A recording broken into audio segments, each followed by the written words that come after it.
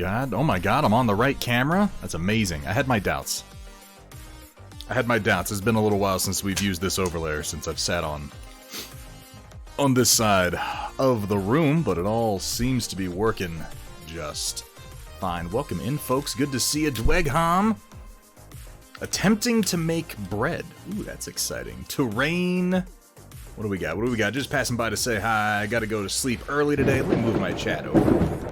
I forgot. I usually move my chat box all the way over here to the left so that I'm not looking across two monitors every time I want to see what's going on. Got a test at 9 a.m. SQL programming. Hope and wish everything. Oh my god. Terrain, thank you so much. Everything is going great. You go ahead and get that studying done, and the best of luck. The absolute best of luck to you, sir, though I have no doubt you need no such thing. Clean my glasses here real quick. You're gonna have to bear with me for a moment. I forgot that I had a sandwich. I got myself a sandwich and I sat down to get ready, and then I forgot the sandwich was here, and now I have to. I need to finish my sandwich. Welcome to sandwich eating with Thunderhead.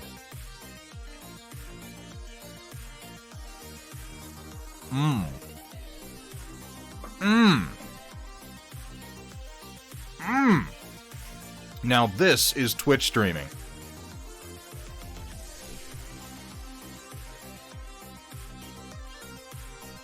Ooh, Dwegham. 6 months. And Terrain, also thank you so much for the resub, man. Thank you for all of your support, for all 18 months of it. You crazy person, you. And Dwegham, also thank you. 6 months. Oh, 7 months on a 6-month streak. Woo-hoo-hoo-hoo-hoo-hoo. Ooh-hoo-hoo-hoo. Always a pleasure to have you here, and I thoroughly appreciate your support. God, everybody is so damn supportive of this stream sometimes. It absolutely shocks me. Absolutely. Pro streamer.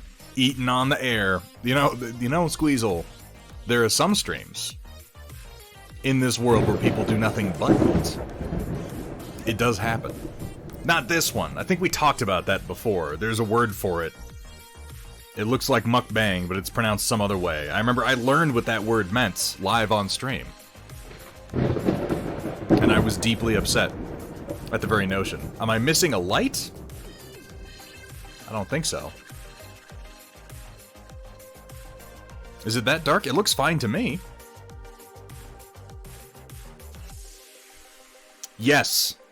Yes to Square. I requested the quick garlic bread treatment, and I got it on last night's, and this sub here, for that matter. It's really just like a very, very light garlic butter and then a teeny little bit of toasting. Oh my god, Hamburg. Hamburg's starting us off with a couple of gift subs. Holy shit, going to Bolt Thrower, that extra H in there really throws me off. And Voxel Forge, another very, very talented 3D modeler for that matter. I always love seeing what Voxel Forge is up to. I guess technically Voxel Forge does more sculpting than technically modeling. Most of the time. It was an angle thing. It was an angle thing, Troll Blitz. Welcome in, good to see you. But the purest bread is great on its own. And with butter. Isn't everything better with butter? Hamburg, thank you. I like, oh my god, Hamburg has been one of the stream's biggest supporters. At this point, we should just have a standardized, like, oh, and by the way, thank you, as always, to Hamburg Tack for single-handedly propping up our subscriptions. Thank you so much for that, man. I'm gonna finish my sandwich real fast here so this isn't a thing, okay? Well...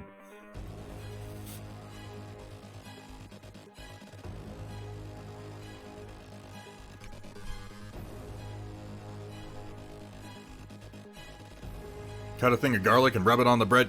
We've done that a few times. That is delicious. Yeah, just rub the garlic right into the bread itself. Like a nice piece of roasted garlic kind of works best for that. Oh, I will. Oh, I will. Wolfenstein09, good to see you, man. How are things? Haven't seen you for a little bit.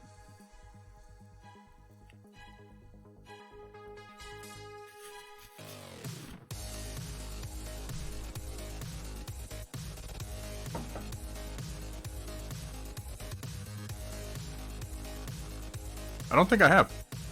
I've heard of black garlic. I don't think that we've actually tried it, though. Is it just extra strong, I wonder? What you been up to, Wolfenstein? How goes the war game? Yeah, that's good English. Voxel Forge, welcome in, man. I was just talking about you.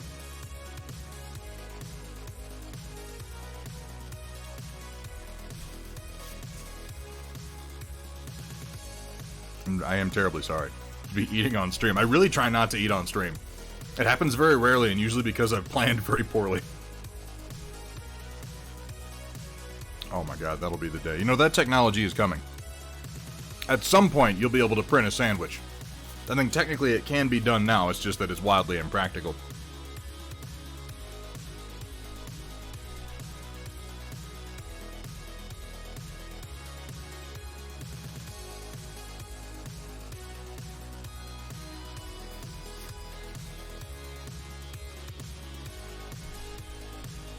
Like a fermented garlic.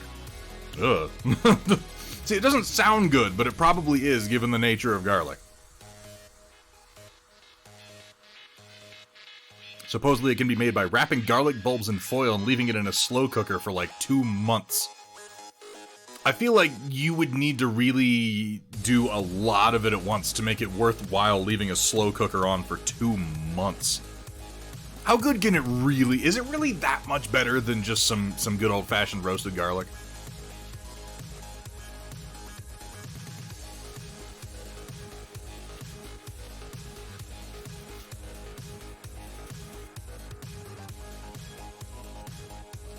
I have my doubts.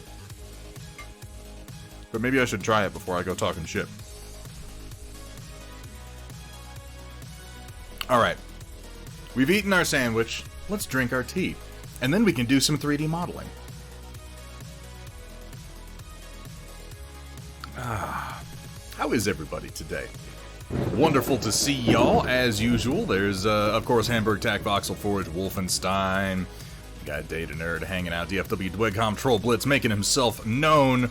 Squeezel popping in as well. You guys, you just populate my chat.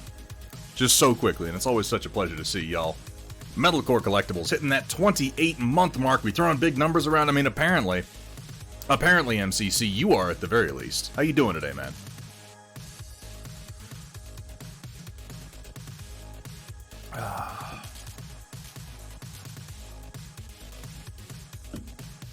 Yeah, if it's like, if you legitimately have to do it for like 2 months, I think I'd probably just buy some, because I'm, like, it probably makes a lot more sense for somebody who makes it regularly to just devote a couple of cookers to churning out batches of it constantly, and then I can pay them a few dollars to not tie up one of my slow cookers for that long.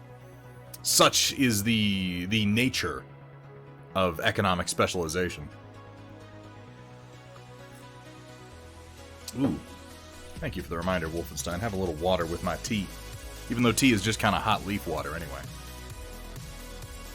I've really come to enjoy my little mug of tea before the stream. It's much better than the mug of coffee I started with. It used to make my hand shake something fierce.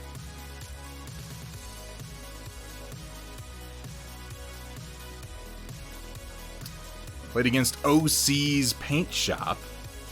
Dark Angels versus Necrons. First game of 9th edition? How did it go, Troll Blitz?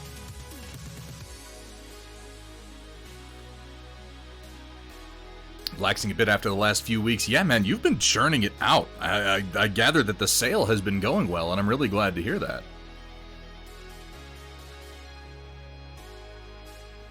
Yeah, everybody probably knows that we're taking a little break from streaming. A 2-week break coming back after the 16th of next month, and I'm looking forward to a little break from social media, because that's kind of the point of it. I've got some other things to catch up on around the property. We're having some people come visit, but yeah, I need a break from looking at social media a few times every damn day. and take some time and maybe reconfigure the stream a little bit. There's just lots of little tasks that have cropped up.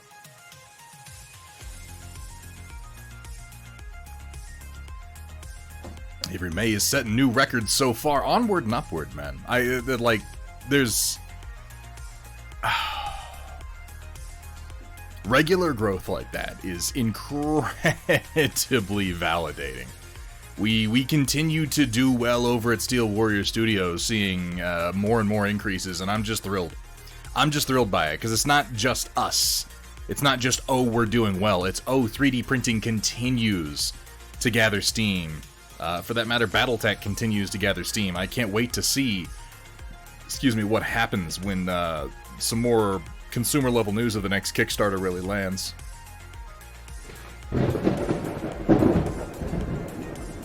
Space Marines.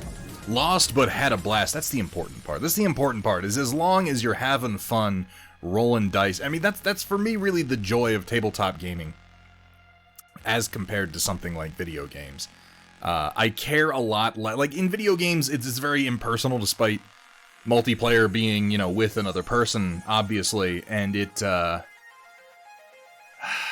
I care more about winning in video games, which is one of the reasons that I don't do multiplayer gaming too much, because I'm just a horribly toxic person.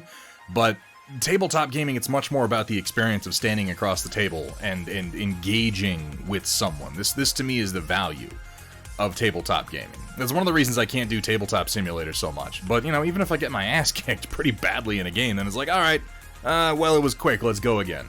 Let's roll some dice, let's have a good time. Space Marines, indeed. Yeah, Wolfenstein, you've been doing the, wait, are you doing Ultramarines? We've seen a few things from you. Ooh, that print. Ooh, that print just crackly separated from the plate over there. I'm gonna have to go get that in a second.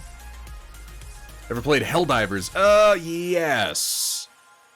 Yeah, that's the isometric one where you drop into, like, I don't want to say roguelike, just because something is randomly generated, I don't think makes it roguelike. But, yeah, and then you, what's the word for when you control movement with the keyboard and then looking and firing with a mouse? I feel like there's a word for that type of gameplay. Romeo Void. 16 months, you absolute maniac, Romeo. Thank you so much for your support, dude. How you doing today? It's good to see you. Twin stick, there you go. Yeah, it's like an isometric twin stick style game. And Space Wolves. Yeah, that's what I thought.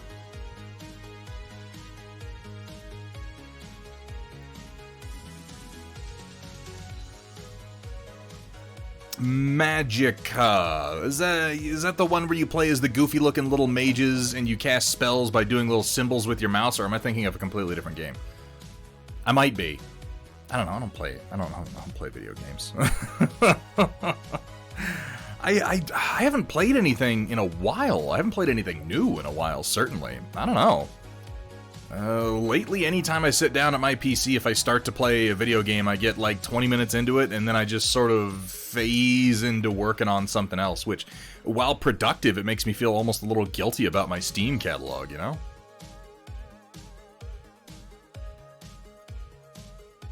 Yeah, the elemental combination. That is the one that I'm thinking of. Okay. Yeah, I've played both of those. I didn't play it, like, a lot.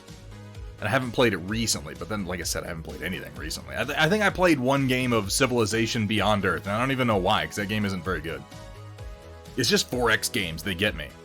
Except apparently anything new, because I have endless complaints about that Dune 4X that they released. I wanted to do more of the Warhammer 40k 4X, but I looked into it, and, like, all but 2 races are locked behind DLC, and I'm like, fuck that. Like, it's not gonna happen. Wolfenstein, put it in the Storm Report, man. I'd love to see it. We'll show it at the end of the stream.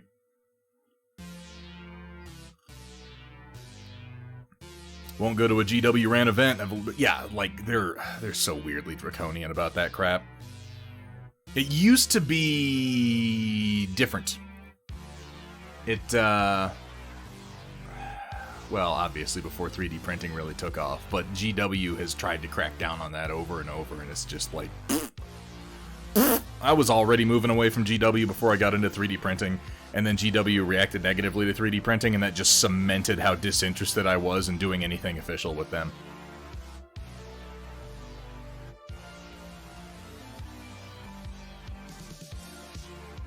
Yeah, Spice Wars is, I mean, like, I got it day one, and I do that on Steam a lot, where I'll buy it, and then I'll play it, I'll set a timer for 2 hours to make sure that I can still get my Steam refund, and just set about going through as many things as I can to see how I feel about the game, if it's the sort of thing I'm going to play all the way through. And, yeah, Dune Spice Wars is just like, it's just Stellaris. It's just like a shallower version of Stellaris with a weird cartoony aesthetic. I guess it's also similar to... what? It's similar to another game people were saying that same company made, one that I didn't play, so I can't say for sure.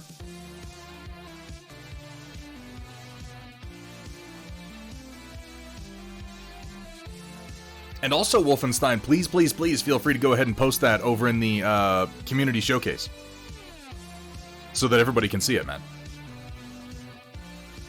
Northgard. Yeah, I never played Northgard, but I heard that it was basically just a reskin. And I played 2 hours of it, I got through as many features as I could, and I was just like, I don't know, for my money, I think I'll just go back and play another fucking campaign of, like, Sid Meier's Alpha Centauri. I don't know what number I'm up to now, but it's gotta be real big. Yeah, I agree, Voxel Forge. In a 4X in particular, in a strategy game of almost any kind, short of, like, the only games I can see where it's completely legitimate to leave out any multiplayer component, we're talking, like, Crusader Kings. Okay, fine. Yeah, no, not so much there. But something as relatively simple as Spice Wars? I also thought it was strange that they set it during the main events of Dune. I feel like previous Dune games have been smart enough to set their game time-wise, like, you know, wave your hands in the air and go, it's 150 years prior to the book, so everything's different, everybody has different names, but the same general houses, it's fine. It's fine. We're gonna make somebody up, we're gonna make up a third faction, we're gonna call them House Ordos. That's who you're gonna play as. That, and I was... And this is just like, I don't think this is even a legitimate complaint, but it's one that I had anyway, was I looked into the factions in Spice Wars, and one of them is the Fremen. And I'm like, that doesn't really make any sense. You start as the Fremen, and you start with the exact same resources and starting situation as every other house, and I'm like, you start as the Fremen, you should really start with armies covering the entire planet. And endless quantities of spice and water. Like, because that was the thing. Oh, I'm sorry. Spoilers for the Dune sequel, or for anybody who hasn't read that, like, 50, 60-year-old sci-fi novel. But, yeah, the Fremen they number in the millions all over the planet. They have a huge number of sieges. They have massive stockpiles of both spice and water. It doesn't make any sense for them to be competing with the other houses in any way, shape, or form. They only ever appeared to be, not even competing, they intentionally appeared weak, scattered, and ineffectual so that people would leave them alone. So having them be a faction is just goofy. And then one of the other factions is, like, smugglers, and that's another one where it's like, are you telling me that smugglers, a smuggler faction, like, that's more forgivable, because that's just essentially made up. There were smugglers on Dune, they weren't really a faction, they're more like a series of small factions, but that at least makes more sense than the Fremen. Oh, I'm sorry, Dwegcom, I ruined it for you.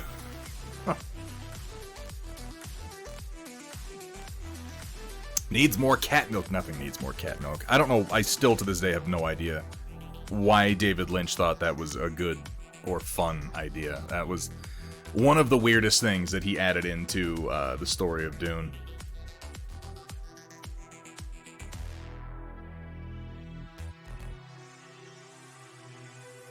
Oh, nope, don't have that. I just opened up my own stream and immediately was echoing in my own ears, and that throws me off so bad. Alright, let's minimize that.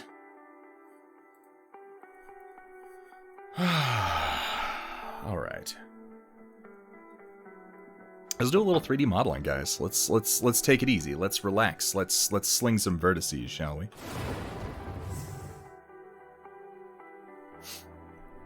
Oh my god, look at this beautiful model, and it's all a render. Let's make that go away and look at the shitty version.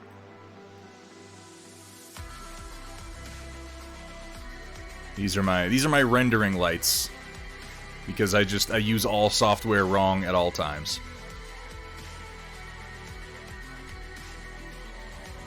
And this piece here. Let's see, what is that? In the magma well piece, that is component 2, so let's make these other ones go away for a moment. So that piece that's on the printer that's done right now is this. And these are very large pieces. It's designed so that you can lock 3 of these together to make one full piece. And it's like a foot across. Oh, we've got a forge. A forge is planned. The way I'm building this is that there is... Because I always think about when I'm making terrain. I don't just think like, oh, this is a cool thing, I'm going to make it. I always approach it from the perspective of how am I going to play on this terrain. Not only how am I going to play on it, how am I going to build a table out of this terrain? What do I want it to do? How do I want it to fit? How many pieces am I going to use? So I always like to start with like a centerpiece that sort of sets the stage. Because when I'm building a table, I like to have a centerpiece piece of terrain. Something that you start with. You're like, this is the first thing I put down every time. Because it's the biggest and it's going to have the most influence on where everything else goes. So you go plunk and you set it down. And this is one of the bigger centerpieces that I've made. And it's composed of 3 pieces of this shape, which you see it has this. And I'm actually going to modify the way this puzzle piece works. But it is 3 of these pieces, each one of which is sized to fit on an Ender 3 sized print plate. And then they have these little puzzle piece connectors, so you lock 3 of them together, like so. And then what I think is pretty cool about this is after you've got this, then there's the central void. And I'm gonna make another piece that's just like a flat door, so you don't actually have to have some towering piece in the middle.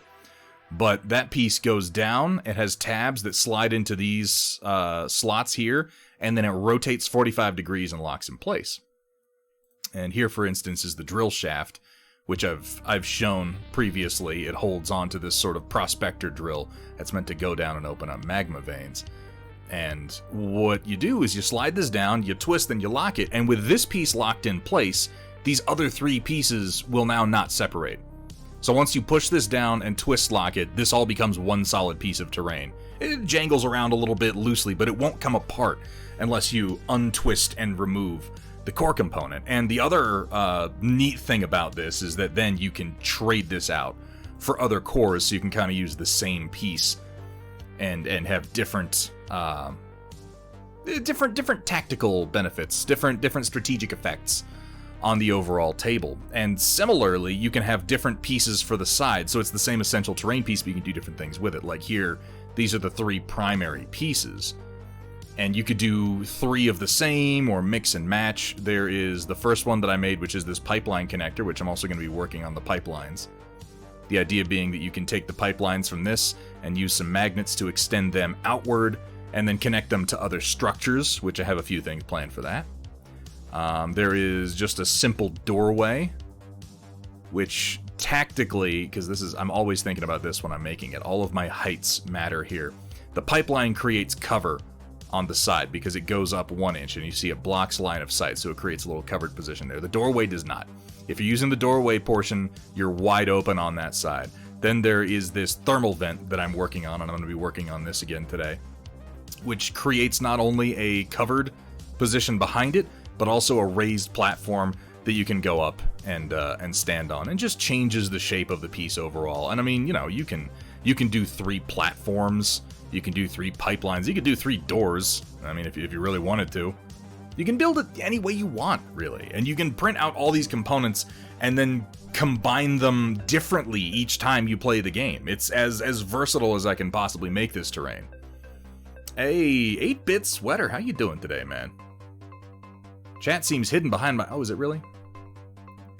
Is it a little low? Hang on.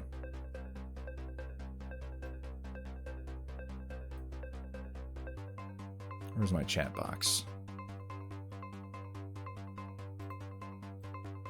Oh yeah, it is a little bit. Let's scoot it up, scoot it up. So the idea, Dweghom, for this particular platform, this is a magma wellhead. That's what I'm calling this piece.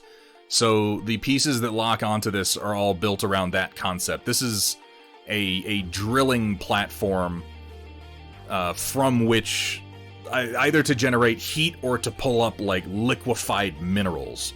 This piece is put in place.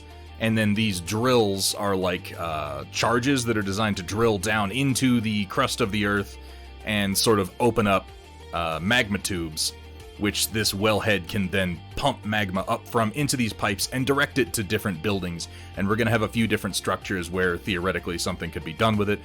Use it to power an electrical turbine, pour it into a smelter, which then makes ingots, power a forge with automatic piston hammers. Like, we've got some concept art we're working with, and we've got a lot of ideas for buildings that we can add smaller. This is going to be the biggest building in the set. The other ones are all going to be single or double pieces.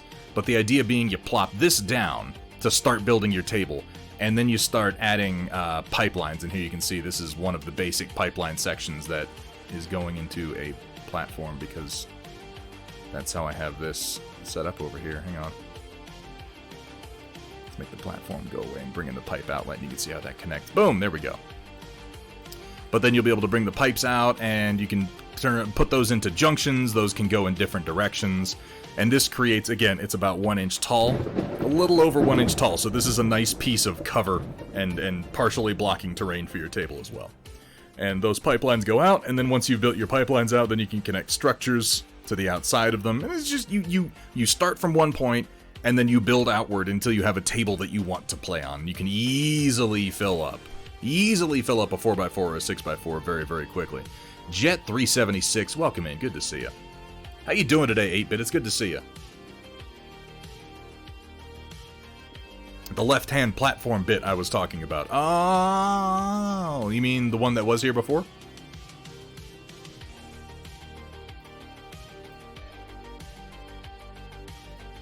So I'm going to turn this into a thermal vent. I'm going to put some, like, pipes, greeblies, valves, readouts down here. And then this is going to be, like, some cooling fins. This is like a heat sink, I figure. I've got most of it. In fact, I have one complete one on my desk right now. Because one of these sections is about a 1-day print, and I've just been churning them out. Up there on the, up above me, you can see one of the sections is finished. I gotta go take that off and start a new one here in a second. SP Firestarter, good to see you, man. Let the storm rage on. 22 months. 22 months. Holy hell, how you doing today, Firestarter? New printer arrived Friday, but 15 minutes after I'd left work, so I'll be opening up later today. Ooh, Jet, what printer did you get? What kind of printer? Everybody's jumping onto the resin printer. That's a terrible way to put it. Let me rephrase. I was going to say everybody's jumping onto the resin printer bandwagon, and then, like, my eyes slid to the side, and I was, like, looking at the 4 printers I have on this shelf over here, like, yeah, everybody's doing that. It seems like more people are getting into resin printing than FDM printing, which I guess makes sense. Resin printing is easier, and more people are trying to print, like, models, but more and more I see people who are like, can I print this terrain on my resin printer? And I'm like, oh my god, you guys need FDM printers. What happened to the Ender 3 craze? This is where terrain is born. Unless you buy it in giant boxes for huge amounts of money, like certain people who, by the way, have we shouted out 8-Bit Sweater? We really should. Trying to get painting again, but also messing with MTG for whatever reason. Probably because you hate yourself a little bit. You have to be filled with a certain amount of self-loathing to play Magic the Gathering. Dweghom, yes, that is planned. I haven't really dug into building out the pipeline sections, but yeah, we've got a little list of pieces that are going to go into the pipeline sections, but this is going to be the basic pipeline section. It's 150 millimeters long. There's going to be a curved pipeline section. There's going to be one that has, stairs and a ramp going over it with a couple raised pieces of cover on either side. So when you're on the ramp, you have cover going laterally down the pipeline itself. I always try to think when I'm making terrain pieces, what is gameplay going to be like on this? What is gameplay going to be like on this? And if you want to see the most basic form of that and what we're about to start working on, so this is the drill shaft, which prints and assembles in 3 pieces. So the thermal regulator tower, you can see this is where I'm at with it. It's not very far along, but we're going to be adding some components to it today, working out our details. This is my mechanical blocking phase, where I figure out what do I want where, how is it going to fit together, how many pieces is it going to print in. This is just a model outline for the top platform. This is a 50 millimeter by 50 millimeter cylinder, which represents essentially a warjack or a dreadnought or a larger mechanical model in most war games, because I have lots of these things that I move around just to make sure that things are going to fit. Like the size of this platform is based on 30 millimeter bases. But let's make that go away because it doesn't need to be there. But the general thinking for this thermal regulator tower is that I want this piece to be something that you can actually play on and have some verticality to it. So there's going to be a ladder coming up here, which goes to this platform, and then you go around it, and there's going to be another ladder, and that goes up to the very top platform where there are going to be control panels. These are the most basic of shapes for it that we're going to be fleshing out.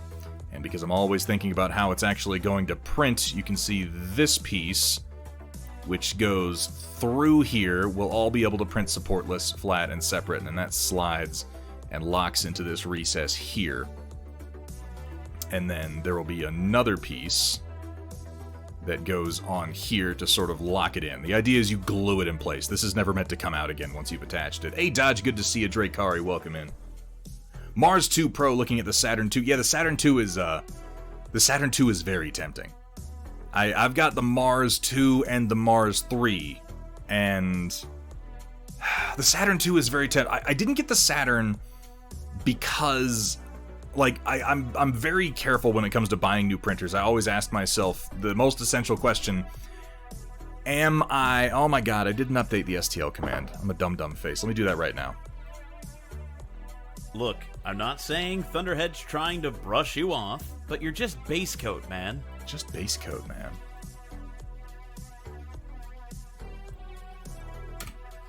Hang on.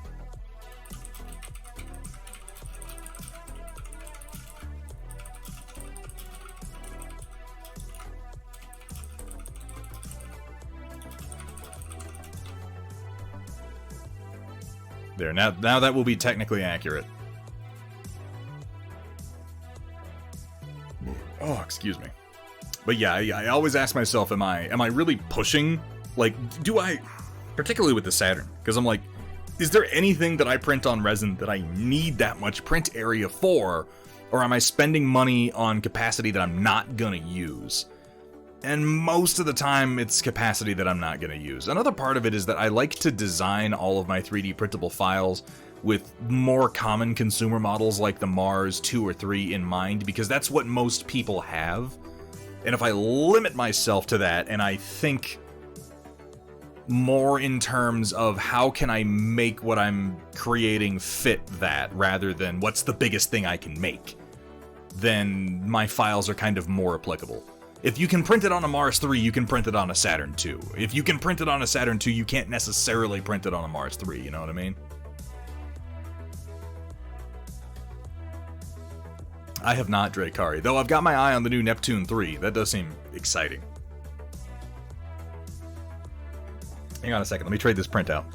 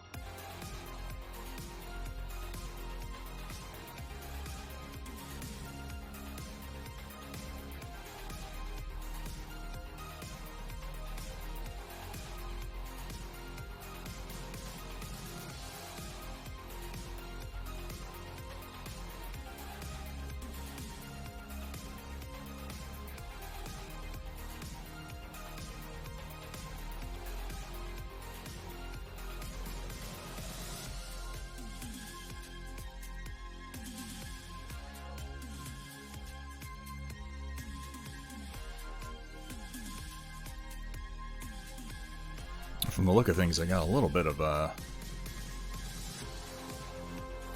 this file looked corrupted. So I'm going to go ahead and reslice it.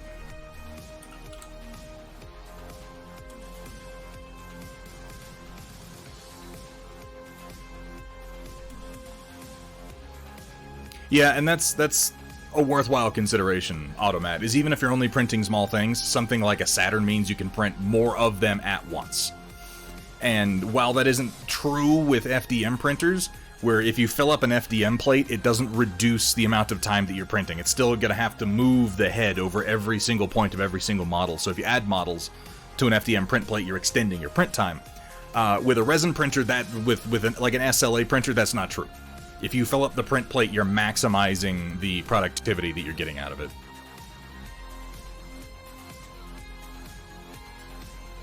Pipeline outlet? Yeah, that's what I'm looking for. And as you can see, I'm really pushing the capacity of the Ender 3 print plate with this particular piece. One of these arrangements works, and I can't remember which one. I'll just keep fooling with it until I find it.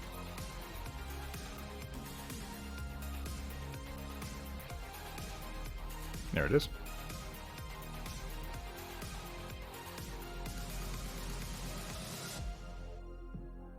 Ooh, actually...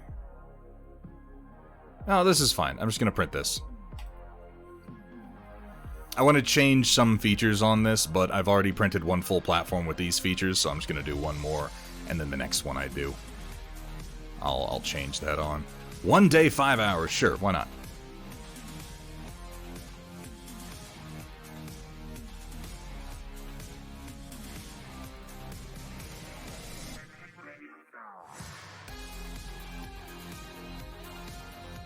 Alright, alright.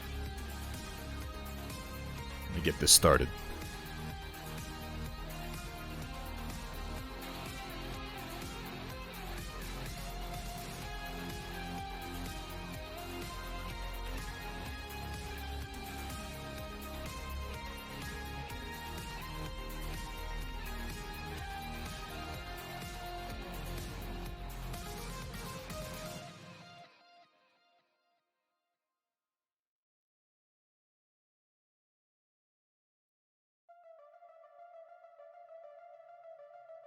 Okay, that'll get going here in just a minute.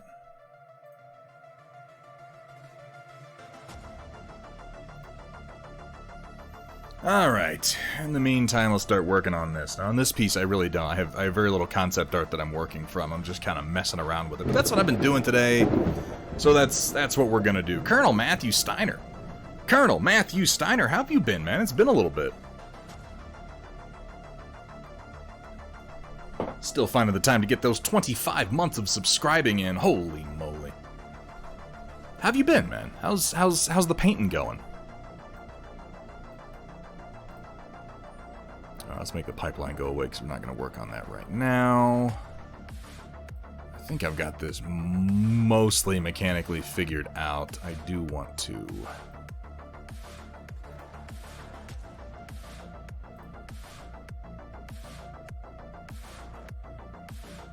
Shouldn't be in pipe outlet, it should be in thermal regulator. Yeah, there it is, okay.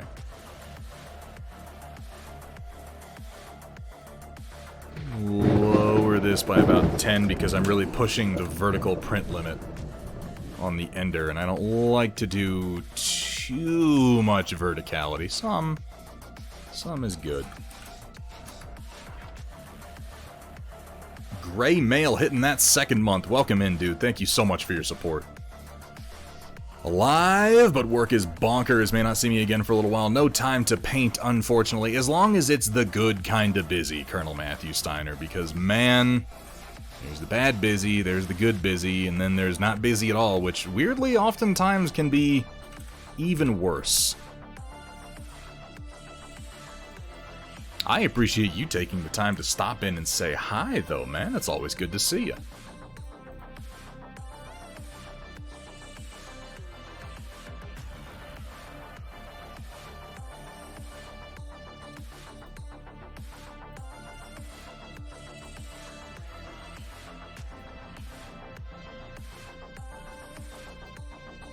get away with 3 here. I'll make some just standard bands to start adding detail to the central shaft here.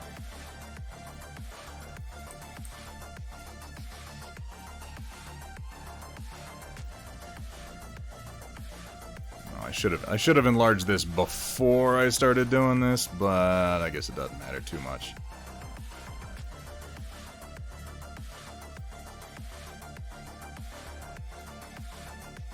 Let's bring it all out by 1.5, and then we'll bring these bands out a little bit more.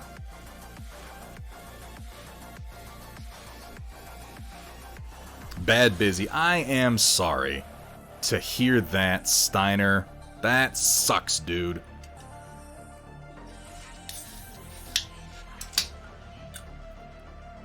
I love these things. You guys had these? The San Pellegrino, like, citrus sparkling drinks. I got the sparkling orange one here. These things are fucking amazing. The lemon are possibly the best.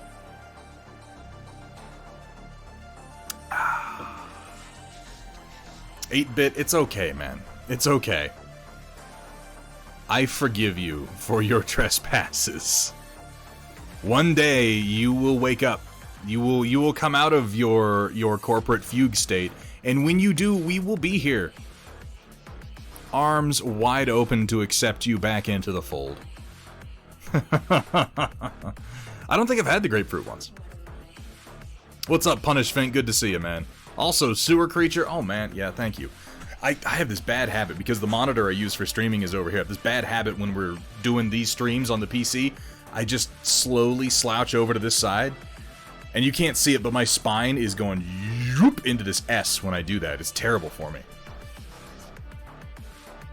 8-bit, you're one of my favorite people right now, man. You're one of my favorite people. Streamers, you know, we tend to kind of come and go, and even in the 2 years I've been doing it, I've seen a lot of comings and goings, and I've had a lot of sort of little networked and friendly relationships with a whole lot of streamers. And just completely honest, 8-bit is one of my favorite people. I like 8-bit Sweater. He's a good dude. And if you're not following him, you really, really should. Did we give him a shout out? Did that happen? I didn't even see. You know what? I'm on my computer. I have the ability to do this. I actually have a keyboard here. So let me just make that happen real quick. Shablat. The white Morpheus. I'd rather be the white Cowboy Curtis. Can I be that? Is that okay? How you doing, Roland? San Pellegrino plus gin. Oh, God, I hate gin. I don't understand gin. I mean, in fairness, I think most alcohol is an acquired taste, but gin in particular really just gets me in the wrong way. Is that hard to believe? I feel like a lot of people don't like gin. You guys want to see a little trick?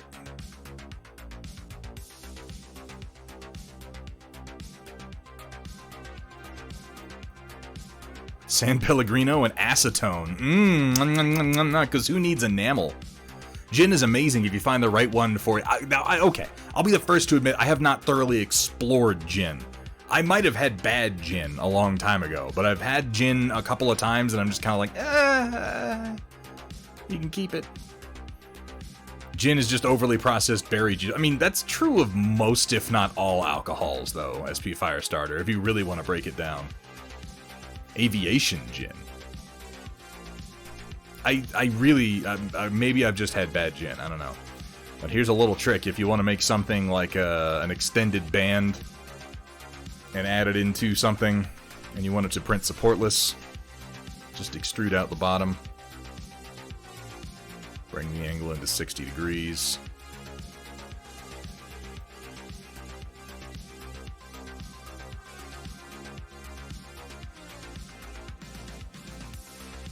And now this piece will print supportless. I guess not quite. I need to do the same thing here.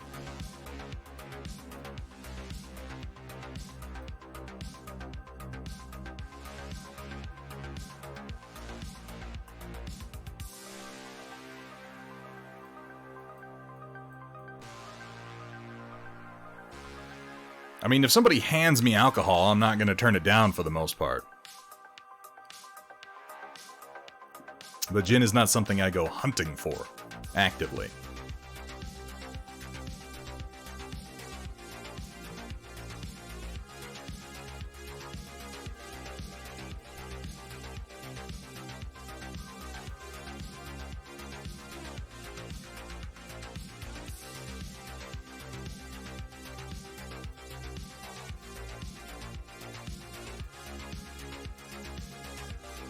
Let's make a copy of you.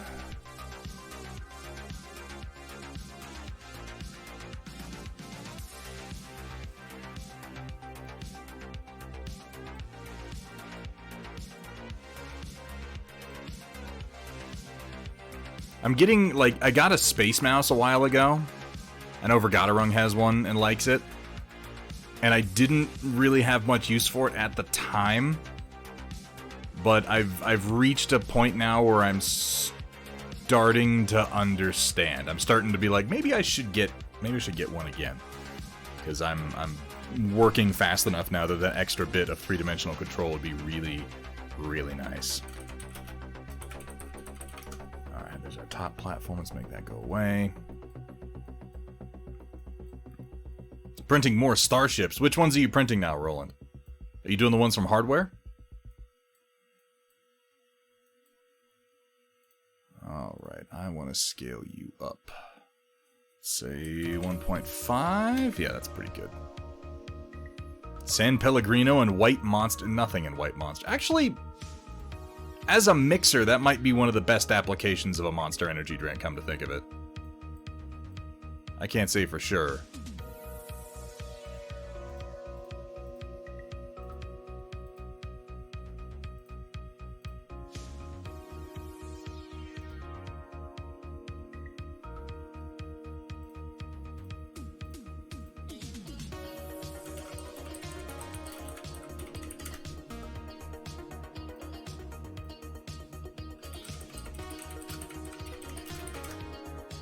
So much of what I do here just comes down to organizing my pieces well enough that they can be quickly referenced and modified.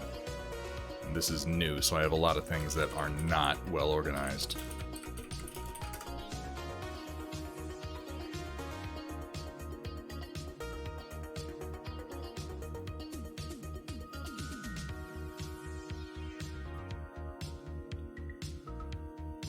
The Martian shipyard ones. He does really good work. Dale has an excellent eye for simple and effective detail that I really, really admire.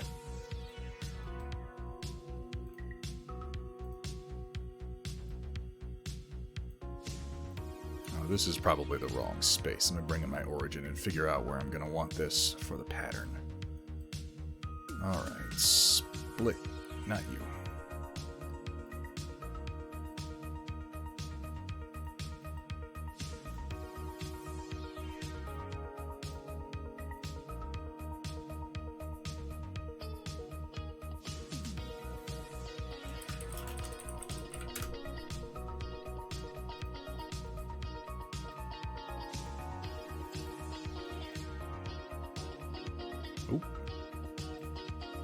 Actually combined these into one object yet. Oh, I'm a genius.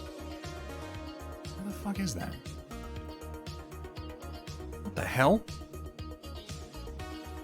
Oh, I did a dumb. I did a fixable dumb. I hate it when I do that.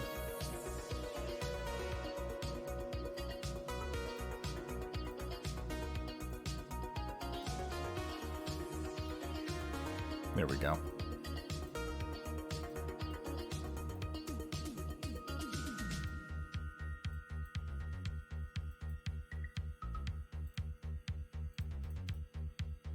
All better.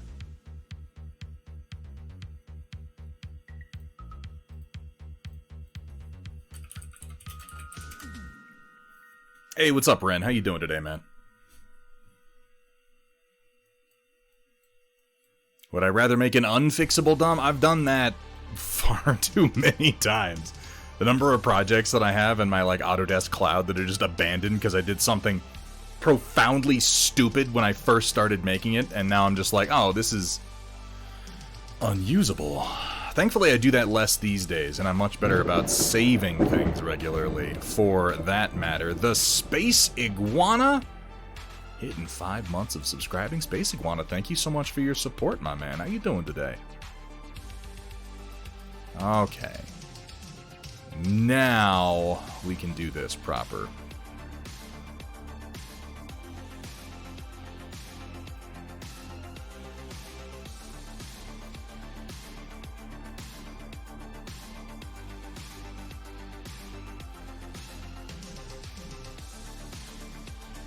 Oh. Rookie mistakes. Always confirm your pivot.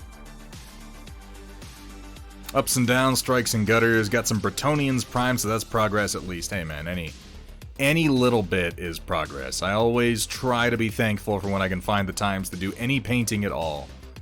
Can't get down on yourself for not painting a full army in 1 week, you know? And then every now and then that happens too, and that's okay.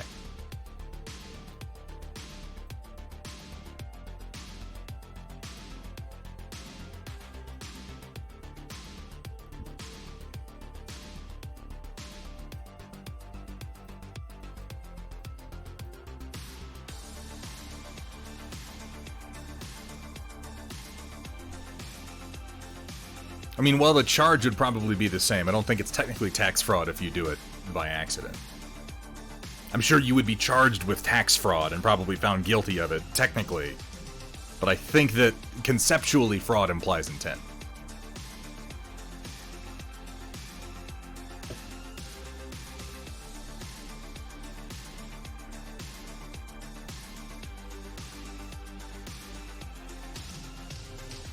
As if they'll ever take me alive. The damned IRS. Alright, that's gonna be our path. What the fuck?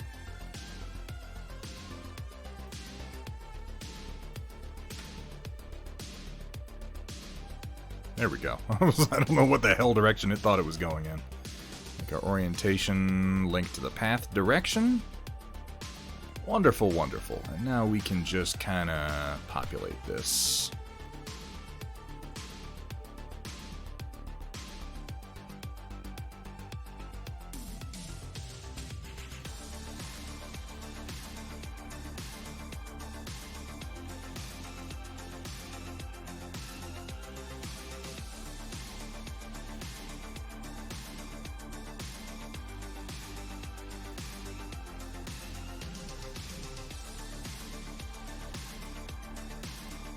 And easier than mirroring all of those.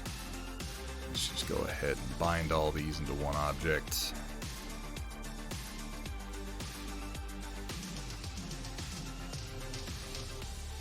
And I'll, you know, crash Fusion 360.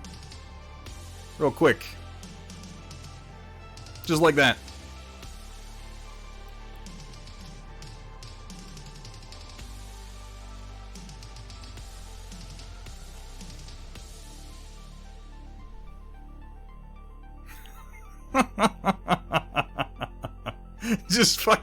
just ate shit. Because I tried to bind a fucking... Okay. Okay. Let's open our recovery file and hopefully we didn't lose too much. Nah, it looks okay.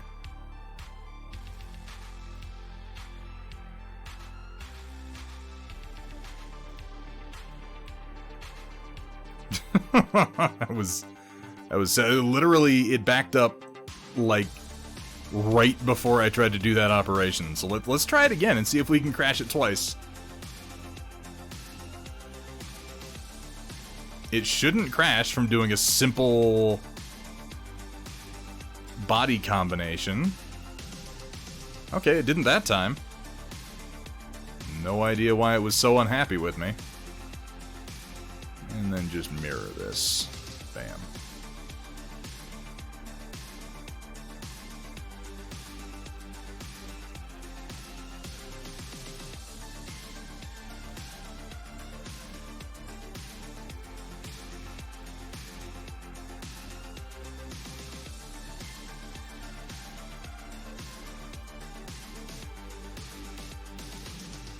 Alright, regulator, bring back our walkways, and component pylons.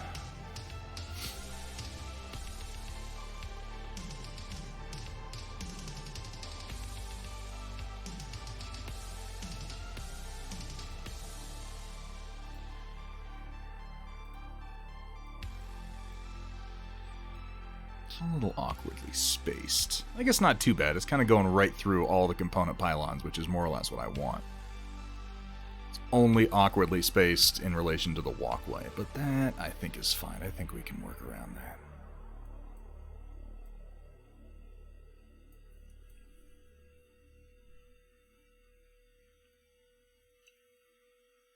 that. It's true. At least we didn't just crash right the hell out of the entire stream.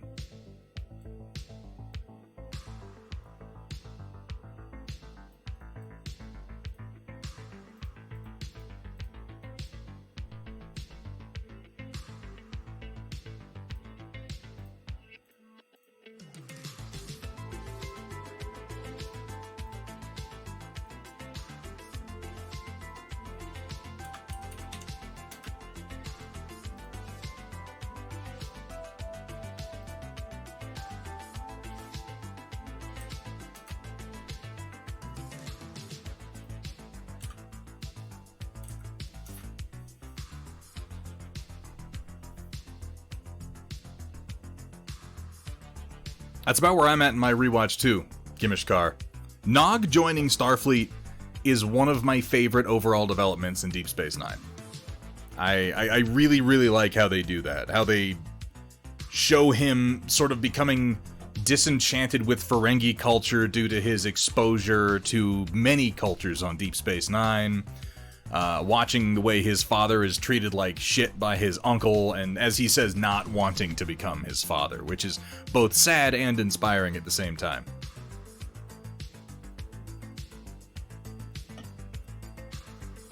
And yeah, it gives... Okay, so there are... I don't want to spoil anything because it's a great show, but there are more developments coming on that... in that vein from Rom himself.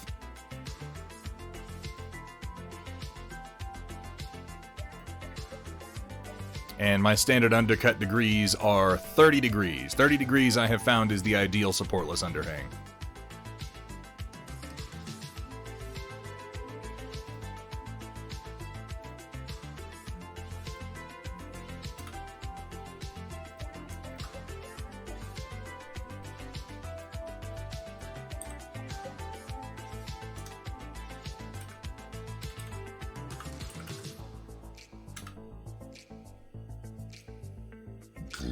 Oh my god, excuse me.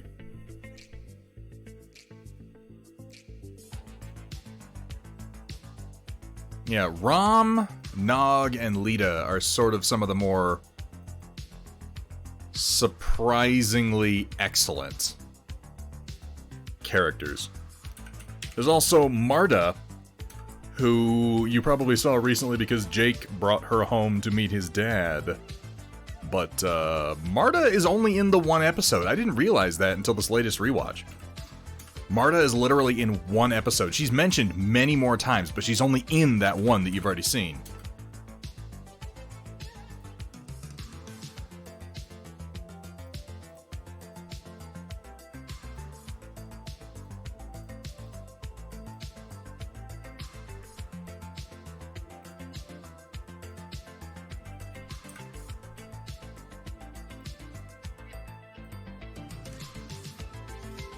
Making little trays for the dish organizer because they keep sliding out of the bottom and it's really annoying. It's one of the best things about having a 3D printer and a simple CAD program is you can just make bespoke funny little pieces for really anything around the house.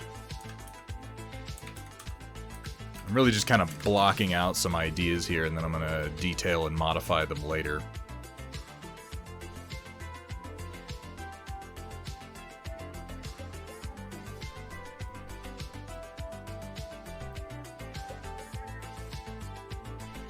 I'll want this section to look different, but this section to be a repeat of this one. Both Cyric Lofton and Armin Shimmerman both have voice roles for the season of Lower Decks, so that's exciting. Probably not as... Well, I guess they could be their DS9 characters. There's literally no reason they couldn't be, since Lower Decks is just sort of like whatever the fuck they feel like doing.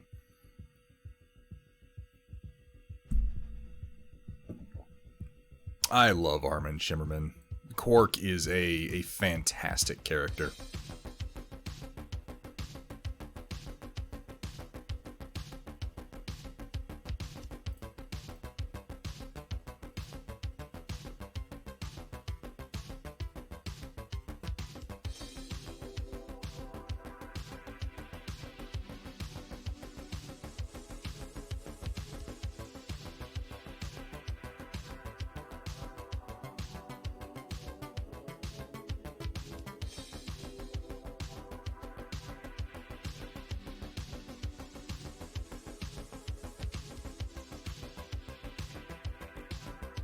Four or 5 years after DS9 ends. I confess I haven't, like... I've watched only very little of it. I really... Me and Star Trek, we don't get along anymore, man. Quick way shortcut for sketch view to, like, view it from above. It's not on one of your regular viewing planes. There's always, you can do, if you have a plane you want to view, you can always hit look at and select it.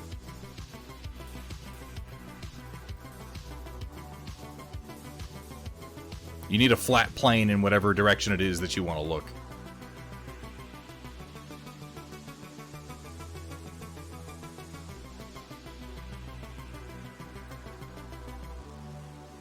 That's one of the reasons I use construction planes, too. We don't take kindly to new Star Trek around... No, we legitimately do not take kindly to new Star Trek around these parts. I am bitter and hateful towards it. Let's drop these in a little bit more.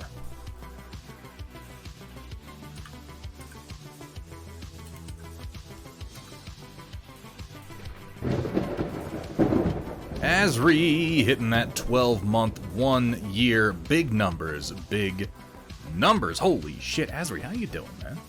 Welcome in. I guess there's literally no reason that... In fact, there's no reason for me to make these opposing in the first place. Why don't I just do this? God, what a waste of time. Why don't I just do this?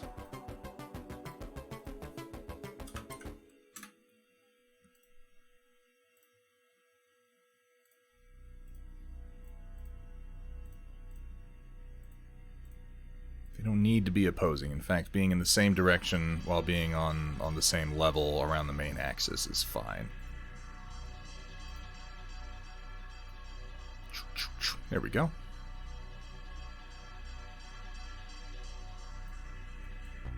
Now...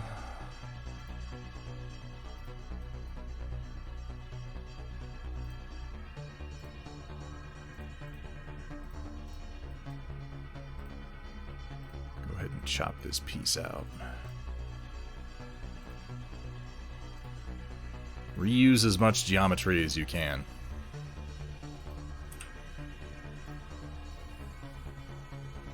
Let's make a mirror. This piece right here.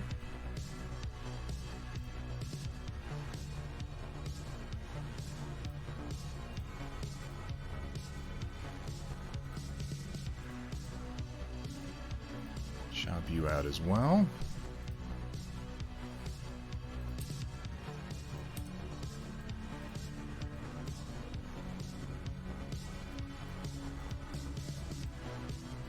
Give you a quick rotation.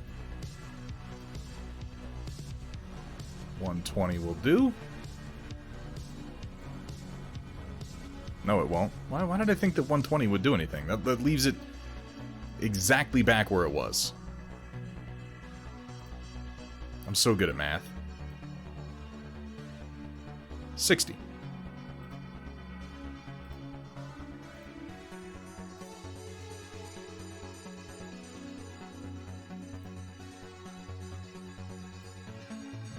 Quick point-to-point move right there. And there we have an identical section that's turned the opposite way.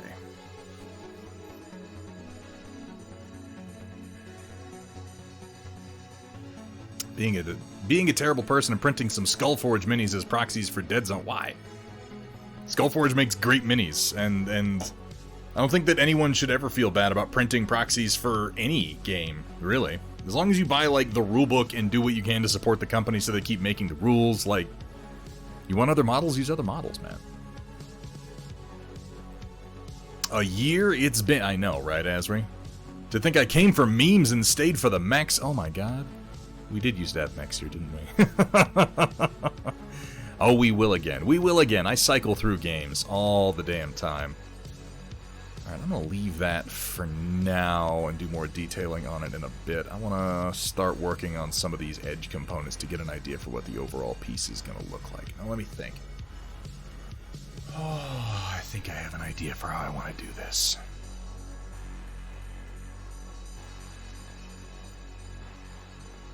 Start off making a basic component here.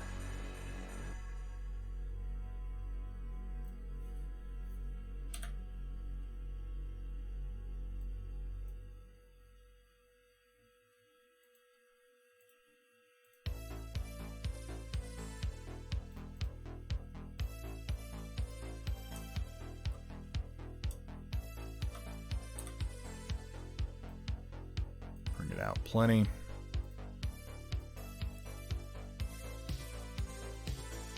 I want to give it a curvature. Start like a third back. Go to the midpoint. Even this out like so. It can be swept back like that. That's fine.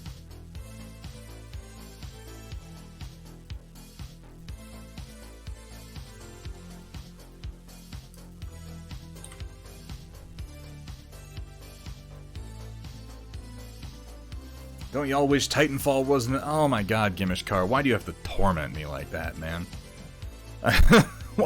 Why do we... Yes, I wish Titanfall... I wish all games were with literally anybody but EA. I wish that I could just single out the games that I like, but EA doesn't deserve to have any game franchise. They're monstrous. They do nothing but kill creativity and imagination. And companies. And the success of Apex Legends means that we're very unlikely to ever get Titanfall 3, which is also quite depressing, as a matter of fact.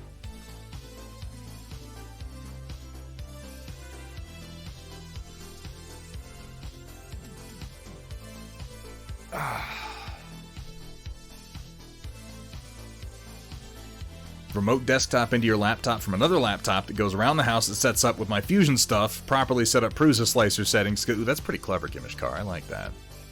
So my enforcers are actually stormtroopers. I don't blame you on that one. Like, I like a lot of the models in Mantic's Warpath range. The enforcers are among my least favorite.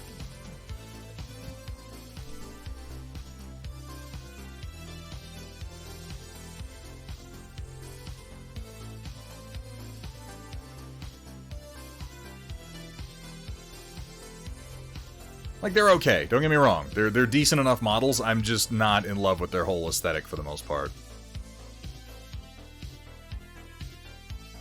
Put a soft curvature on this.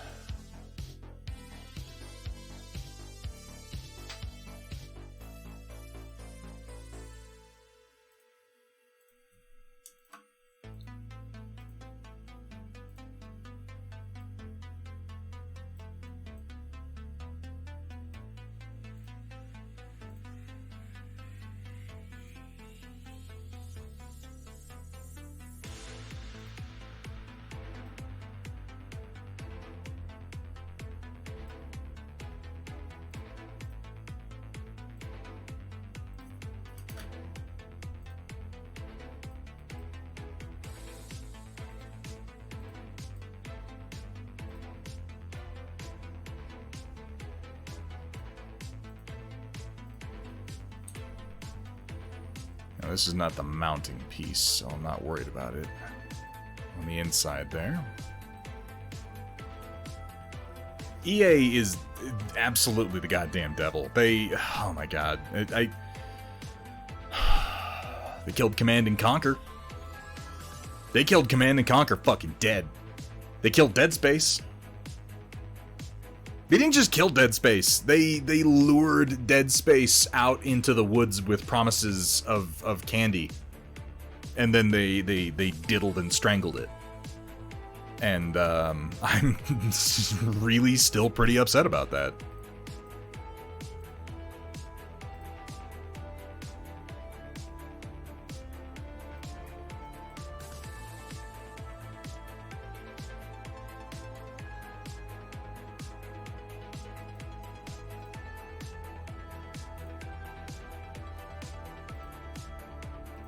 Actually, I want to make a soft curve to widen this out into.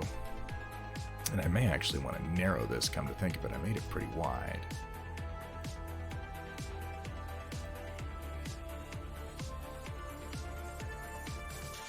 I think multiple thinner ones are going to look better.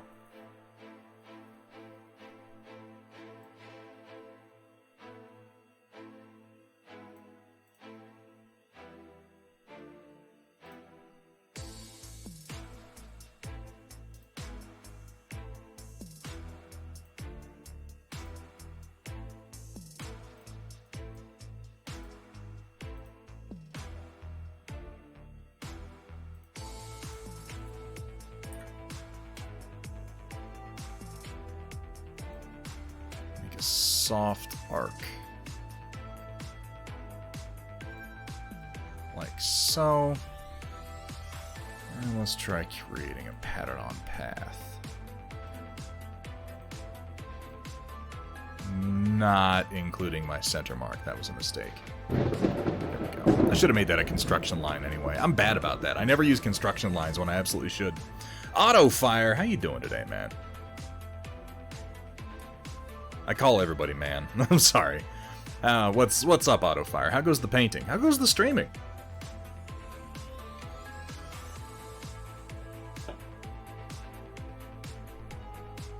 I mean, that's just the climate we live in, Roland. That is, unfortunately, you don't have to do much these days.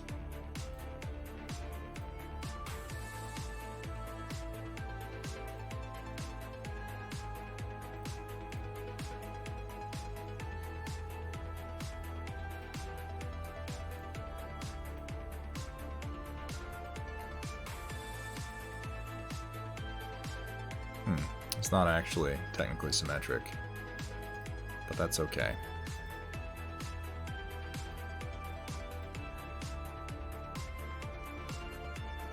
That's more like what I'm looking for. And really, I shouldn't do that yet because there's something else I want to change.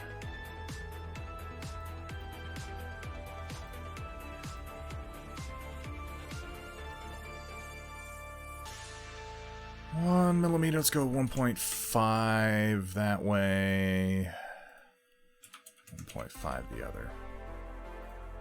Split this guy.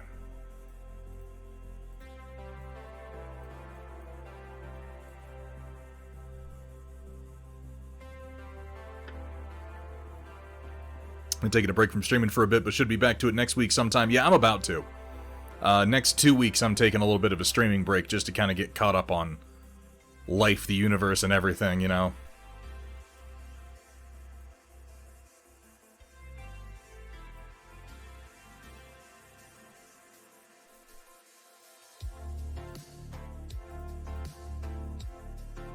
Okay, now let's go ahead and make our pattern on path.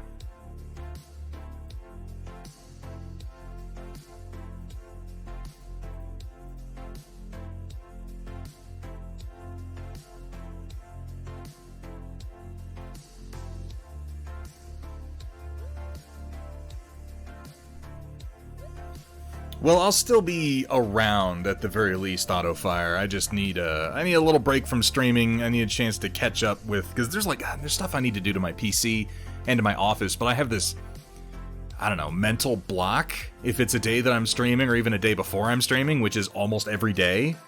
I am reluctant to dig into a project that involves cracking my PC case or tearing apart my office, because I'm always like, oh, it won't be put together in time. So I put those off. I put them off longer and longer and longer, and I just need to go ahead and get down to it, you know?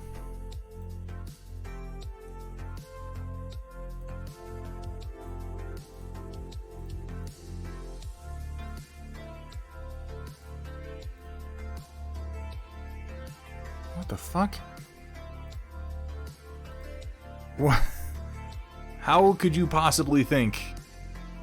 That's insane. That's utterly mad. It isn't 60 millimeters. You're very, very confused about your reference points. Damn it, Fusion, you're drunk. It's 10 millimeters, so half of that is 5, you idiot.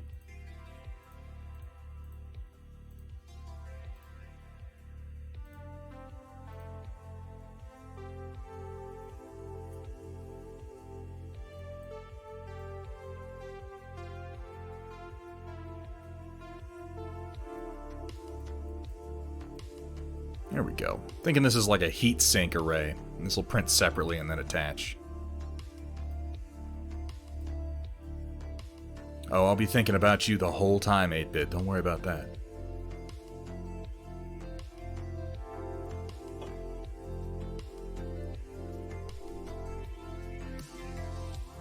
How you doing, Nocturnal?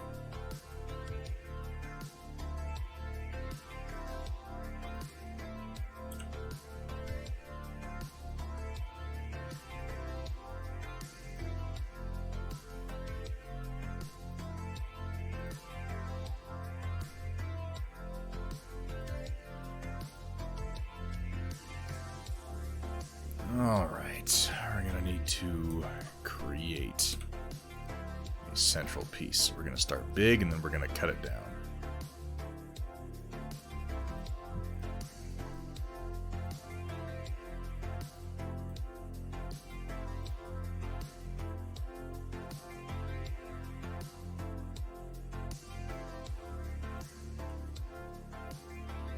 Hey, Toon Art, how you doing today, man? It's good to see you.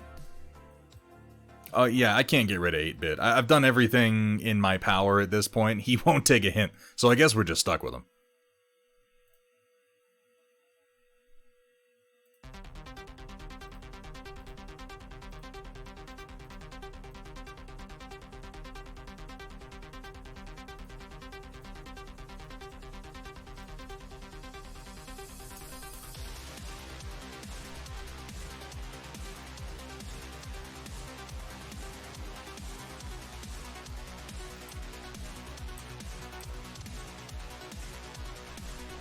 Doing the family thing this weekend, so I didn't get the stream yesterday, but it was needed. Yeah, man, every now and then.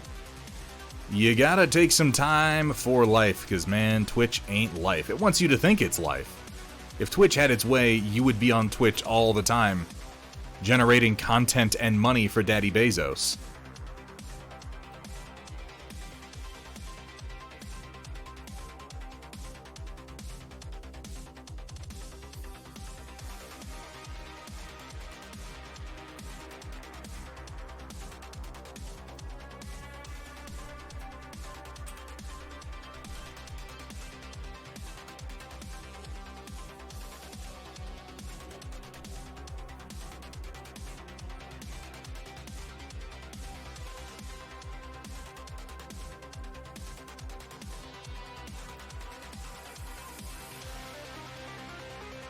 Should work fine for the rear. I don't want it to go higher, though. Let's bring it down.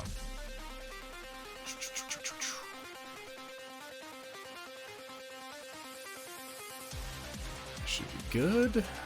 Knock a couple of corners off here.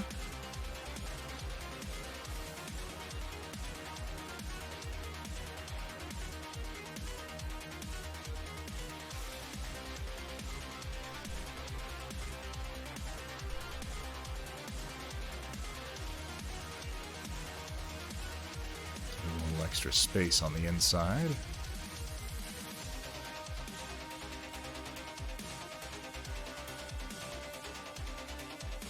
Hey, Dead Zone Podcast, how you doing, man? Yeah. Working on the old Forge Fathers terrain.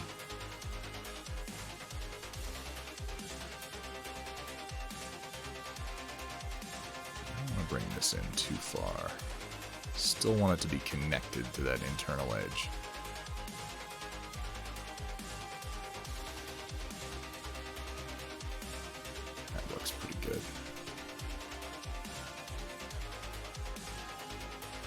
Back up.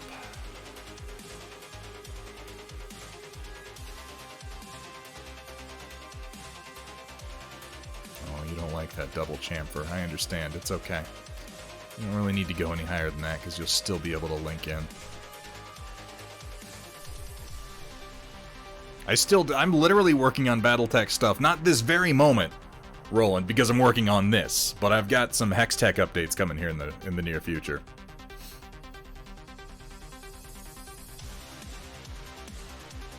Now, back to the fight. Well, Dead Zone Podcast, it's always good to see you, man, and thank you for stopping in. Finish up those Avatar Thursday, got them based and everything. Oh, fucking, I'm excited to see him Nocturnal.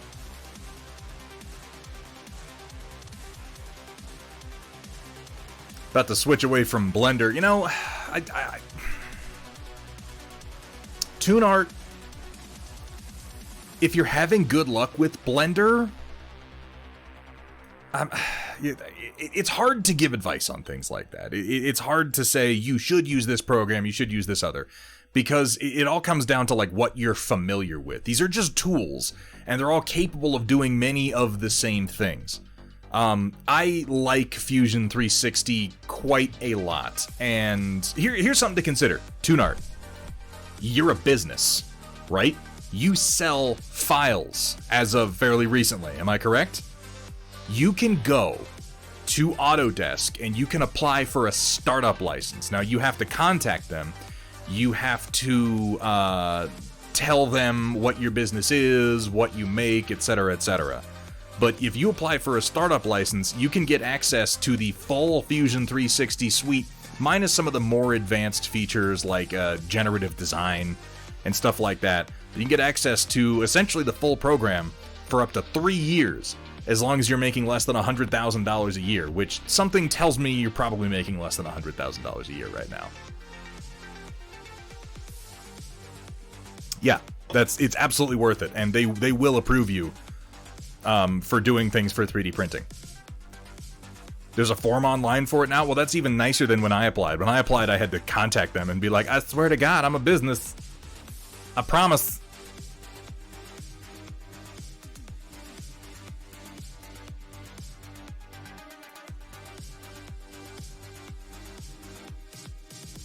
I don't love the bottom of this thing, but here's the thing. I want this to print with this flat on the plate and then print upward. And to do that, I kind of need this big flat space on the bottom, or it's just not going to work. I guess I can chamfer it a little bit off the edge here. Yeah, and what you're seeing here, Toon Art, these are like the most basic of Fusion's features, honestly. This program is incredibly powerful.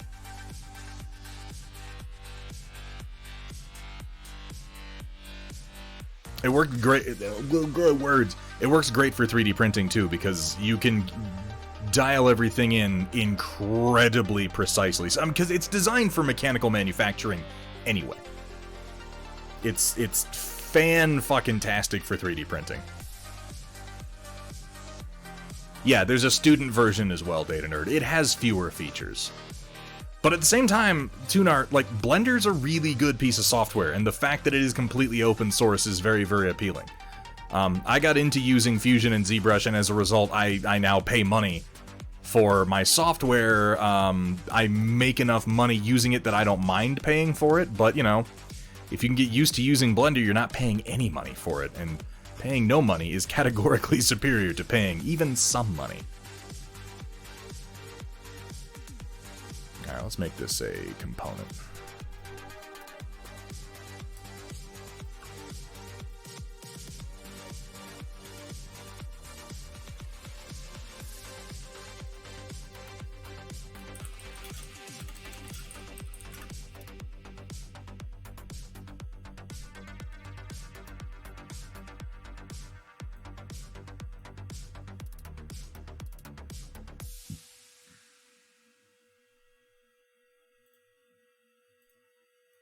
And get an idea for what this is going to look like.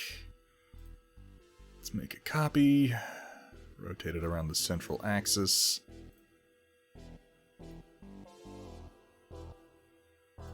To 120. Bring it up.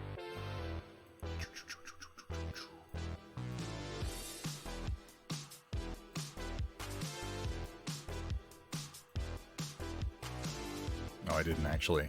I didn't actually cut the slot out of it, but that's fine. I just want to get a feel for how it's going to fit. Kinda want it higher than that.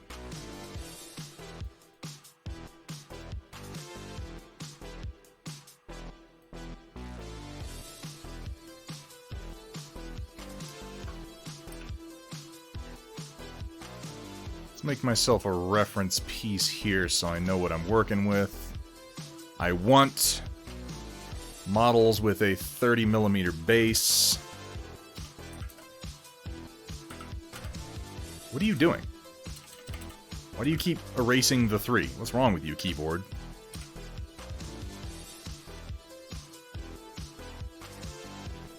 Oh, it's good to see you, Toon. Drive safe, my man.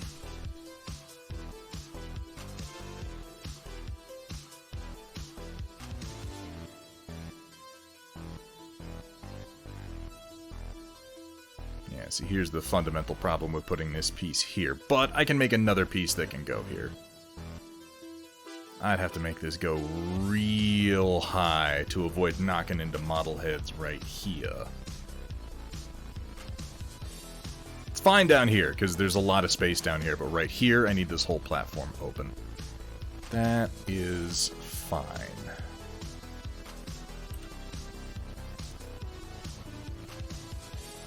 I think it can still go over here, no problem.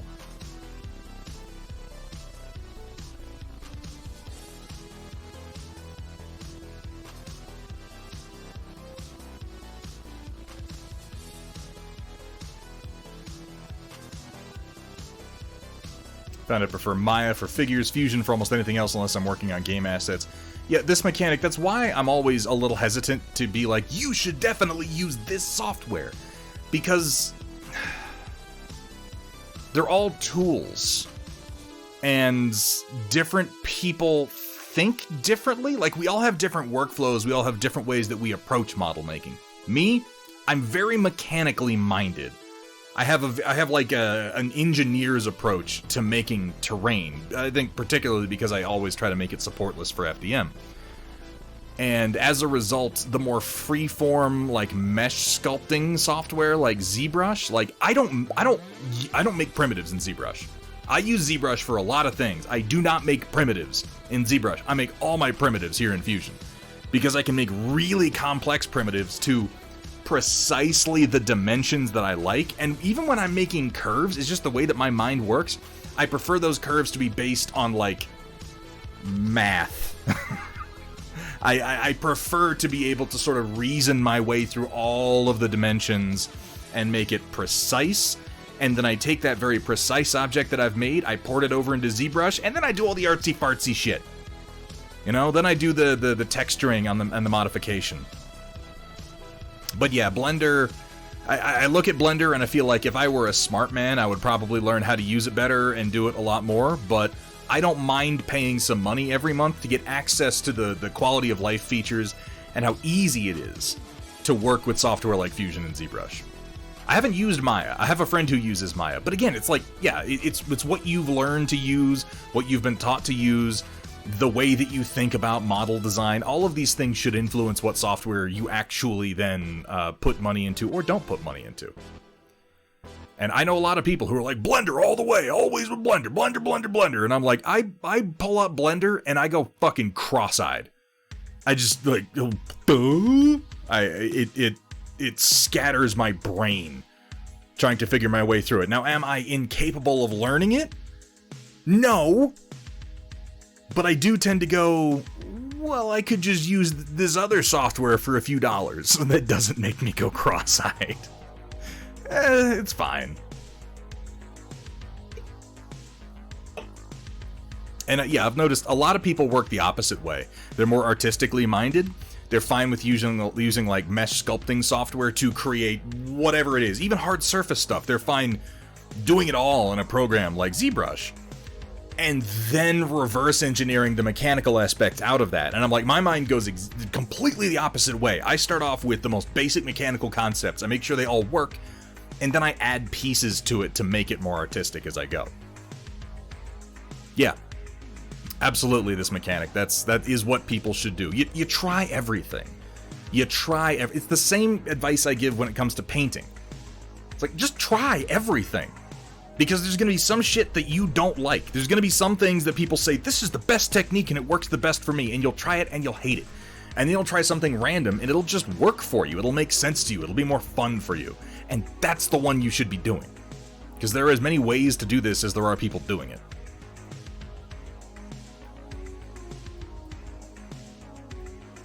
Alright. This is a reasonable start. And then I should have some other component to go here and here. Something flatter is what I'm thinking. Let me pull up some of my concept art.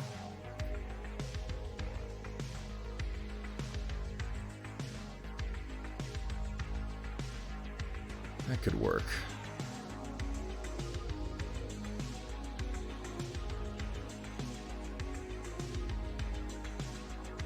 Would that be like a sensor array? Yeah.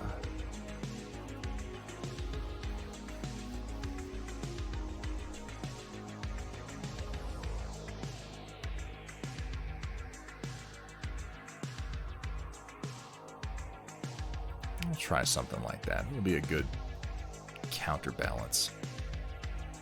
How dare you make sense? How you doing, Lamunis?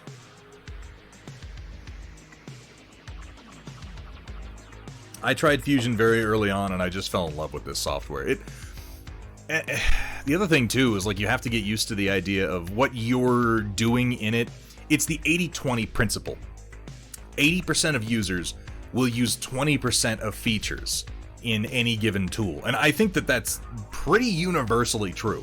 Whether it be Blender, ZBrush, Maya, Fusion, what have you. 80% of users will use 20% of features. So a huge part of the learning curve in any of these pieces of software is figuring out the 80% of features that you don't need to know about. There's so many little fiddly tools and bits and things that it can do, and you gotta figure out which of these do I never need to look at again, because they're not for me. Because this software is designed for people doing all kinds of shit. Now, CAD programs, Fusion is a little bit more directed than things like Blender, which can do basically fucking anything. But yeah, it particularly, exactly, in Blender, Voxel Forge, it's like, you gotta figure out the tiny percentage of the program that you need for your task. Because most people aren't, modeling and animating and 3D printing and, creating mechanical, simulations and doing this and, you're doing a very small portion of what the program is capable of. There's nothing wrong with that. We're all, again, 80% of us are using a very small portion of what the program is capable of. Blender can do damn near anything. There are whole animated movies on Netflix that are made exclusively in Blender, which is really impressive. I can't remember which ones they are now because I don't think I cared that much about them, but I know that they exist. That's where I went wrong. I do all that stuff. Yeah, Drakar, you're too little butter spread over too much bread, my friend. The fuck was I doing? Oh, yeah. Maybe I don't want to pile on here at all. Maybe I want to leave this open, because the idea here is that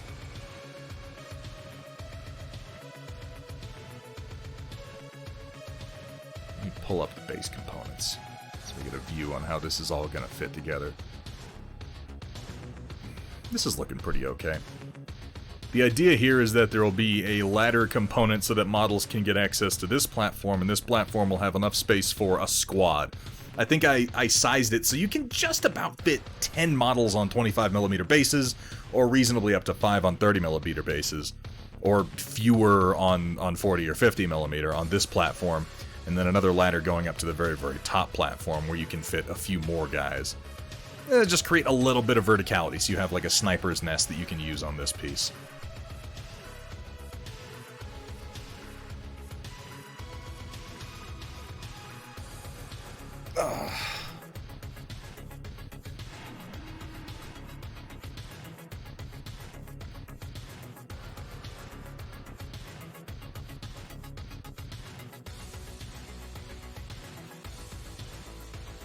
And again, the concept being here, you can print like 2 of these, use multiple on the table, and then have different central components, making them behave very differently. What should go here?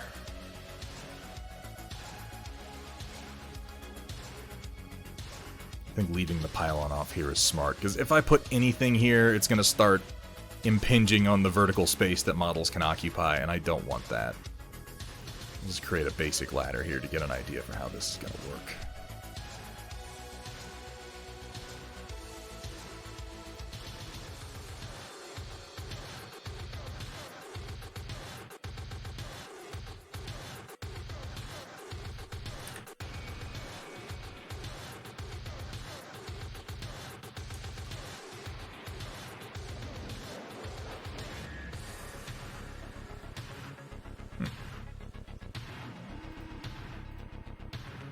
I had this as chopped up as I do.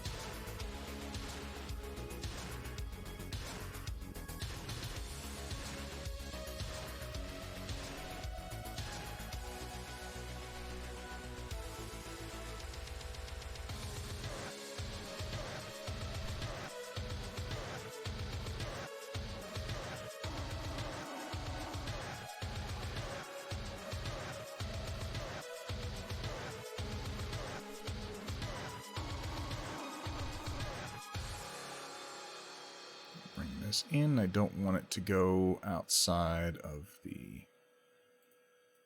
boundary of the main circle. Don't cross the seal, Elsa.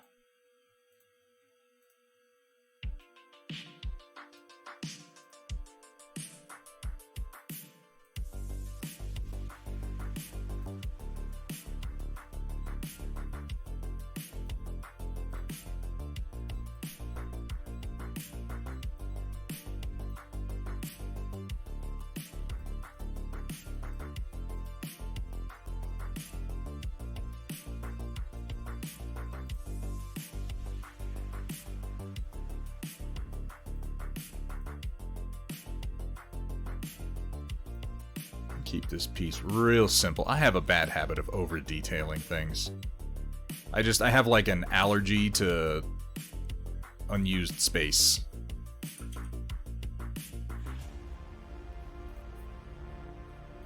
Even though well-applied unused space actually looks and paints just fine.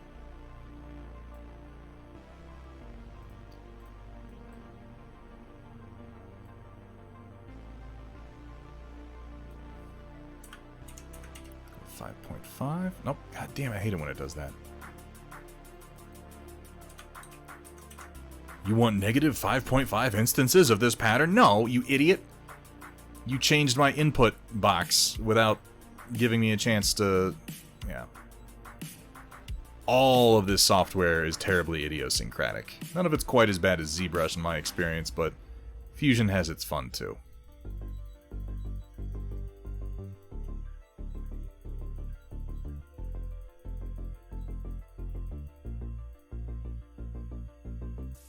Hey, semi-serious nerd, good to see ya. How goes the painting game? I'm very, very curious to see how this base for your Demogorgon turns out, man. That is such a cool model.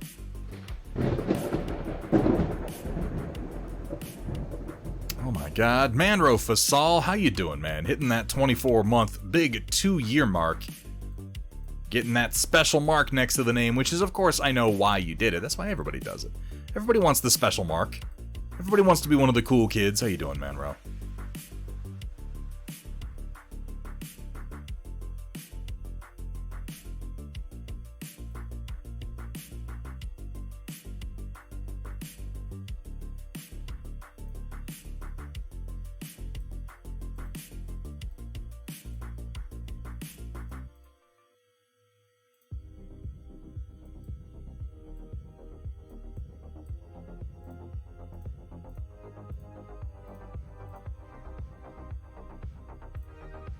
Finally finished the Demogorgon and the base. Ooh, hoo, hoo, hoo, hoo.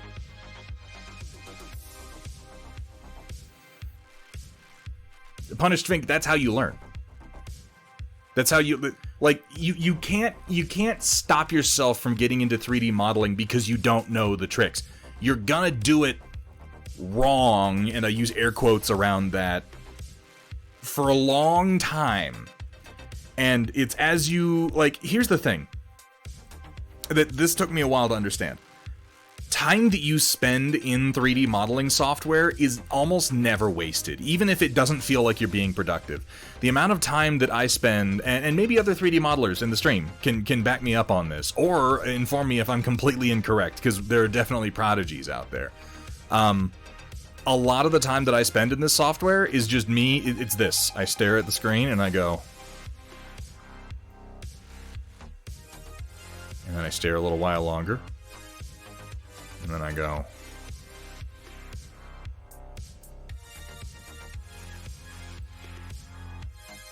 And I stare some more. This is a lot of the time that I spent in the software. But here's the thing. The more time you spend, because like this right here, navigating around, moving this, coming in here, focusing in here. Like, every time you do this, you're building muscle memory. Every time you realize, like, oh, there's a particular thing I do a lot. For instance, I have these buttons on the side of my mouse. I have one of these, like, MMO gaming mouses. So I've got buttons I can push, like, watch this. See, I just selected that face. I push this button, now I'm selecting bodies. Push it again, now I'm selecting faces again. If I need to copy-paste something, I'm like, okay, let's select the body. Let's hit copy, let's hit paste. All I did was move my thumb to do that. Now, I didn't do that starting out, and these are very simple functions. This is just, I realized after a while, I'm doing this function over and over and over and over again.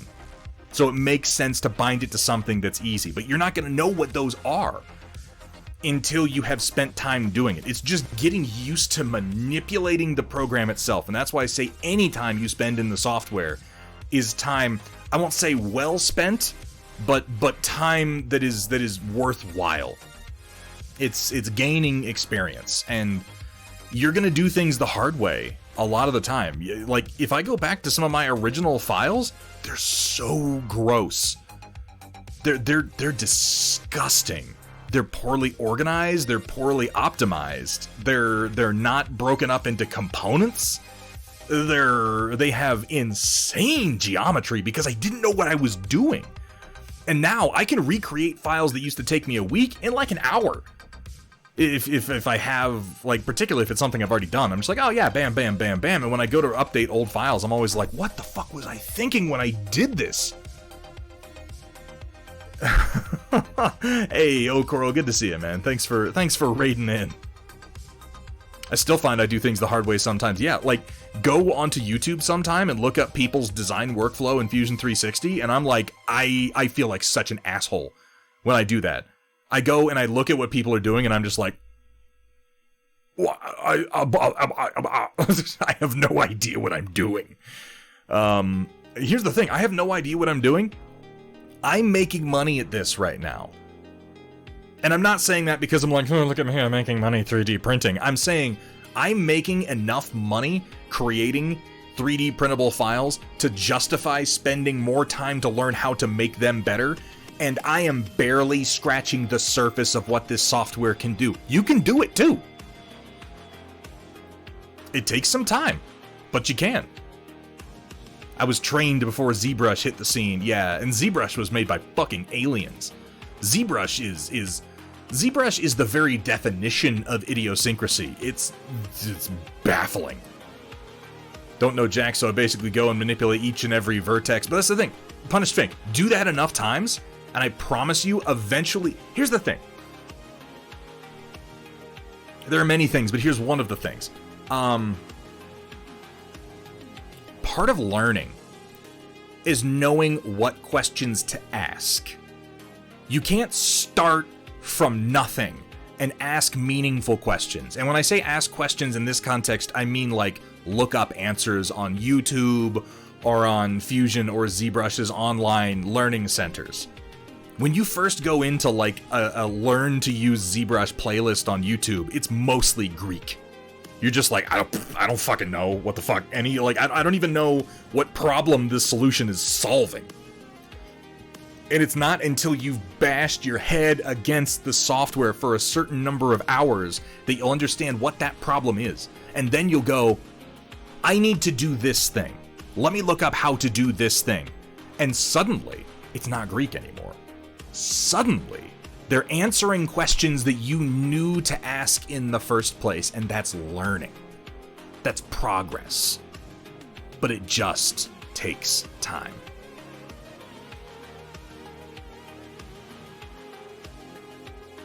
And practice. Practice is the key. Just keep doing it wrong. Here's the thing, there's no wrong way. If it works, it fucking works. If it's one of my favorite of Murphy's Laws. If it's stupid but works, it isn't stupid.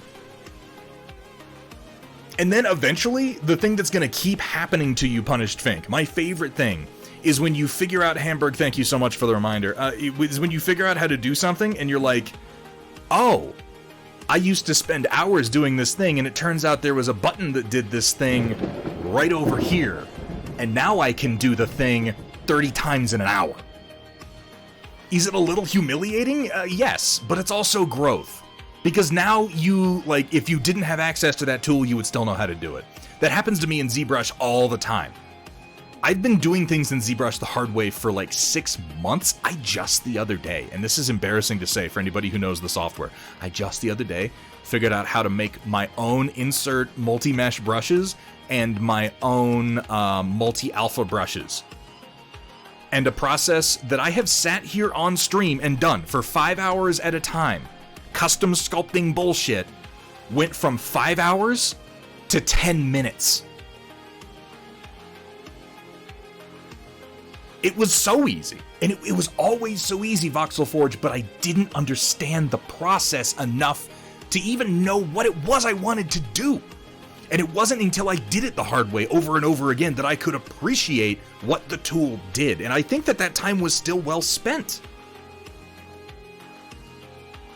I mean, you know, that's what I tell myself, and that's what I'll tell you at the very least.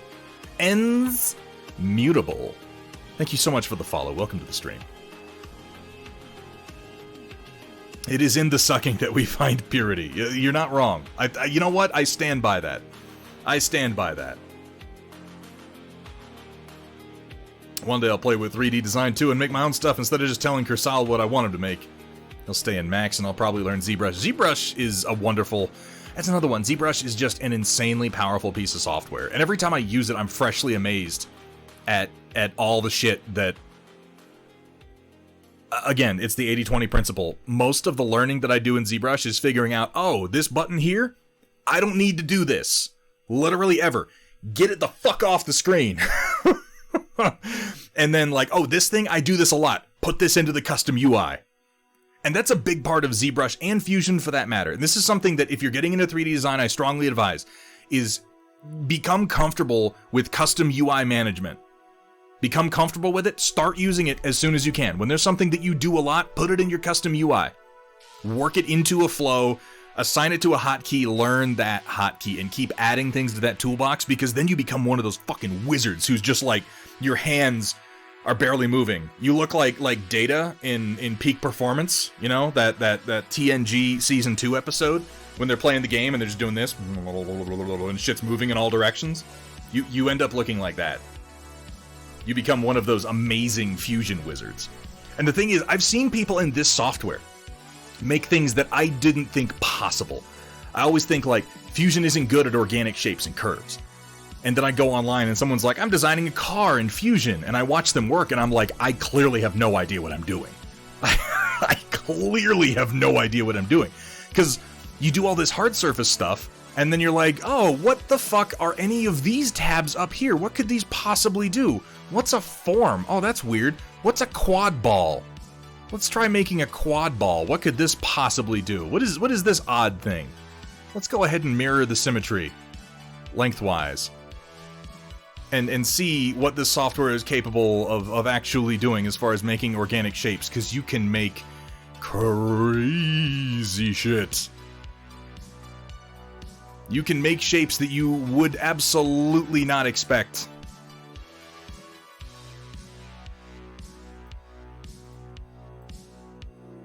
This is not a great demonstration of it. Because I don't have a goal in mind. I'm just saying, like I said, I think about Fusion as like, oh, Fusion isn't good at curves. Bullshit. Bullshit, it isn't good at curves. I'm not good at curves. But when it came time to make, like, my Battle Master, oh, you better believe I became familiar with quad ball modification.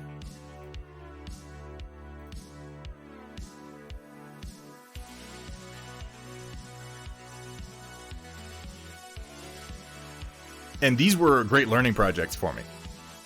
Because let's see, like my Griffin, I cannot begin to describe to you how messy my work on this was. To make the shape of this thing's head and cut in like this took me like a day.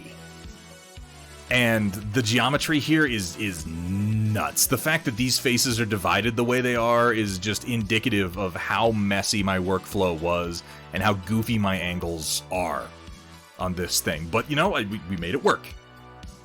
We made it work. And then by the time I made it to, let's say, our Battle Master,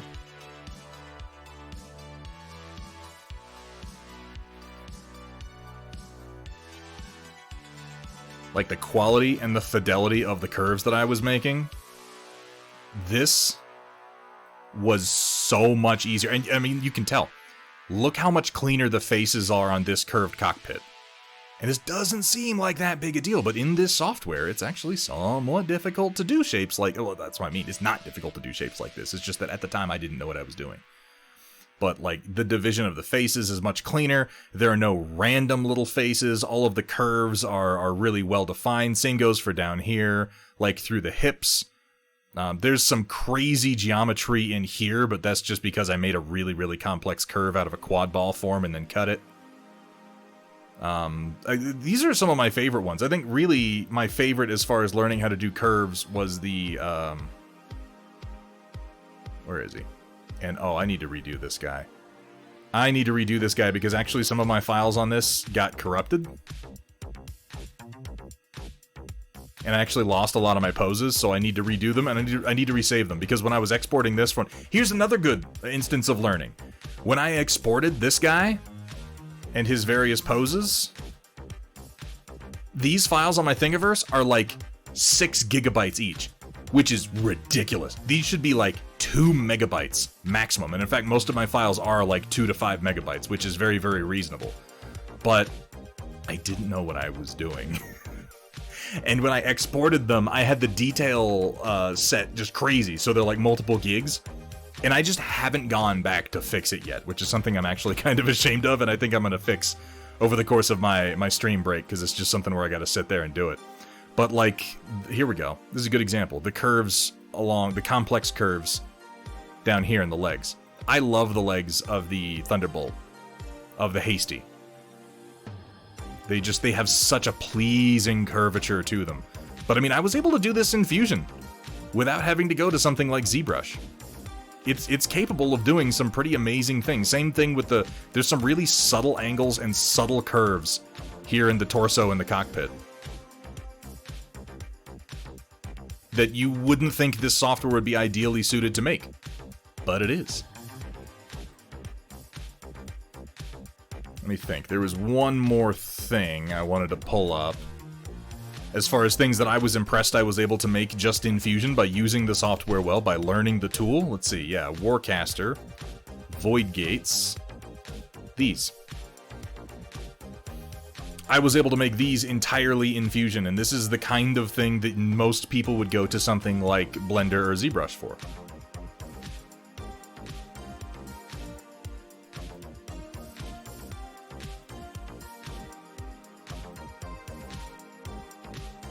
I think these are some of the most organic looking files that I'm the most proud of for creating specifically in this design space. And I'll tell you what this one was. This is the project where I learned how to use the 3D sketch space and the spline curves. I'm really happy with these, actually. I need to... I've only painted one set of them myself, which is embarrassing. I need to paint the other sets.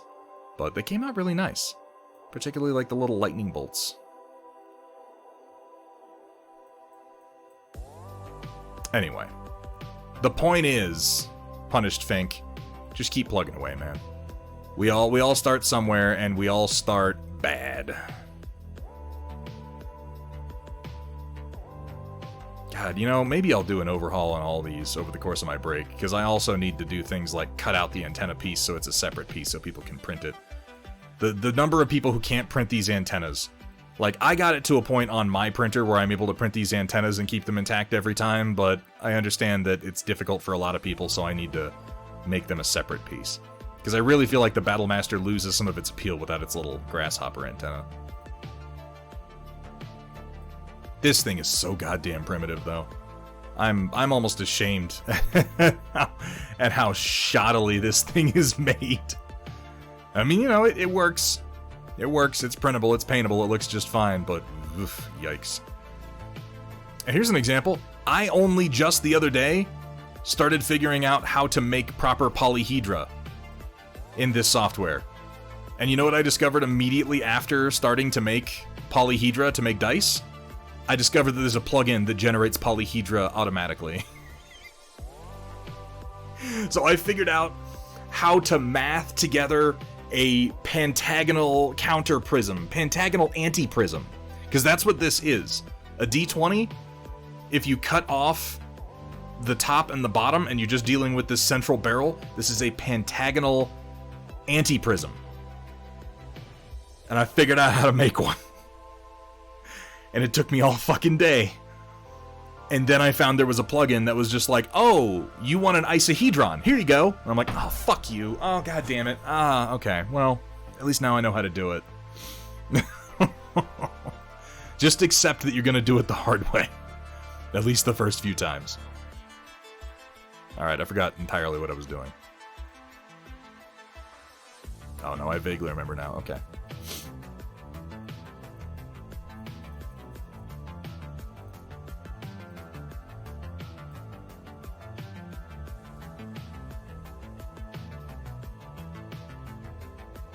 So some are.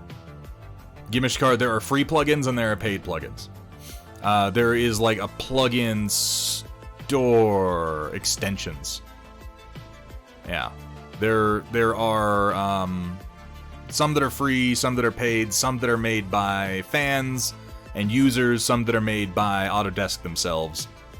Lots of simple stuff, though. You can go ahead and download for free a lot of the time. Embrace the suck.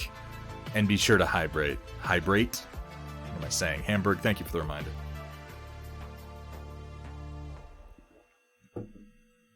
That's absolutely true, Data Nerd. That's what I mean about learning to ask the right questions. Because that's the thing, like, whatever it is you're trying to do, I promise you there's a video on YouTube that will tell you exactly how to do it. But you have to figure out what the fuck it's called first. Because it's not obvious.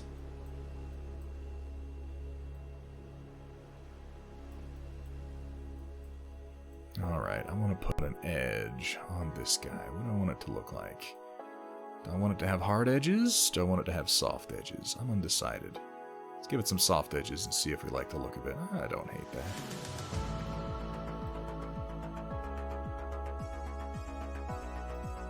On the other hand, the hard edges kind of go in with the rest of the look of the piece. Let's go ahead and make ourselves a little chunky bit here.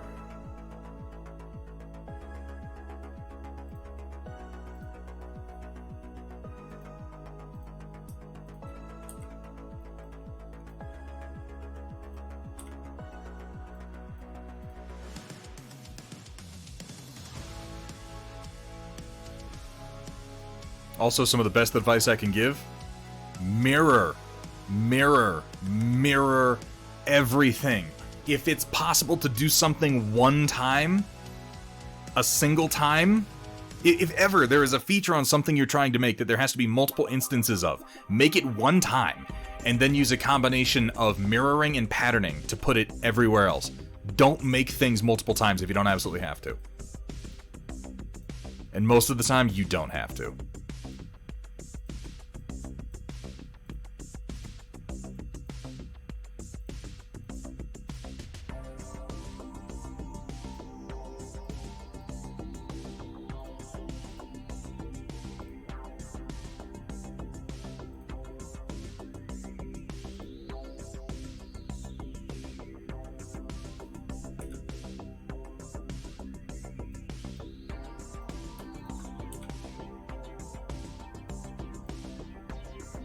Mirroring and patterning are amazing features. Particularly, one of my favorite features in Fusion is pattern on path. I love the ability to pattern on path. You can do incredible things with it.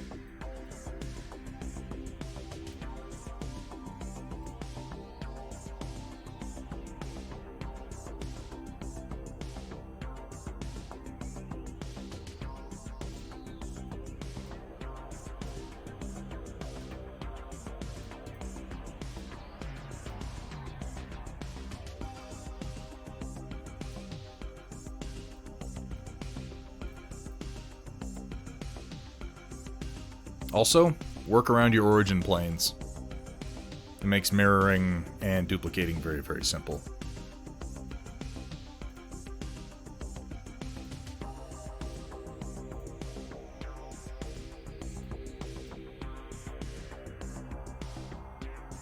One thing it took me a little while to realize with Fusion, if you are doing pattern on path, whatever path you're using, whatever sketch object that you're using,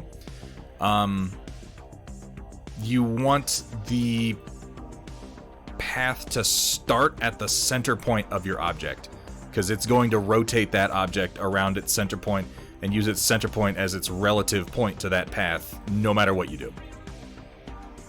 So it's easier to just do that from the start.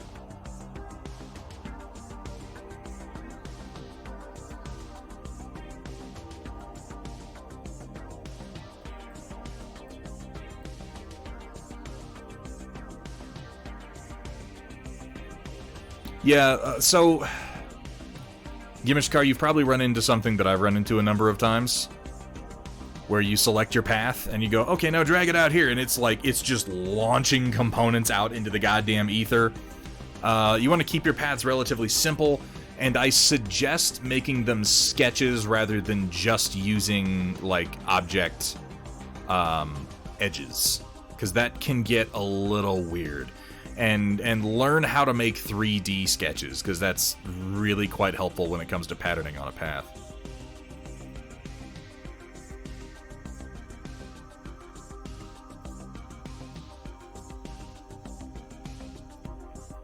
Nope, I don't want to do that yet.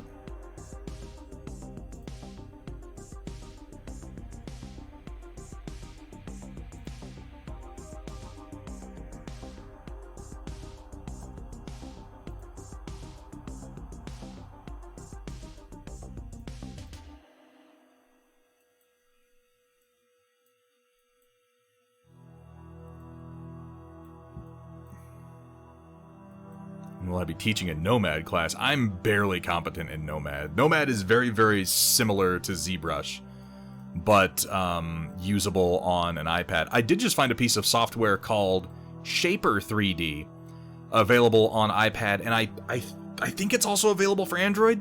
And Shaper 3D, Ogrekin, is very much like Fusion, with the exception that, no, I guess it is just on iPad, because it uses the Apple Pencil.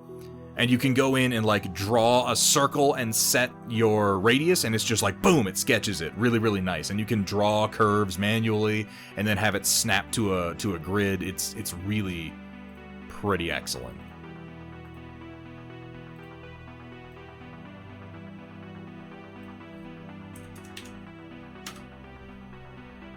Yeah, it might not be available for Android, because it does use the Apple Pencil, which is really nice since it reads things like pressure.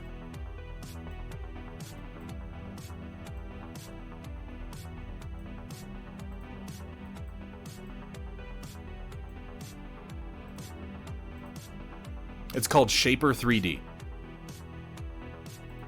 SHAPR, just cut out the E.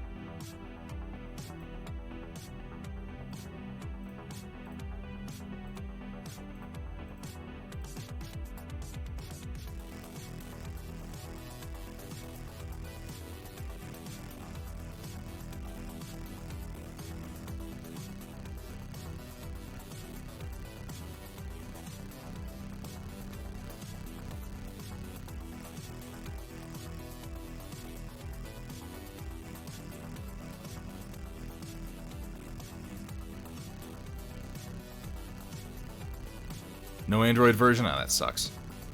Yeah, I do use an iPad for my tablet-based sculpting.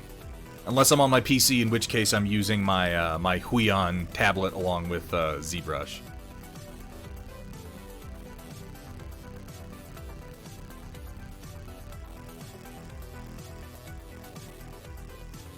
Thousand Young, how you doing today, man? Good to see you.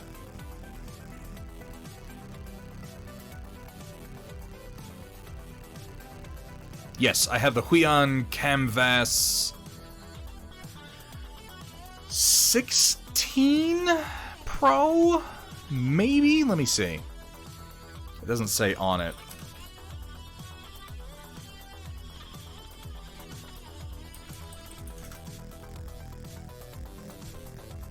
Huion Canvas 13 Pro. And I love this thing for doing mesh sculpting. I really don't use it at all when I'm in Fusion, but if I'm going to ZBrush, I am all over that.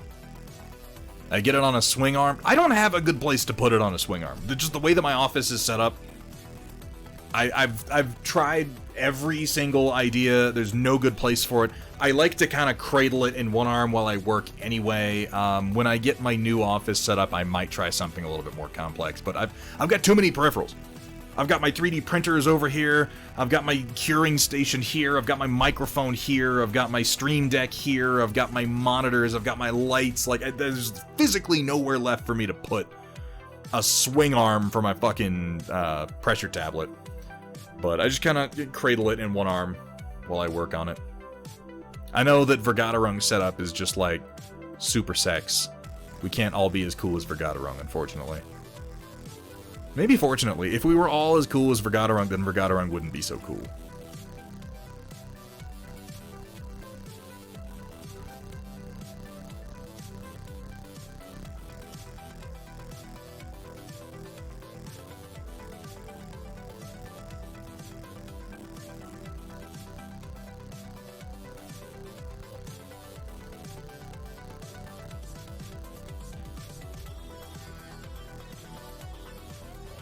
Yes. Yes, that's right, Project Dark Fox. I asked you about that, and you recommended the 13 Pro.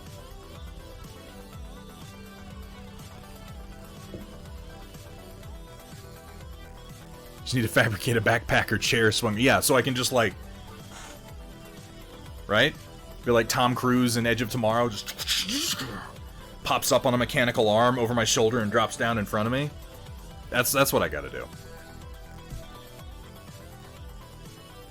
You would like it better if you had robot ears of Ash.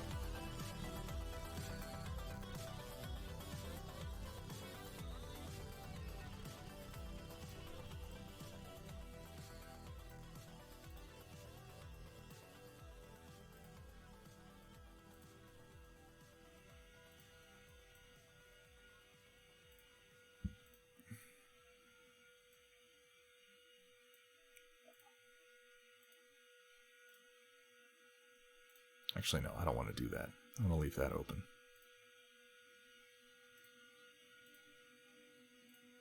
Alright. Doop, doop, doop. A smarter man would make this a sketch, but I am not that smarter man. Aaron Heath Art! I am doing well, thank you for asking. I watched your streams in a while now. Thought I'd say hello since I haven't been using Twitch a lot. Aaron Heath, that just means that you've had life to live, man, which... don't get me wrong, I love Twitch. I love hanging out with people, but if you're not here... Like, it probably means that things are going on in your life, and while that isn't necessarily universally a good thing, it's probably a good thing. It's probably a good thing. I'd rather you were out there living than wasting time in here with me. Now that said, it is a pleasure to see you. How you been, Aaron Heath?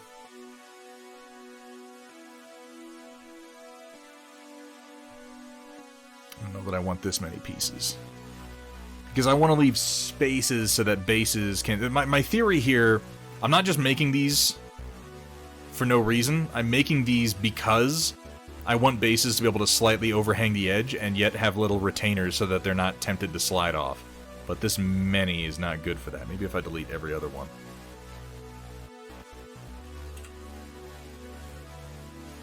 That's probably better. No railings. We subscribe to the Galactic Empire School of Engineering. There are no railings allowed.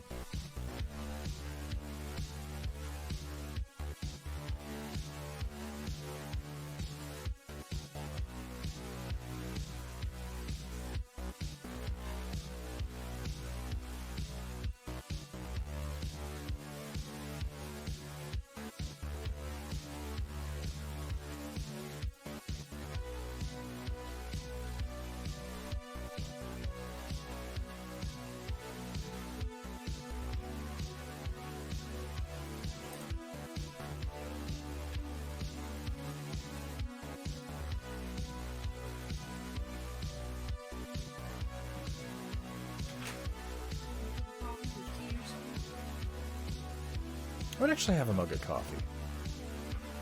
I have a mug here. With 7-hour-old coffee in it. Mmm, delicious.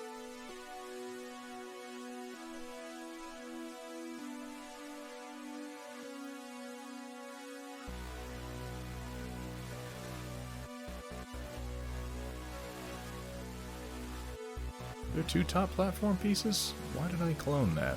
Oh, I remember. I was demonstrating something and then I just left it like an idiot.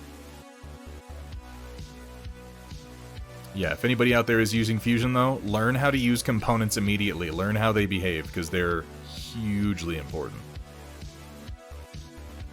No, I promise you, Ogrekin, there is coffee that is not good coffee. I have some of it right now.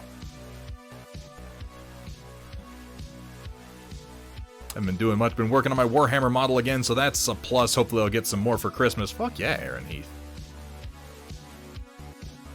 I'm glad things have been going well for you. I'm gonna have to change a few things about how this guy fits in here. Not a whole lot, but some. Specifically, I want to bring this out. I think 15 millimeters is enough to imply that this is a climbable hatchway.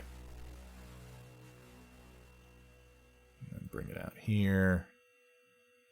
And here, make this go away.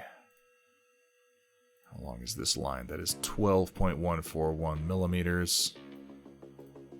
Let's make the core base go away and let's work on this.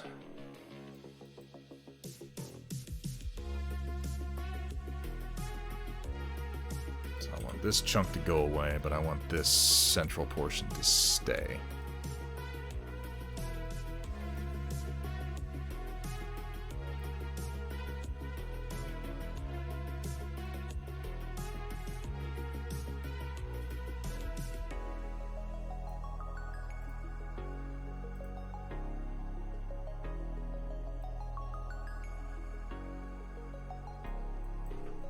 Maybe I'll actually extend this out. Oh, thank you so much.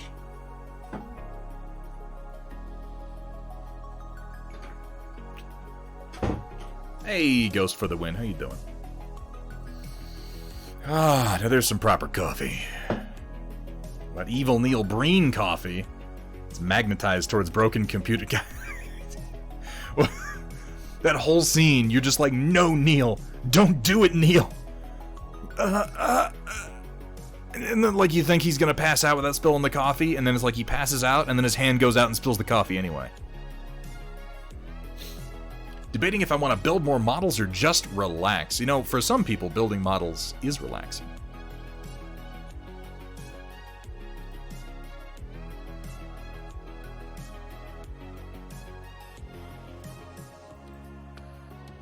I should have kept this. Let's make another one.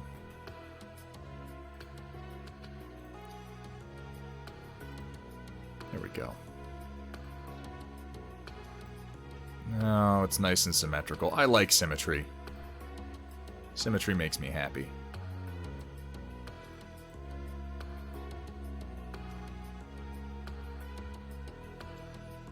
I have not built any of the Centaur Avatara. They do look a little complicated. The Color Out of Space. Now, was that a Richard Stanley movie? I remember I saw that one, the one with Nick Cage.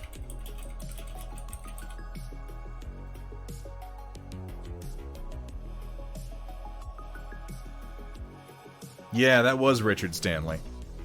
I think it was just before he died.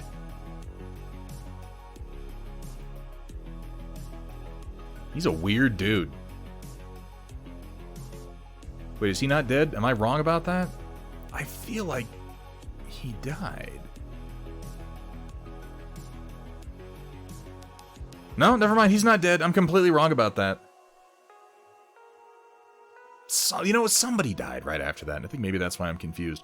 Richard Stanley's a weird guy. A real weird guy. I don't know if you guys have ever seen Lost Soul. It's a documentary on the making of Richard Stanley's The Island of Dr. Moreau. And it goes into how, like, because Richard Stanley was making The Island of Dr. Moreau, and then he basically got fired because he had all these weird stipulations for how he wanted the movie to be made. And instead of just leaving like a sensible human being, he like ran away and lived in the jungle nearby production.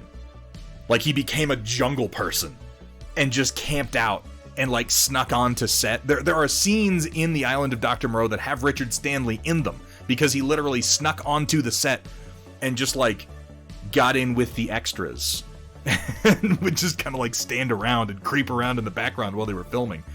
And that's not even the weirdest thing that happened on the production. Like, what happened to Richard Stanley is one of the most interesting things about the production of Island of Dr. Moreau, but arguably more interesting is how both Val Kilmer and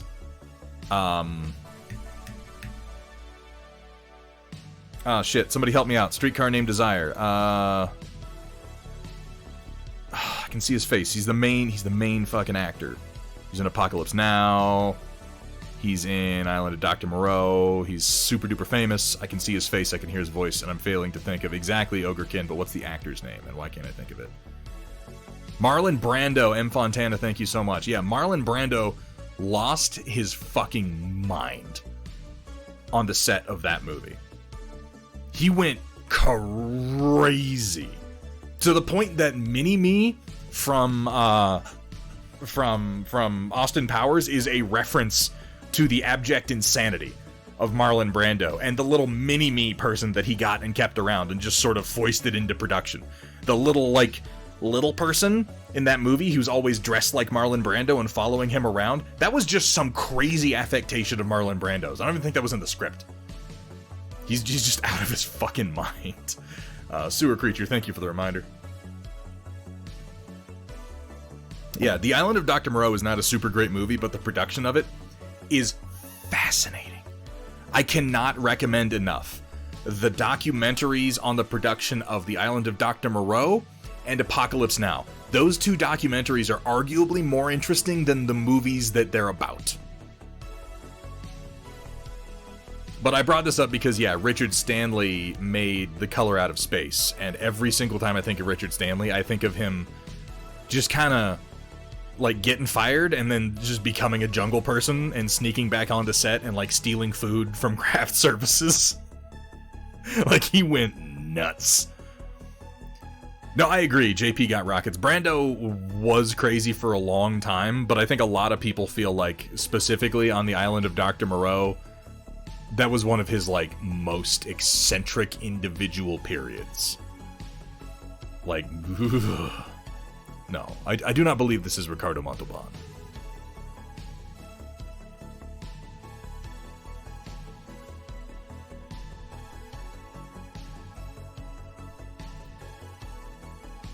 Let's make that go away. Let's bring back the core.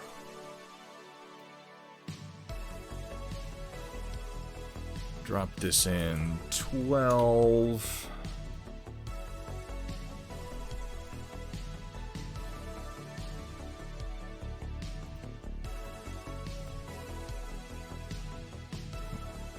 Grab our little ladder here just for visualization's sake.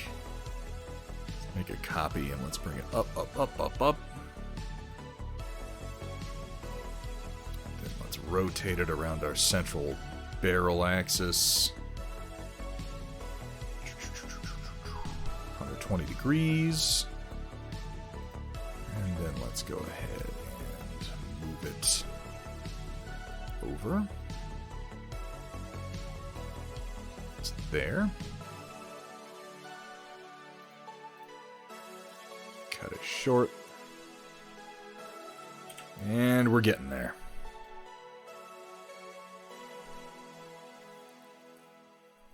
Am I going to Origins? No, probably not. GP, wait. Which one's Origins? There are a lot of conventions going on this year. I'm not going to be making any conventions until next year.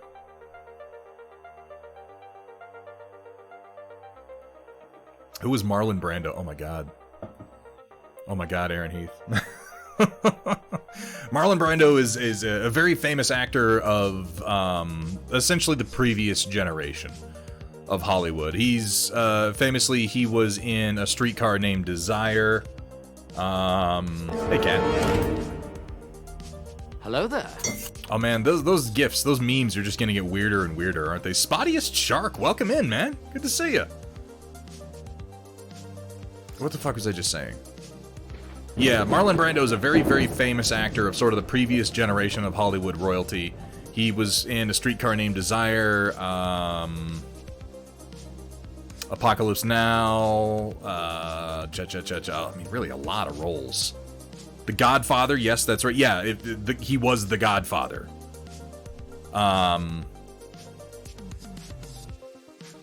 Obviously, Island of Dr. Moreau, but that was really quite late in his career. Famously, though, he was a goddamn egomaniac. Yes, he's Jor-El in the old Superman movies. Fantastic actor. Fantastic actor. What's the one where he ass bangs some lady in the street in Paris? Oh, Last Tango in Paris. That's it. Yeah. Don't watch that one. Don't. I cannot recommend enough that you never watch Last Tango in Paris. I enjoyed it because I'm a sick fucking freak. But unless you're a bit of a weird, artsy-fartsy libertine, you probably won't enjoy that movie. It is rife with really, really creepy scenes and unsettling sexual violence. That, I mean, it's a good movie. It is, but avoid that one. Watch Apocalypse Now. Apocalypse Now is great.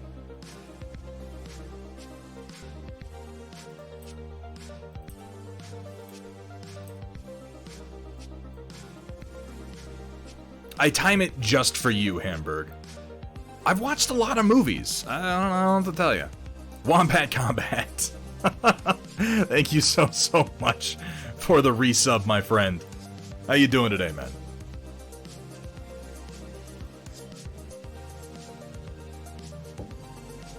I think I meant have to watch it. I mean, you know, if you're like me, you might want to watch it. You may. It is a good movie as far as the craft of filmmaking goes. It is a fascinating movie, but it is also a very upsetting film. And if you're just into movies to be entertained, you probably don't want to watch it. Yeah, The Godfather, I think, is one of his most famous roles.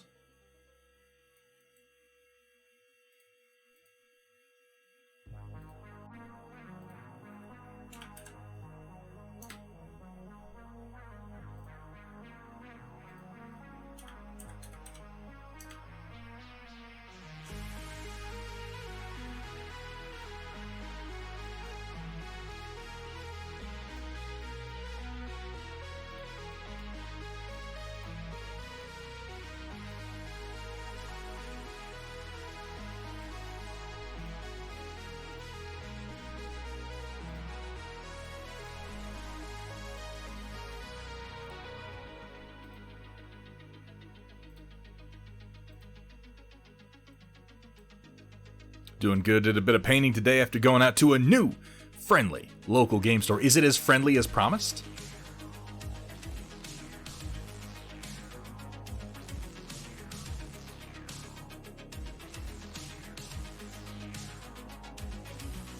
What the hell are you babbling about? Fusion? You goofball.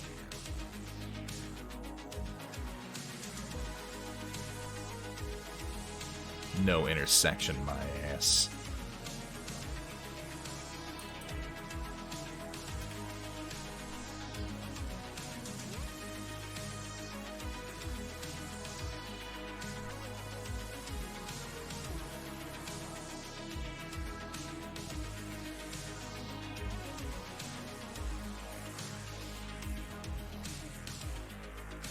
Quite friendly, and they sell beer, craft beer at that? My, that does sound friendly indeed. JP got rockets, thank you so much for the lurk. Lurkers are the lifeblood of Twitch, after all.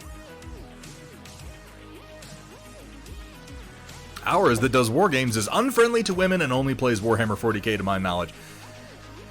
You know, Gimishkar, I wish that I could say something like, that doesn't sound right, that's not like game stores, but unfortunately I've known a few like that as well. It's not always that they're necessarily unfriendly to women so much as they just have no idea how to react when women exist.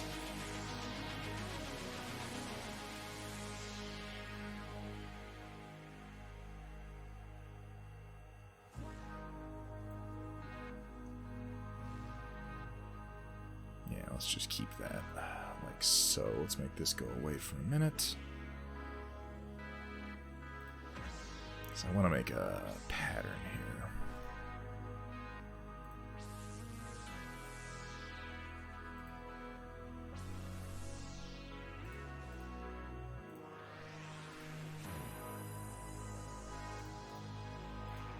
Cut this piece out using these two planes. And I guess probably just a line across here will do it.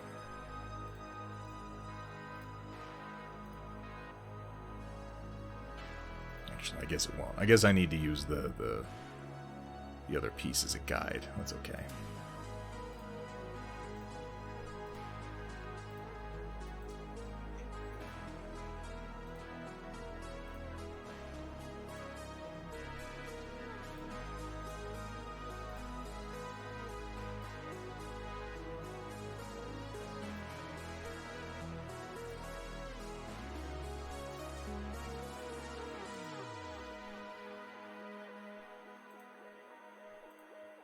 The same body?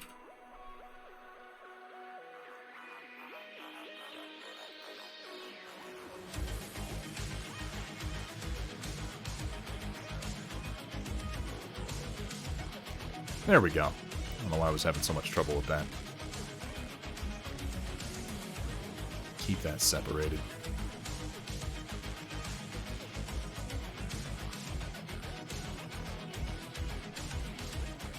Fusion is a wonderful piece of software, Ogrekin.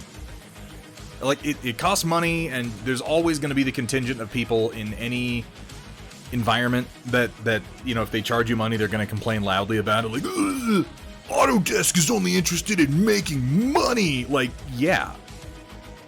No shit. Of course they fucking are.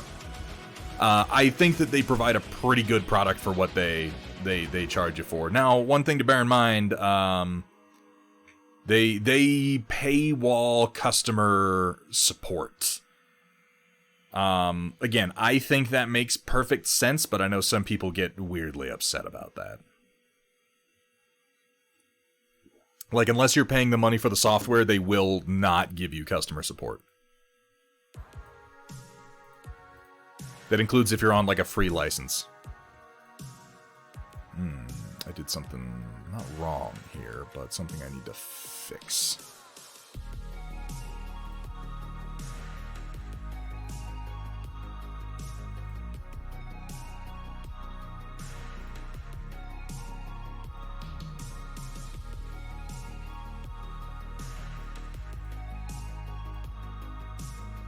I guess it's something wrong, since it is something I need to fix, technically.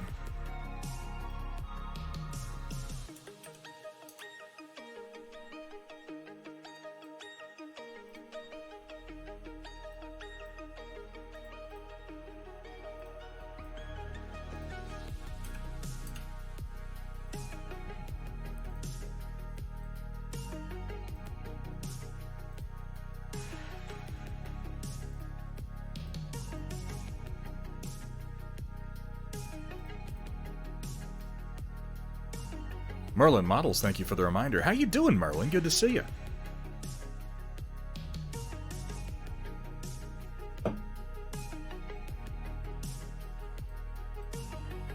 When I was working at a friendly local game shop, I always liked to do my part to really improve, you know, the public perception of the tabletop gamer and the Warhammer player. I would always make sure that when a woman would come into the shop, I would stare at her incessantly, stand way too close, and breathe real heavy. So she knew that I appreciated her presence. So she knew that we appreciated her presence. You know? Like, how else would she know that we respect and appreciate her if I didn't actually allow drool to dribble down my chin and pool on my Cheetos-stained t-shirt? I propose that she would have no idea. And that's just wrong. That's just cruel.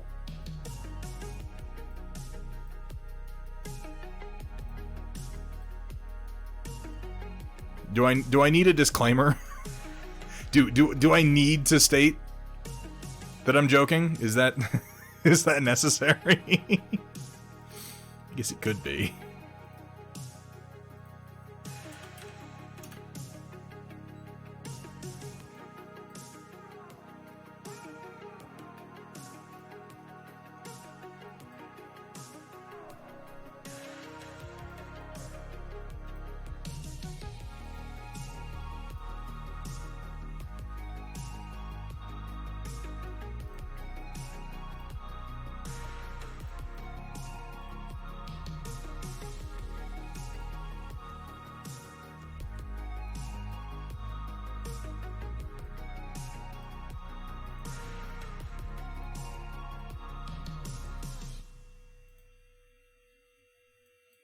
We have no idea you're there if we can't smell the Cheetos on you. Oh, believe me. You can always smell the nerds a-coming. Well, yeah, but you live in, like, crazy land where you eat bullshit like papadoms and whatnot. What's a papadom, anyway? Who the hell even knows?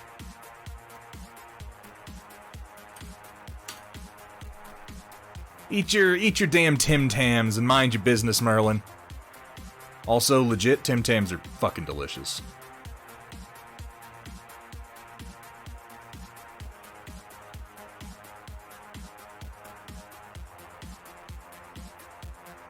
A number of years ago, I discovered Branston Pickle, which is something you're probably familiar with, Merlin. I'll bet you can just go to any given grocery store and buy it.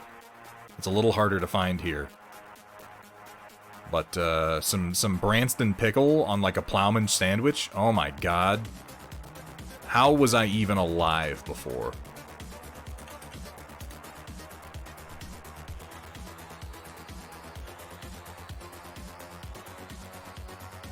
Need to get some hobnobs for the Conquest Hobby Night. Oh, fuck yeah! Dude, if there's hobnobs there, I'm planning on being there anyway. But yeah, yes please.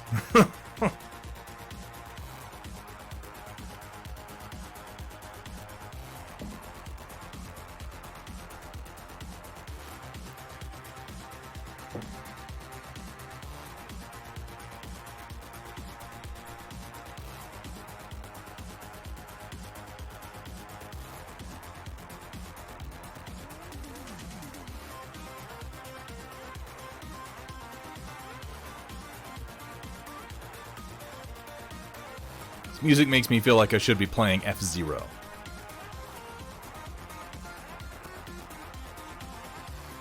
Show me your moves.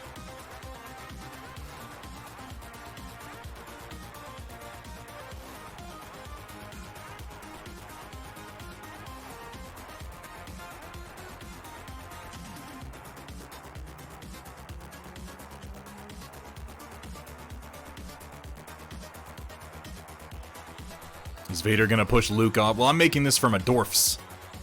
Making this from a Space Dwarfs. Though he could. It does have that look about it, doesn't it? There are Star Wars inspired elements. In fact, on screen right now, I'm sure many of you could go, oh, I know where that's from.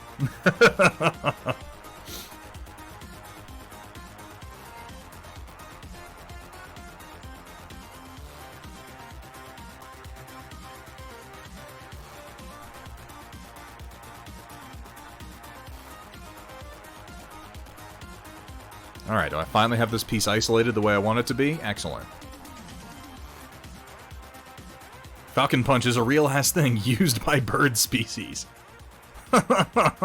Robin Punch!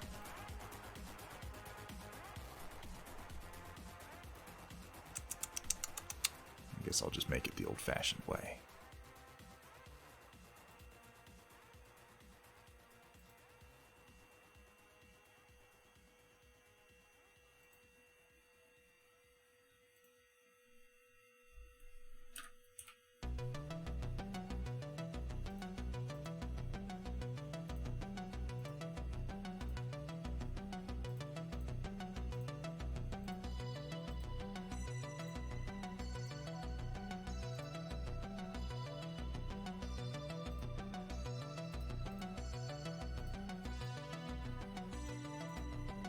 Here's a good but simple example. I'm not gonna draw this full shape. I'm just gonna mirror it out after drawing 1/4 of it. You can apply that principle to many, many things that you do using this software. Here to say I'm having some mixed feelings about Obi-Wan. Want to talk about Obi-Wan? Can we talk about Obi-Wan? There's probably people in this chat, yeah, who are gonna be spoiled by it. No spoiler talk about Obi-Wan. But you know who doesn't spoil anyone, or perhaps who spoils all of us? I certainly feel spoiled when I'm hanging out in Commander Mittens chat. Let's go ahead and get that shout out. Can we get a shout out? Kursala, Data Nerd, somebody drop me a shout out for Commander Mittens. Commander, how you doing tonight? It's good to see you.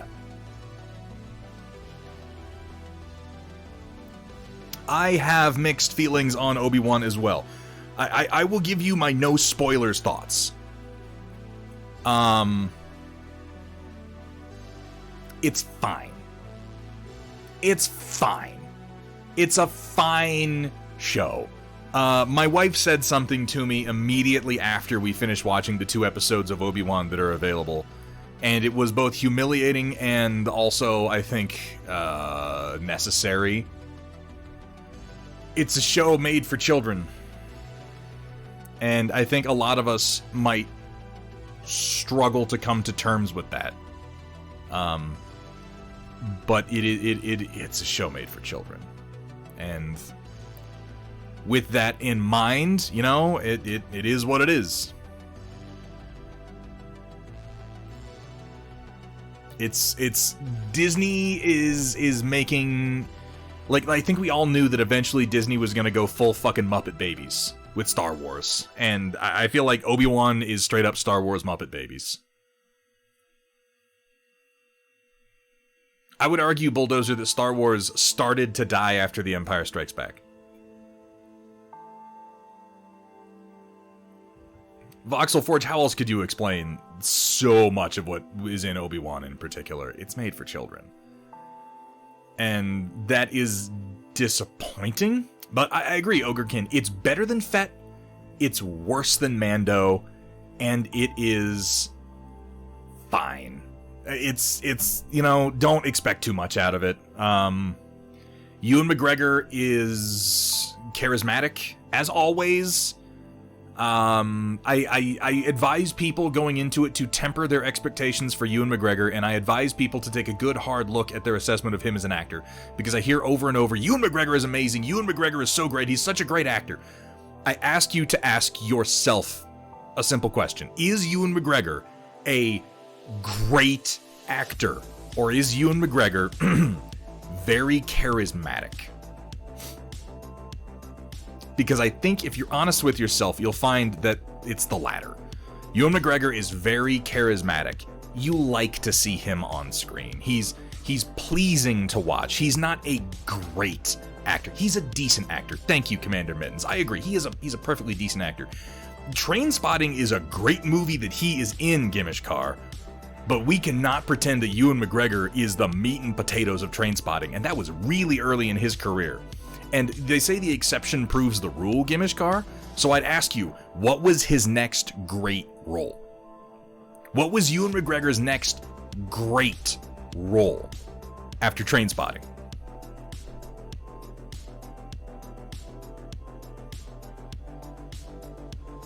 Really? What was it? Yeah, it sure as fuck wasn't Trainspotting 2. I like Ewan McGregor. I think his Obi-Wan is a lot of fun. I enjoy watching it, and I think that Obi-Wan Kenobi, the show, is going to ride entirely on that. I like watching Ewan be Obi-Wan Kenobi. And if that's all you're going in for, you'll get it. You will get it. He's every bit as pleasing as you want him to be. I like some of the writing for him. I think he's probably the best part of the show. The problem is almost everyone else. Except for Kumail Nanjiani, he's great.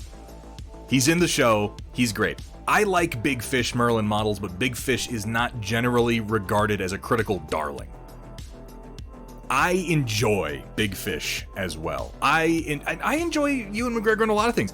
I would defend Ewan McGregor's arguably regrettable performance in The Island because I like him. And yeah, I want to see what Hayden does. But there is some acting in the Obi-Wan show that is fucking terrible. And I won't tell you who it is because I don't have to. Because as soon as you watch it, you're going to go, who the fuck is this and how do they have a job? It's like embarrassing. It's this particular actor has a scene where they're acting aside, like directly across from Joel Edgerton, who plays Owen Lars. Joel Edgerton, he's a great actor. Joel Edgerton is, in my opinion, the best actor in the Obi-Wan Kenobi show. His brief performances in the first 2 episodes as Owen Lars are like fairly compelling, even when he doesn't have that much to work with. And I saw it Riot Sister, and I'm excited about it. I didn't expect to like The Bad Batch as much as I do, but I do quite like that show. But yeah, this one character gets right up in Owen Lars's face, and it's like an act off, and Joel Edgerton makes her look like such an asshole. It's like this was a mistake. This was a mistake. And the dude who's playing the Grand Inquisitor is like, I don't know. All the Inquisitors are kind of regrettable so far.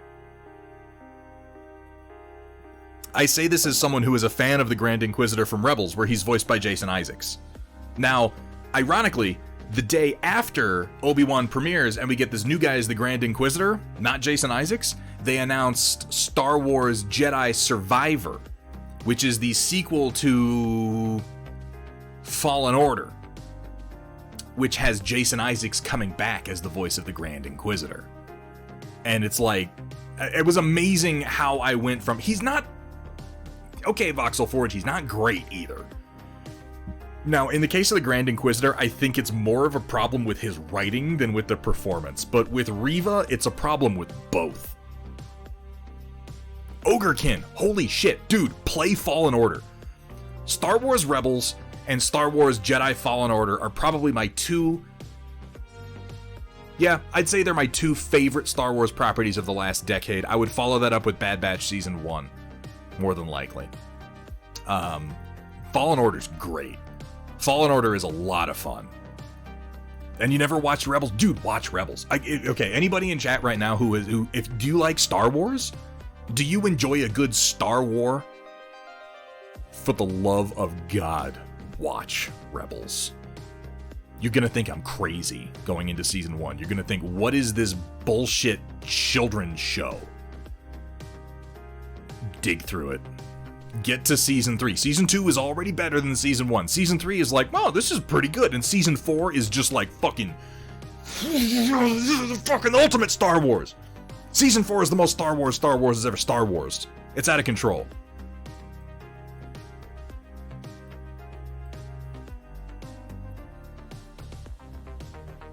We're not gonna get that though, Data Nerd.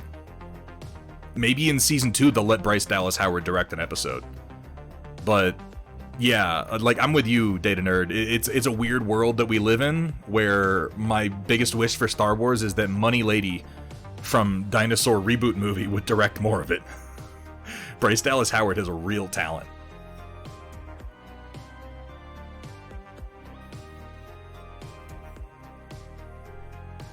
Oh, Riot Sister. Dude, Riot Sister, when you play it, do it on stream. I will be there to heckle. I'm all about it. Oh, yeah.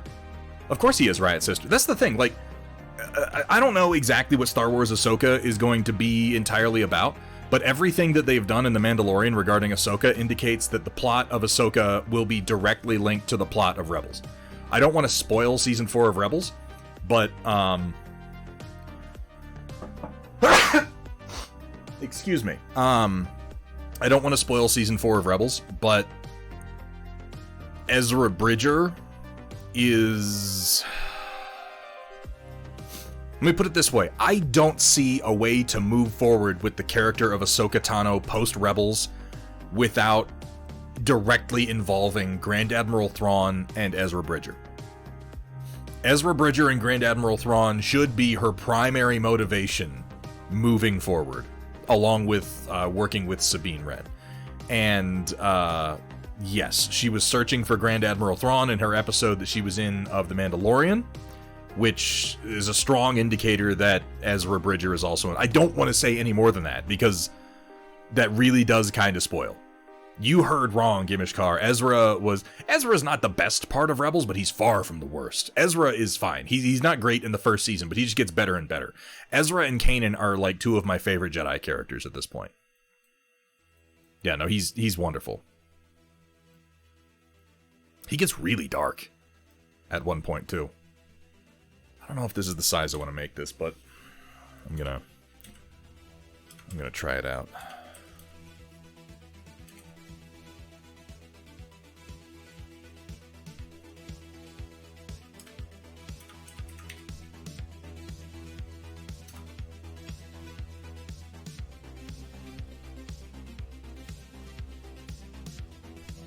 Oh, hang on, I wanted to pattern this differently.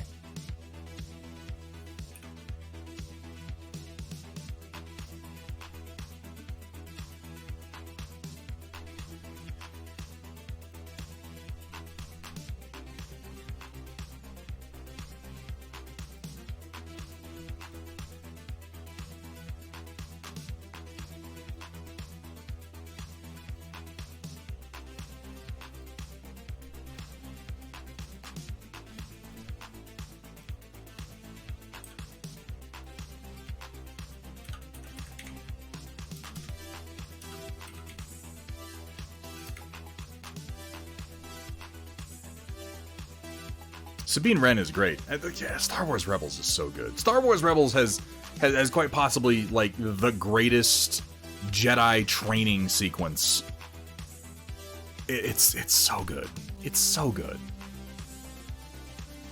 You get a scene of Sabine Wren learning to use, and thank you for the reminder, Merlin. You get a scene of Sabine Wren learning to use the Darksaber in Rebels that explains in like 2 or 3 lines more about the particulars of lightsaber combat than I think have ever been explained previously in Star Wars. To the point where I was like, oh. oh, Hamburg, thank you for the reminder. Let me check my support here. Just in his whole thing about when he first has her turn on the saber, and then he brings his saber in, Kanan does, and their blades are like moving along each other, and he's, like, feel the pull. The plasma loop is magnetically drawn to the other, and the blades tend to lock together, and I'm like, oh my god, that makes so much sense. Like, that makes, like, of course they do. They're energy blades, right? They're magnetically drawn into one another, which changes the way that you have to think about the way a lightsaber blade moves, or how blocking works, or how parrying works. And I'm not normally into all that stupid minutia bullshit, but I found it really interesting.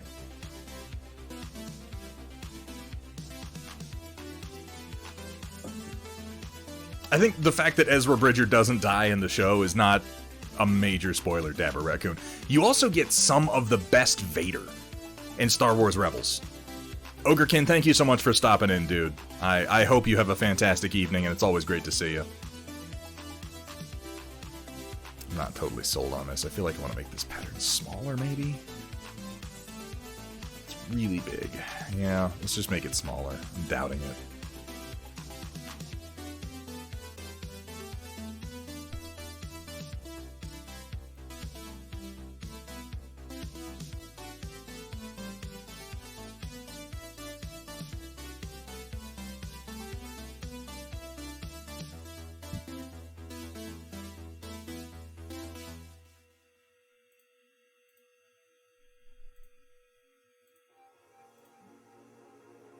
Yeah, you get to see Ezra Bridger do some really, really dark shit, too. Plus, you get Chopper. And Chopper's the best. Chopper is the best. I love Chopper. I would argue, I like Chopper more than I like R2-D2. I really do. Nope, that geometry is insane. Don't do that.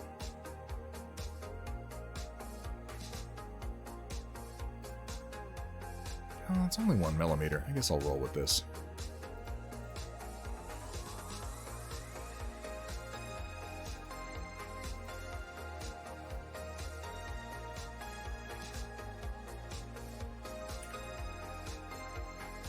Yeah, Chopper has a body count that is staggering. Voxel Forge, I look at Star Wars Rebels as being like a fresh take on starting Star Wars over. There are many characters in Star Wars Rebels that, to me, are just sort of like a reapproach of basic Star Wars characters, like R2-D2, C-3PO, Luke Skywalker, Obi-Wan Kenobi. But sort of given significantly more screen time. Because if you think about the actual screen time we have with characters like Luke Skywalker and Obi-Wan Kenobi, it's a couple of hours across 3 movies. Whereas in Rebels, it's hours and hours and hours and hours. They just have more time to develop. And I feel like they took Obi-Wan Kenobi and Luke Skywalker and sort of blended them together and then pulled them back apart with different pieces of one another to make Kanan Jarrus and Ezra Bridger, and I love those characters.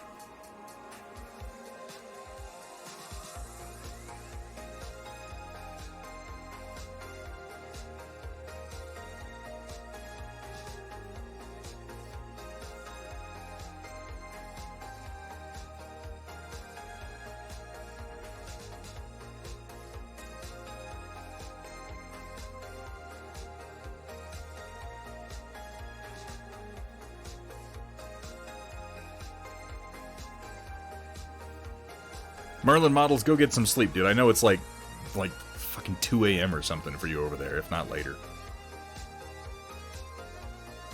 It was actually Voxel Forge. It was C110P. I'm gonna write it out because it makes more sense when you see it. You see it? It looks like it says chop. With the 2 1s and the dash are an H.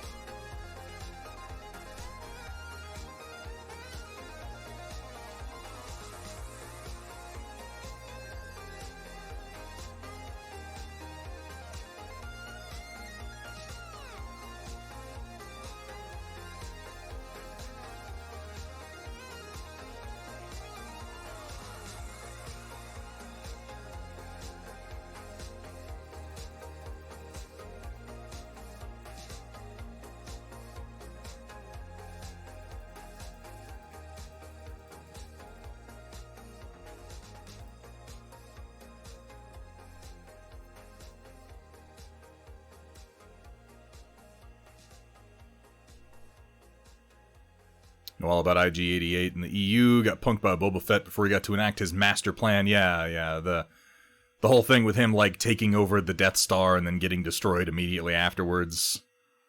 Classic. Oh, it didn't work at all. Damn it, I was really hoping that would. Let's try it a little smaller. Invalid float operation, because I had so many that weren't on the primary object.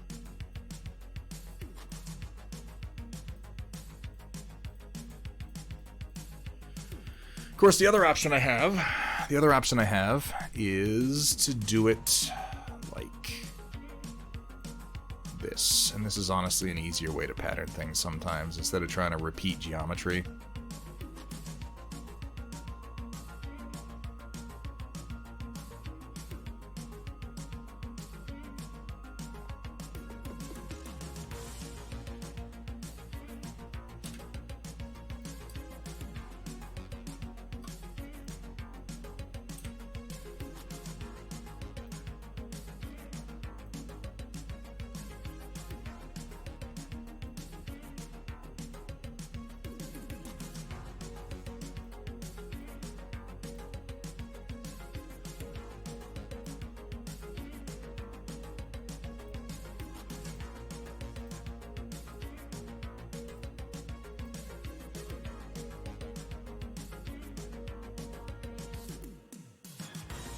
that. Now this is the exact shape.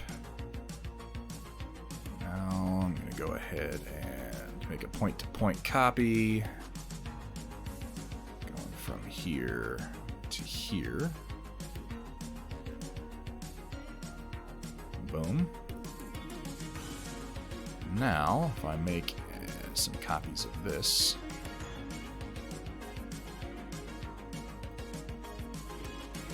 it'll have an easier time copying bodies than it does trying to copy geometry like that.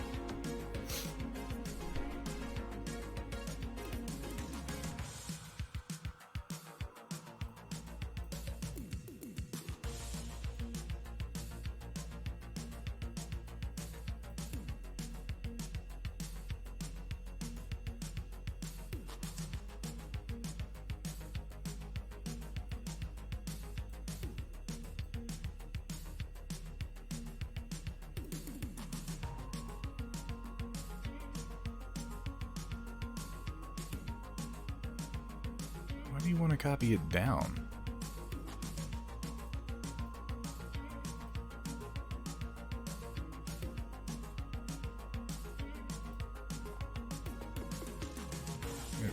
That's bizarre.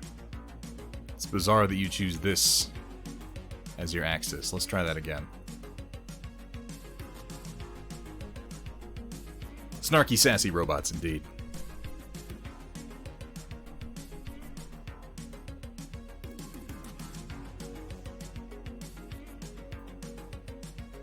Yeah, that's what I'm doing. I just needed to actually have the right axes selected, and for some reason it decided that I wanted a vertical axis when I don't. See, now it's fine.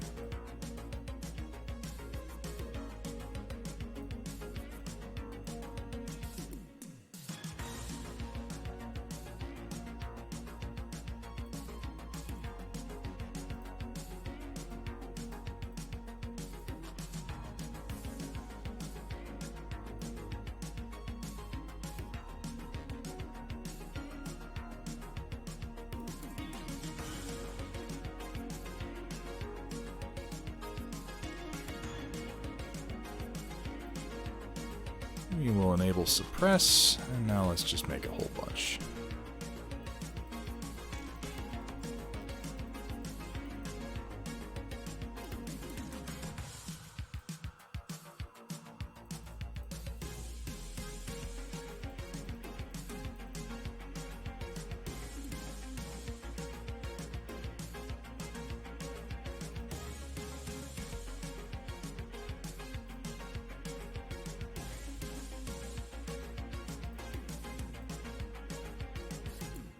It's like, oh, you want to do this and stream it too, huh? Well, let's chug along at a snail's pace then.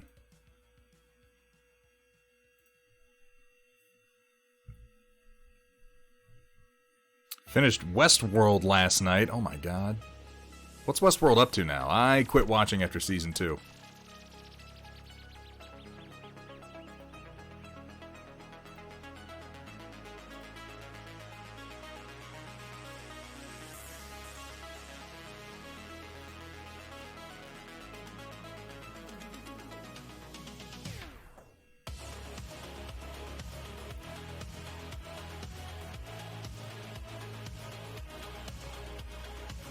Yeah, The Boys Season 3 comes out, what, June 3rd?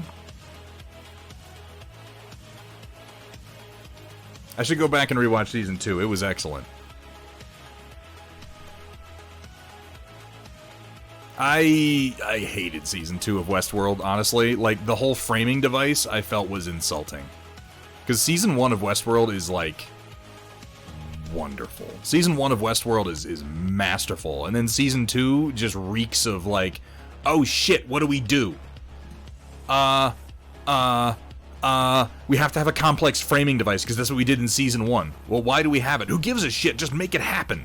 It was like it was in service of nothing, and it was ridiculous.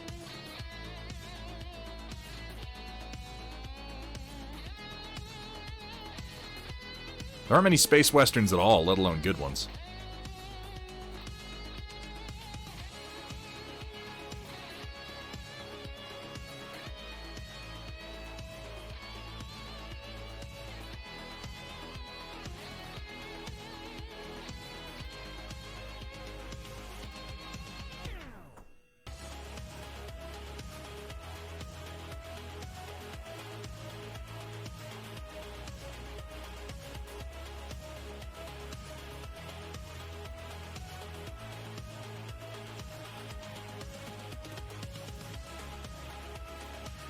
I see someplace that they were planning on rebooting Firefly of all things. That seems like a terrible idea.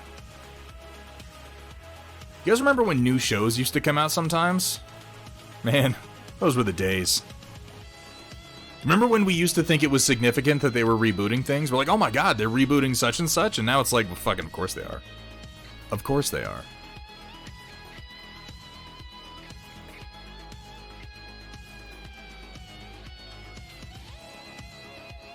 Eventually, all the good movies are just going to be available on individual streaming channels, and you'll only go to movie theaters to see whatever Disney produced this month. You'll watch the terrible Disney shows on Disney Plus, and you'll go to the movie theaters to see the latest Marvel offering or Christmas Star Wars release.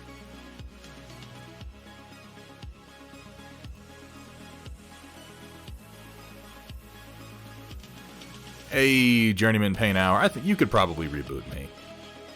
I'm not, like, my writing is not that complex.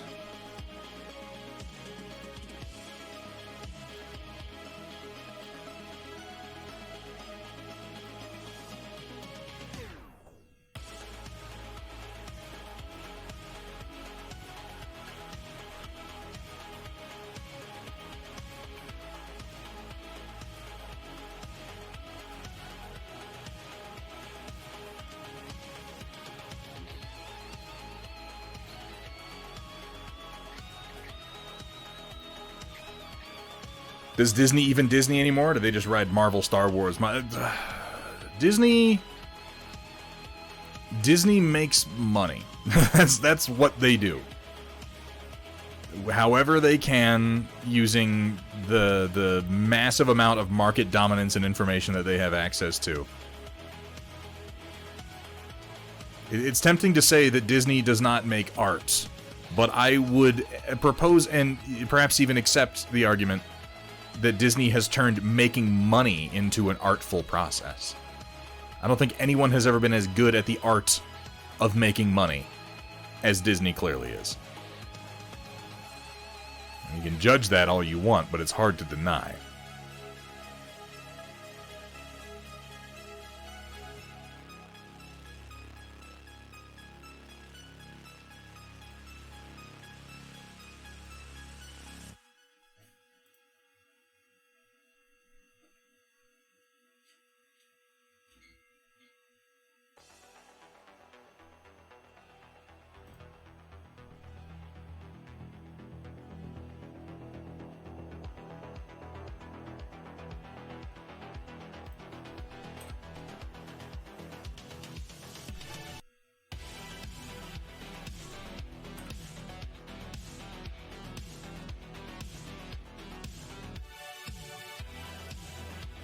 You know, I'm gonna save this before I fucking crash Fusion again.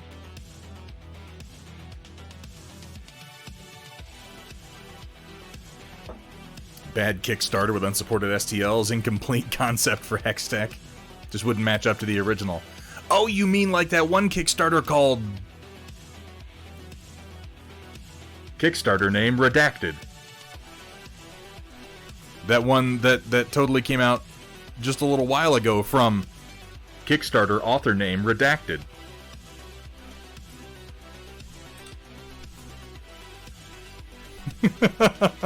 Is he like the poor man's shitty Thunderhead?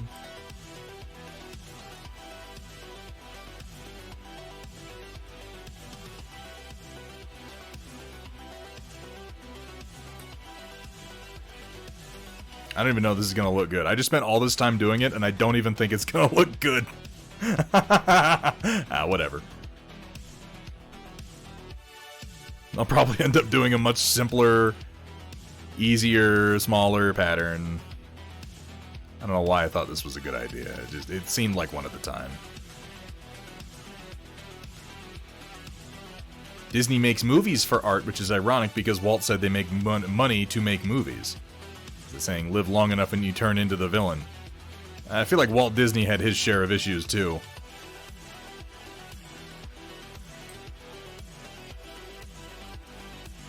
Have you guys heard the latest news from Seth Green, by the way? Because I find it depressing. I used to think of Seth Green as like a pretty smart guy, and then I heard the latest Seth Green news, and I was just like, oh no. Oh no. Riot Sister, thanks for stopping in. Always a pleasure to see you.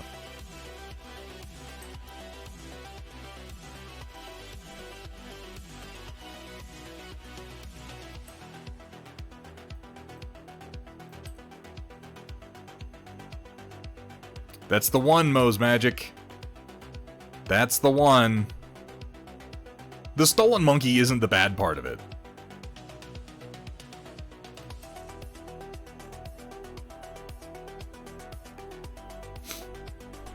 Yeah, like NFTs are stupid by themselves.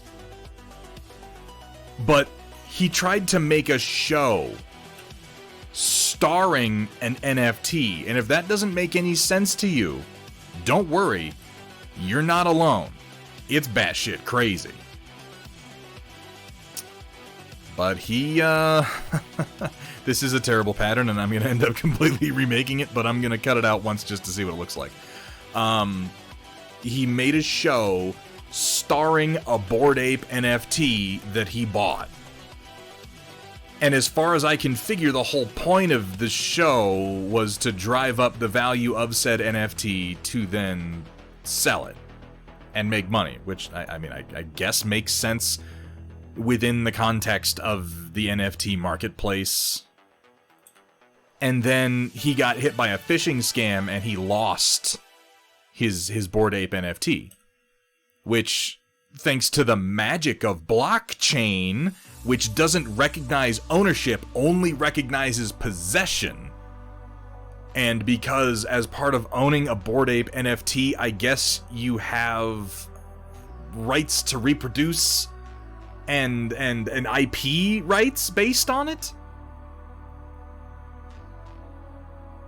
He made a show starring his NFT and then the NFT got stolen. That's as simple as I can make it, and it doesn't make any goddamn sense, but ultimately it just comes out to sound like Seth Green's kind of a fucking idiot, which really makes me sad because I like Seth Green. I didn't think he was that stupid, but he did something very, very stupid. And then the worst part, honestly the worst part, is go look up the promos for the show that he made starring his stupid fucking monkey. It's terrible. It's like there are no jokes. It's... I want to believe that he's doing it to troll the NFT market, but it really doesn't seem like he is. It seems like he believes the garbage he's spewing, and it makes me very sad.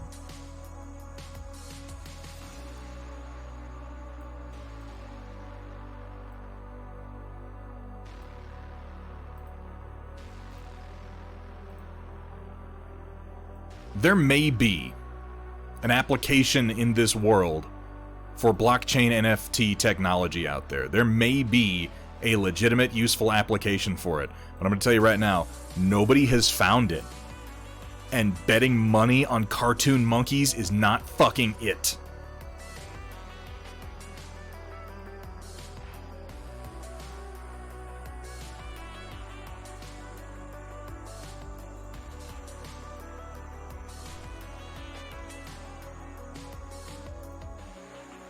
Oh, nope, not that. Not that body. I want to start with this one. And then go all the way to the bottom of this list.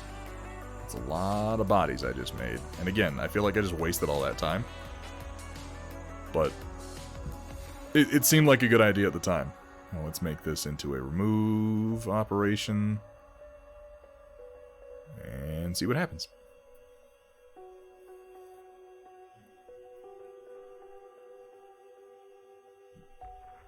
It is, I read about that the other day and I was astonished. I was astonished that someone I thought was relatively smart could be so unbelievably stupid. That doesn't look terrible. It's still, I don't know if this is quite what I want for just like a platform. I'm gonna leave it for now and I'll probably end up redoing it, which is not a difficult operation to pull off.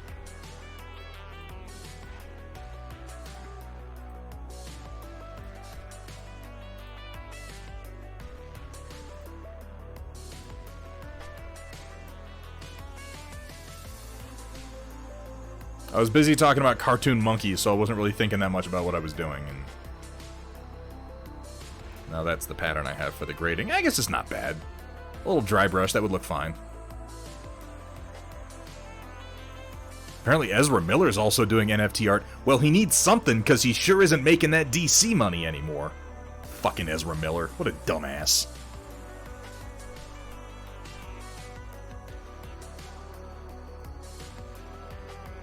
Well, the funny thing to me about, like, NFTs, and for that matter, crypto, is just, like, the longer you watch it go on, the more you hear people essentially saying, like, this technology will be great if only we can regulate it a little bit. It's like they're saying, this technology would be amazing if only we could make it identical to all the monetary systems that we already had that we invented this to replace in our stupid fucking fantasy world. Like... Everybody, there's people out there begging for regulation because they're getting robbed because it was always a terrible idea. And it's like the regulation was what they created it to avoid, you dumbass.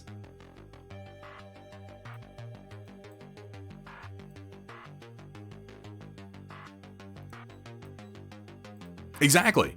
It was in theory good because it was unregulated. But when it's unregulated, people get robbed. It's almost... Punished Fink, it's almost like modern financial systems and regulations exist because of generations and centuries to millennia of experience. It's almost like monetary systems evolved out of need and not out of this asinine libertarian concept that everyone in the world is just evil and trying to get one over on you. This incredibly selfish perspective that those bastards in their financial institutions only exist to take advantage of you. Are there huge quantities of people in our over-financialized system that will absolutely take advantage of you and abuse the rules left, right, and center? Absolutely. But the rules didn't evolve in a fucking vacuum. Regulation didn't come from nothing. It became abused over time. And what people are going to find is if you make a new financial system, the same goddamn thing happens to that one too. As it is right now, it's just a rife breeding ground for fraud. And that's what it's being used for. That's what I think the joke is with this whole Seth Green NFT thing. It's like, oh, the blockchain didn't save you from being robbed, huh? How shocking. Because the fucking blockchain has nothing to do with ownership and everything to do with possession. And if you want to, like, if all you're concerned with is possession, guess what's fine for that? Handing someone cash does the same thing.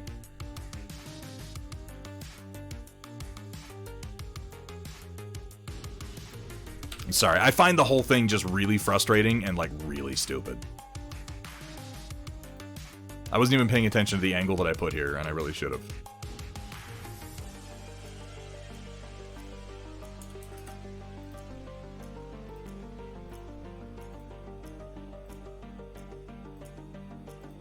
A lot of people are making a lot of money on crypto right now because they are scamming people. A lot of people are making a lot of money on NFTs right now because they are scamming people. And you will find that scams are always profitable in the beginning before people figure them out. That's why con artists exist.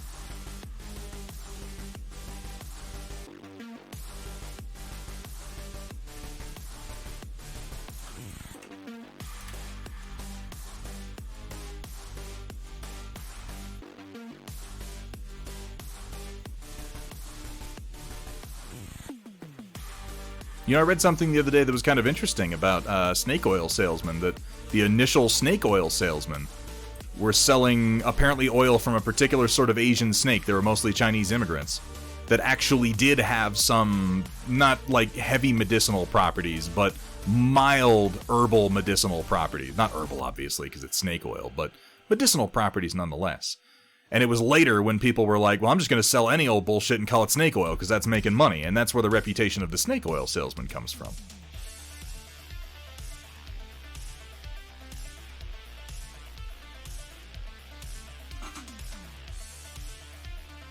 You know, Punished Fink, I sympathize with that. I really do. As an individual, you're never going to win against the system, in big air quotes.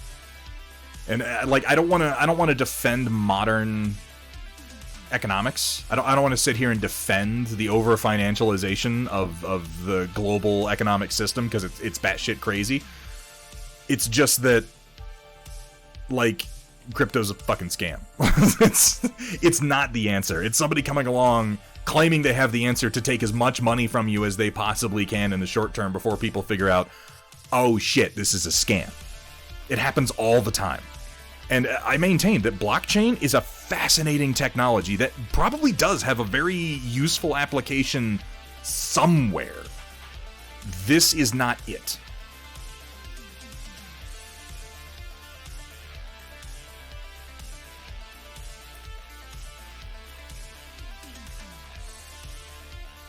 Did you know that late-stage capitalism bad? Who would have thought? Yeah, exactly, right? Well, I was making fun of Seth Green for Godong. Did you hear that he made a show starring an NFT and then he got his NFT stolen? And I mentioned it because I used to have respect for Seth Green as a thinking human being, and unfortunately now I can't. Because holy shit, that's so unbelievably stupid.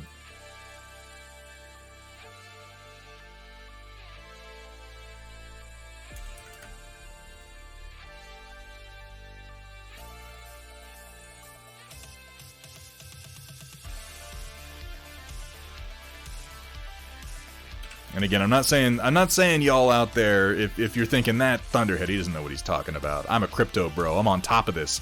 We're riding the wave of the future. I'm not saying you can't make money in crypto and NFTs. I'm saying that if you do, you're scamming someone. Or you're just one of the lucky few who makes it out with more money than you went in with, and a whole bunch of other people are going to lose a whole lot of money.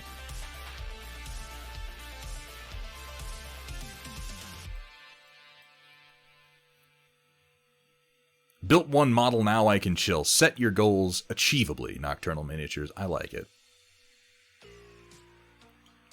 Yeah, I'm glad that crypto's fucking collapsing on itself because, oh my god, we can afford GPUs again. Those cocksuckers have been eating them all up for years. Well, I mean, they bought in, and they're still hoping that they can scam as much money as possible before they get out. And I've heard people make arguments like, oh, it's good for, like, buying tickets for events. And it's like, what in fuck does blockchain get you for buying tickets that a simple registration doesn't? You want to go to a concert and what? Stay off the grid? Like, what Dale Gribble bullshit is this? See, Punished Fink, I would, like, this is splitting hairs, but I'd say it's not that famous people are really stupid. I would say, Punished Fink, if there's any lesson that we as a people, as a worldwide people, can learn from the last, I'd say 40 years, it's that being successful and being smart are not the same thing. And there are many people out there who've been very successful because they're very smart. There are many people out there who are successful because they're very smart. There are also many people out there who just got fucking lucky. Or who stumbled onto a good idea before anybody else did, and without really being all that intelligent, had other people capitalize on it through them. There are plenty of people out there with lots of money who are just dumb shit motherfuckers. Or who maybe had just the one good idea and that's it. I propose, and this is like, you know, this is perhaps ironic coming from someone as low on the ladder as I am, but for your consideration, I propose Elon Musk. He appears to be roughly the intelligence level of an 11-year-old edgelord on 4chan. He has the emotional maturity of a particularly petulant child. And he essentially got lucky early on, and now he has like a bizarre online cult that wants to be him. Yeah, he was right person, right place. But the man seems to be an idiot.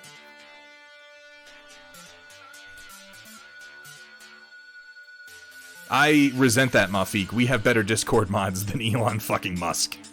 Oh yeah, and being born into wealth certainly helps. It lets your first few stupid ideas go over without having to ruin your life. Oh, he inherited a lot of money. Yeah. With a small loan of several $1 million from your parents, you too can be successful.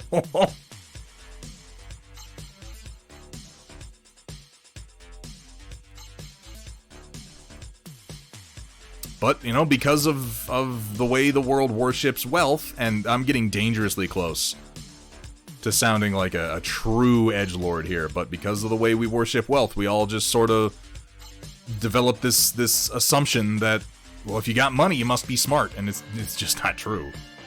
It's just not true.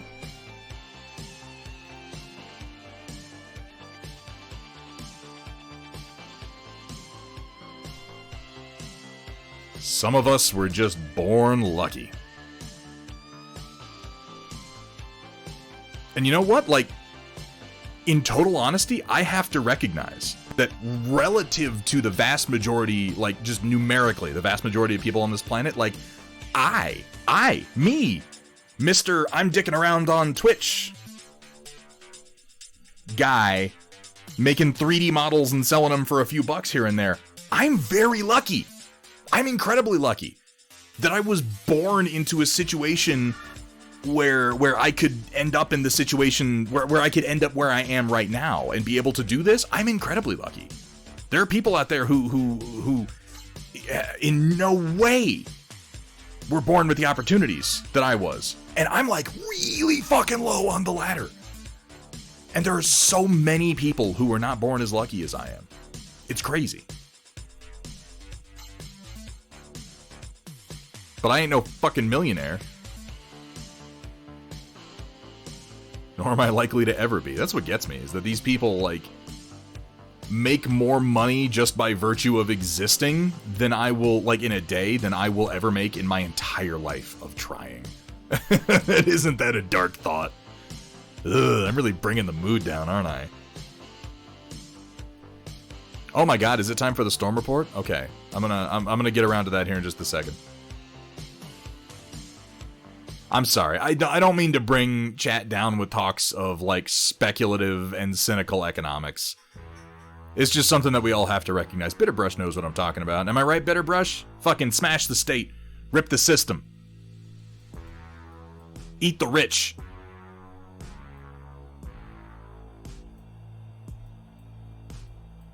I ain't got no $4,000 boots, brother.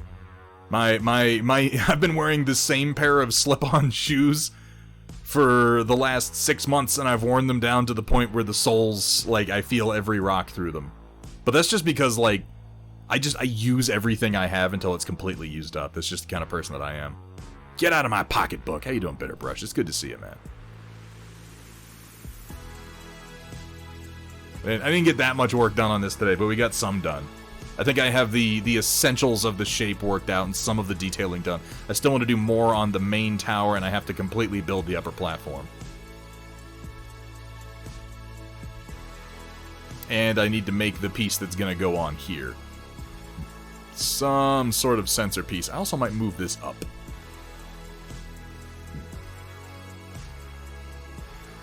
That's much more like me, Muffy. I don't like, like, I pay for quality clothes up to the point where it is, because there's the difference between it's cheap because it's manufactured like shit and it's gonna fall apart in 3 weeks, and then you pay some more money to get things that are made of quality materials using quality methods that will last you. Like, that's where I live. I rock, like, you know, the Carhartt hoodie that has lasted me for years and is bomb-proof. That's my sense of style. How long will this last me for how much money I put into it, you know?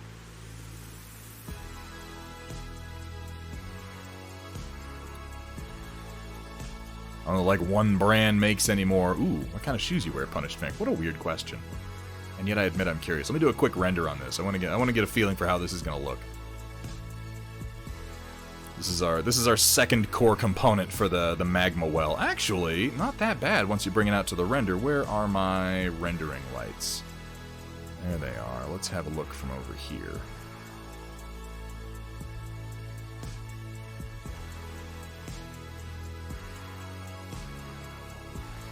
The top platform being completely undone at this point. At least I've got something to wear. Yeah, like if I'm not naked and I'm protected from the elements. That does seem like your style, Punished Fink. I believe that. Well, that's the irony, Amish Stig, is if you buy that cheap, you end up spending more. And you know, that's where we get into a whole sector of manufacturing that disgusts me.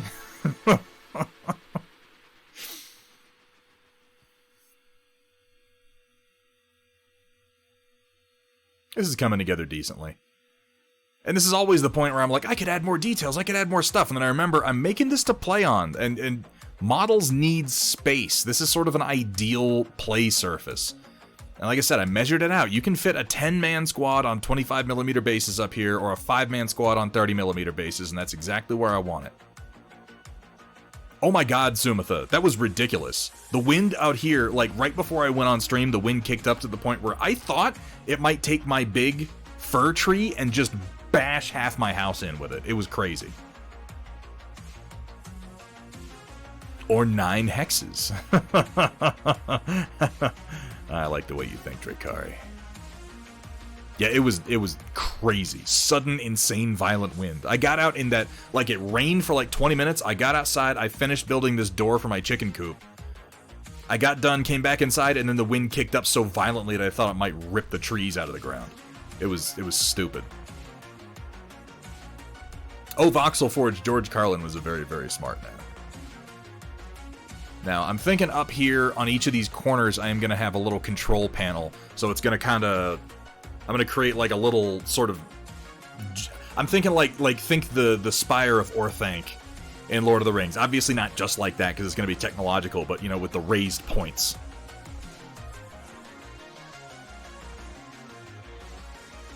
It was pretty intense, Sumitha. And it came and it went so fast.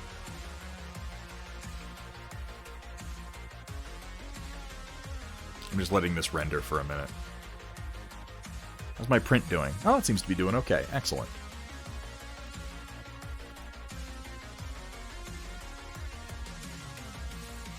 I wear, like, Skechers pull-on loafers, Punished Fink, and almost nothing else. I have a couple pairs of, like, nice dressy shoes that I wear if I want to go out, but if I'm just around, it's some dinky fucking Skechers loafers. I'm gonna move these heatsink pieces up and drop the top of them down. I'm definitely gonna move them up to give more clearance here, and I think that this can afford to be brought higher.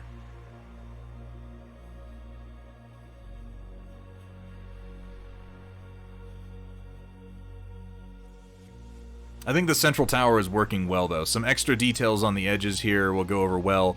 I want to put some, like, pipelines and readouts here in the middle. And then, yeah, some control panels up here. I'm going to call this a thermal regulator tower, and it'll be the second optional piece for this terrain piece. Man, Facade. Get hey dudes. What's a hey dude?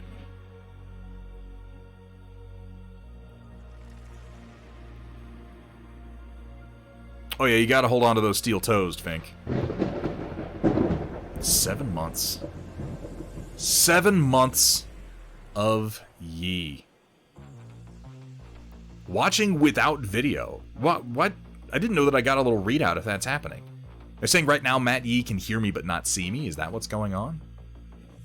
I'm definitely not making rude hand gestures. That is absolutely not something that's happening.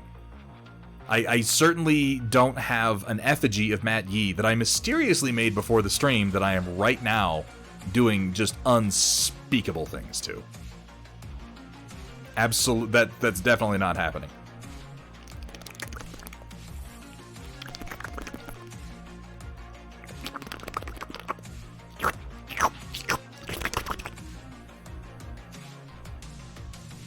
That was unrelated. That was something else.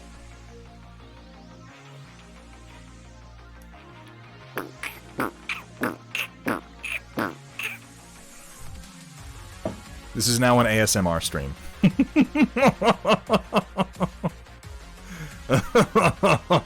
Thank you so much for the sub. Thank you for the support, Matt Yee. I didn't even read what you said. Here we go. 2 fish in 1 tank. One looks at the other and says, "You know how to drive this thing?" Oh, because it's a tank. Because that's right up there with 2 guys walk into a bar, and the third one ducks. That's good shit. It's a selectable status that goes in the Prime slot, like you have watching without audio. Great for messing with streamers that think you can't hear them and start slurping the microphone. It might have been my attempt at beatboxing. I'm not very good at that. Like at all. Stig gave the game away, man. I was fooled. Until Stig sold you out, Yi. So I hope you know where to direct that wrath. I'm okay with the look of this so far. As far as being an optional piece. I think it definitely needs a few more small details, and I think some pipes and some readouts and shit. Particularly, I think like a control panel here is going to make sense. Control panels on top. But yeah, this will be good, because you'll have a few raised platforms. This is large enough to support up to an 80mm base up here, so if you have like a flying unit, you can go ahead and plop it on top of the tower, and it'll be good and stable.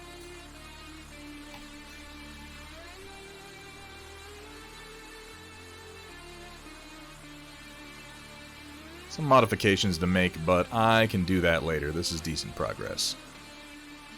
Let's save this before something terrible happens. Alright, folks, give me just 1 minute.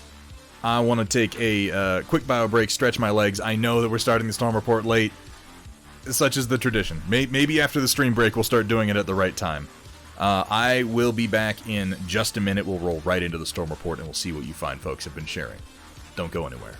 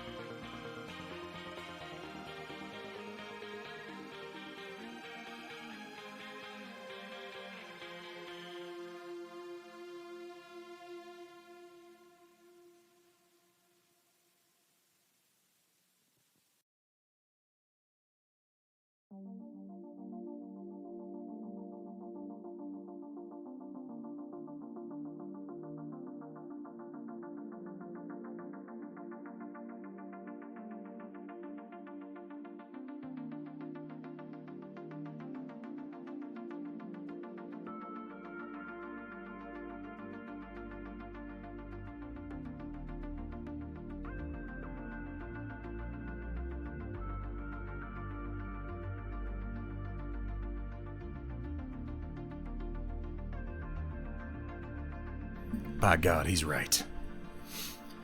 Alright. Let me go ahead and get Discord queued up here.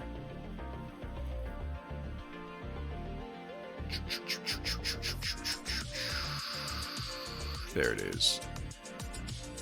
Why, there's the storm report. Let's go ahead and get to it, huh? Alright, locusts and gentlemechs, get ready to feast your eyes on glorp paint and wet palates with the occasional culinary atrocity thrown in on tonight's Storm Report, brought to you by viewers like you.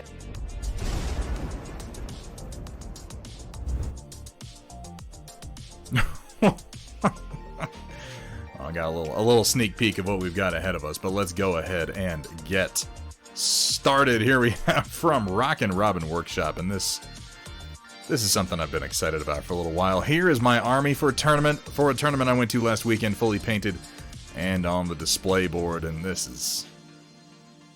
like this. I mean, like, I've liked each and every individual entry to this army so far, so is it terribly surprising that I like the army on display? I really like what you did with the display board. It has that, like, early 2000s get something airbrushed while you wait on the boardwalk thing to it, where it's like, oh, he'll make a planet by putting a circle down and using, like, it's simple and effective. And this whole thing, we were talking about Richard Stanley a little while ago and the color out of space. This all has that color out of space energy going on. Everything's so twisted, so mutated, so sick, and so unaccountably pink. I feel like the greatest compliment I can give this army, and like, I don't need to compliment Robin. Robin knows I like his work. Robin is a personal friend of mine from way before I started streaming. We've played games together. We've hung out at the game shop. We've gone to movies. We've done the whole gamut, friend things, if you will. And I've always liked his painting style. I really have. He's a huge inspiration. This is unlike any Nurgle army. I'm sure there are probably other similar schemes out there somewhere in the world. I have not seen them. This is one of the most interesting Nurgle armies I have ever seen come together with such a unifying grand vision. And I feel like this goes to show how when you're doing an army, having that unifying vision is so much more important than doing a bunch of crazy little complex, technically advanced techniques, doing a lot of really, really difficult little things. It's the big things that matter when you're seeing them all together. It's the big choices that you make before you ever start painting. And oh, it comes together so well. This whole army looks so goddamn cool, so upsettingly threatening. Did a quick board by watching the spray paint. Yeah, that's exactly the look that it has, and that's why I like it. Honestly, it reminds, like, it makes me think of, like, you know, the sort of cosmic airbrush art that you would see on the side of somebody's van. You know, it has that two wolf moon thing going on. Like, there should be an airbrushed wizard fucking shooting a lightning bolt nearby, right? This is cool. With sexy unclean one in the center. You get a closer look, it's not so sexy. Like, the pose is, it even has the, like, pulling up the stocking pose going on, but then it has a huge horrible tongue hanging out of its gut mouth. Like, I guess it's sexy if you're Grandpa Nurgle. Maybe then.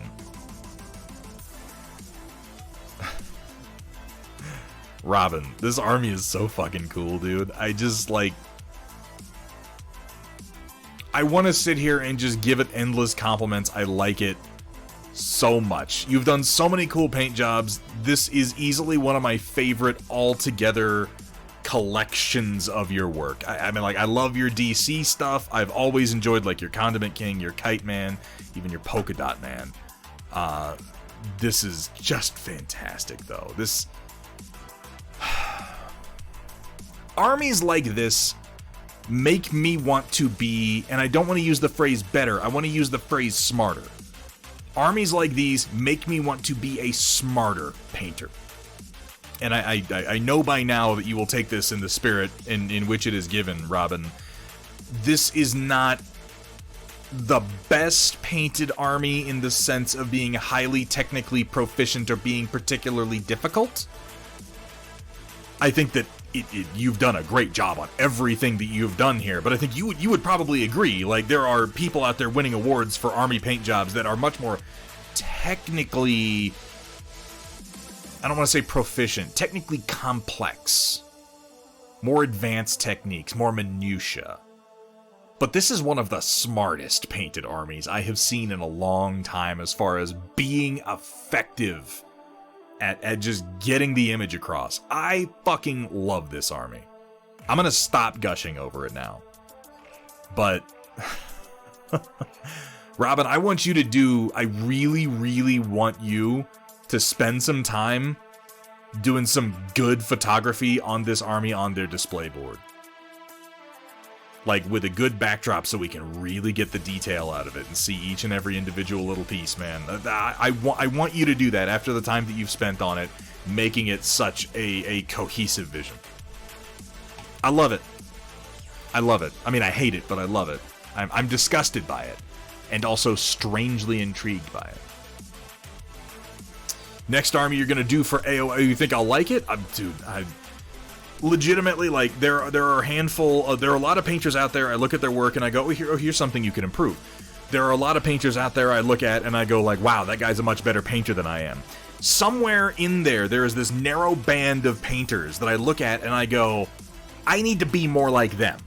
I want to be more like them. I want to do what they're doing. I need to pay attention. I need to be smart like them. Robin has consistently been in that band of painters for years now. And with this latest army, you're not moving out of it, buddy. You're still right there, right in the middle. Oh my god, I love it.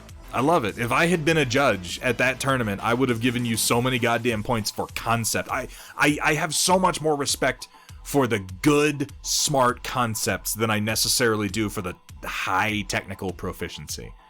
If it's highly technically proficient, but it's so minute that I can't see it at average viewing distance, I'm less interested in it.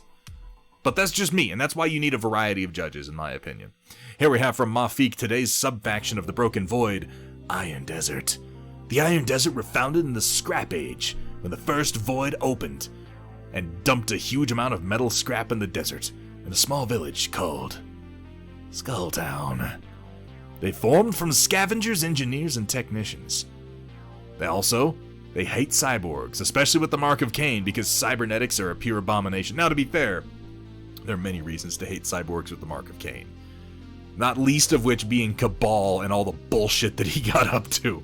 Because, there are lots of cybernetics in various forms of science fiction, and I feel like Cabal's cyborgs are among the worst. They're just murderous slaves. So I guess I could vibe with that. The other person did a bunch of conversions and did a pretty good job. I'll take your word for it, Robin. I have a very limited subset of information to work with, but I love what you did. I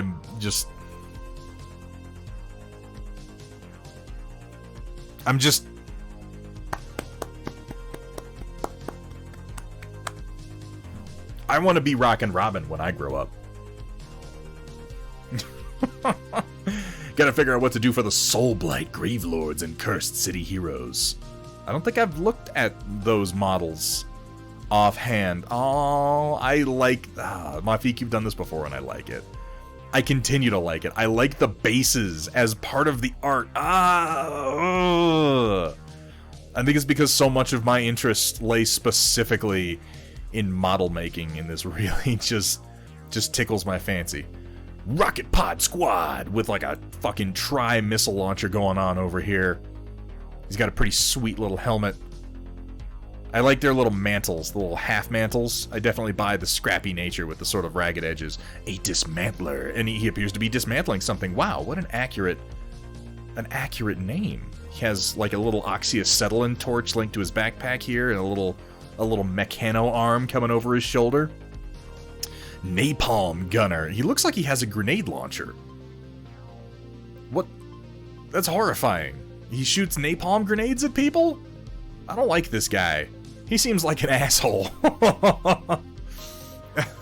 I like their little logo, though. This is pretty cool. Like a skull with some weird tusks coming out of it and a knife stabbed into it and like one cyber eye. I totally dig that. He's also crying slime, it appears. I appreciate in your art, Mafik, like, for how stylized it is, you always have like one or two primary colors you're really working with to sell any given set. I like his arm. Yeah, his little arm reaching up over here. That is pretty cool. I dig that. Little nasty sort of claw fingers going on. Napalm gunners wielding salvage-made rifle, a salvaged rifle loaded with bolter gun ammo with an extra little spice, a little bit of spice of thermite. Well, sir, that's a spicy meatball right there. That is quite the spice, I have to say. It's one way to ensure you're not too close to the flames yourself. Napalm grenade, yeah, shoot it over there and then light it on fire.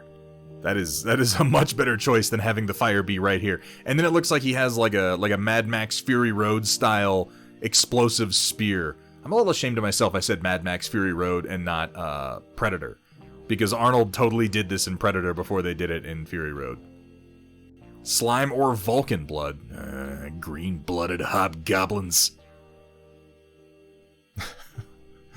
Oh my god. Skeleton zombies and big vampire lady. Oh my. Oh my. You know,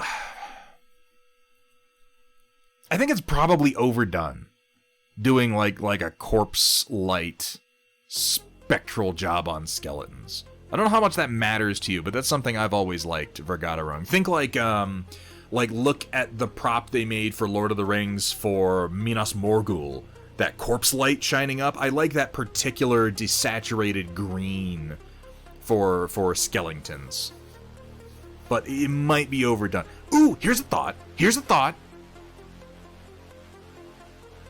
Vergaderung, you played Diablo 2, right? Diablo 2, probably even Diablo 3. I'll bet they were in that. Do you remember the burning bones? I feel certain they weren't called that. The red skeletons. The fire damage skeletons. That's an idea. I don't know that I've seen that done on skeletons. Burning Dead, thank you. I knew it was something like that, Shock, but I couldn't remember what it was. I just remember they were a real pain in the ass when you were in that initial level, the sewers of the Middle Eastern city in D2. And I didn't play enough of Diablo 3 to know if they were in that. I assumed that they were. Like recently defleshed skeletons? Well, okay, so we're riffing here. We're coming up with ideas. Now, I think that they were, in that one, they were red because they were fire enchanted, so they were like burning. They were the burning dead. But let's take that in one of two directions, and I want you, Vergaderung, to ponder both of these concepts for skeletons. One, recently defleshed skeletons, so bones that are covered in like fresh blood and little bits of muscle tissue, maybe. You could either sculpt that on or ignore that entirely and just go for kind of like a bloody look.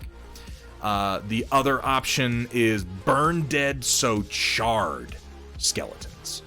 So like dark, sooty, charred bones, and then like a red glow from inside the eyes and mouth.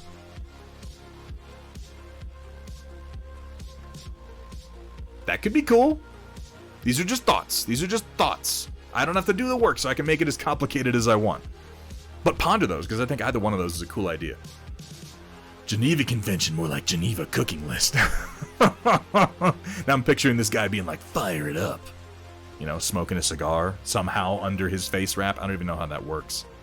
Charred might work. I would love to see that. And that's what I'm thinking, like the fiery glow from the eyes and mouth, you know? Yeah. Or skeletons that just climbed out of acid vats. What would that look like?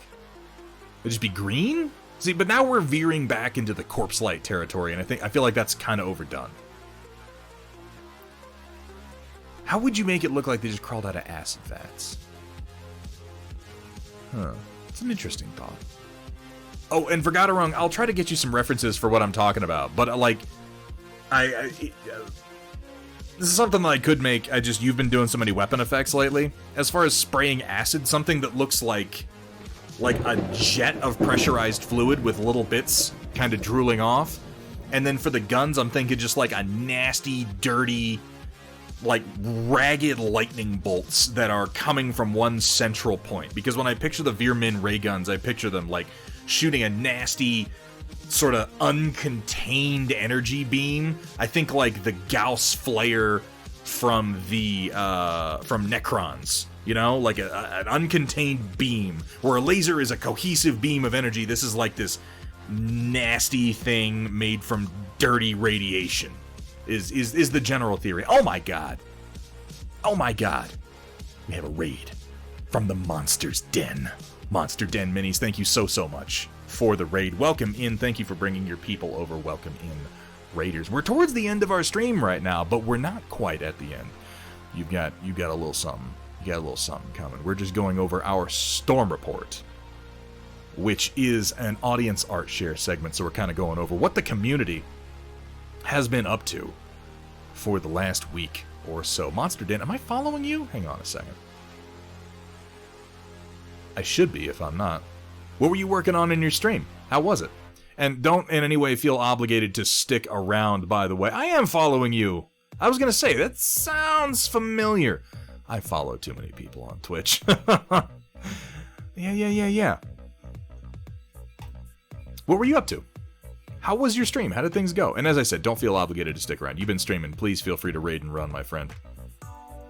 Working on Warlord Kong from Scale Bro. Interesting. How's that going? Skeletons with indescribable fluids. If you can't describe the fluids, how are you going to paint them? I can't describe it, but I'm going to choose a color for it anyway. As soon as you choose a color, you're technically describing the fluid. You have to think this through, Gimishkar. All right, let's see what we've got up next, because it's from Punished. Think, my 8th Ghost Regiment Lance I just finished. Lots of freehand, lots of panel shading done the same way one would do a Zenithal highlight. With the base, I decided to go with an iron-rich ground like you would see in parts of Australia. Oh, okay. So orange with a red dry brush. Was going to do some world building about the Panther pilot, but was too long, so deleted it. Oh, well that's okay. That's alright anyway. Sometimes all you really need the world building for is that little spark of inspiration that you gotta run with. It's a color from outer space. We've been over this. No.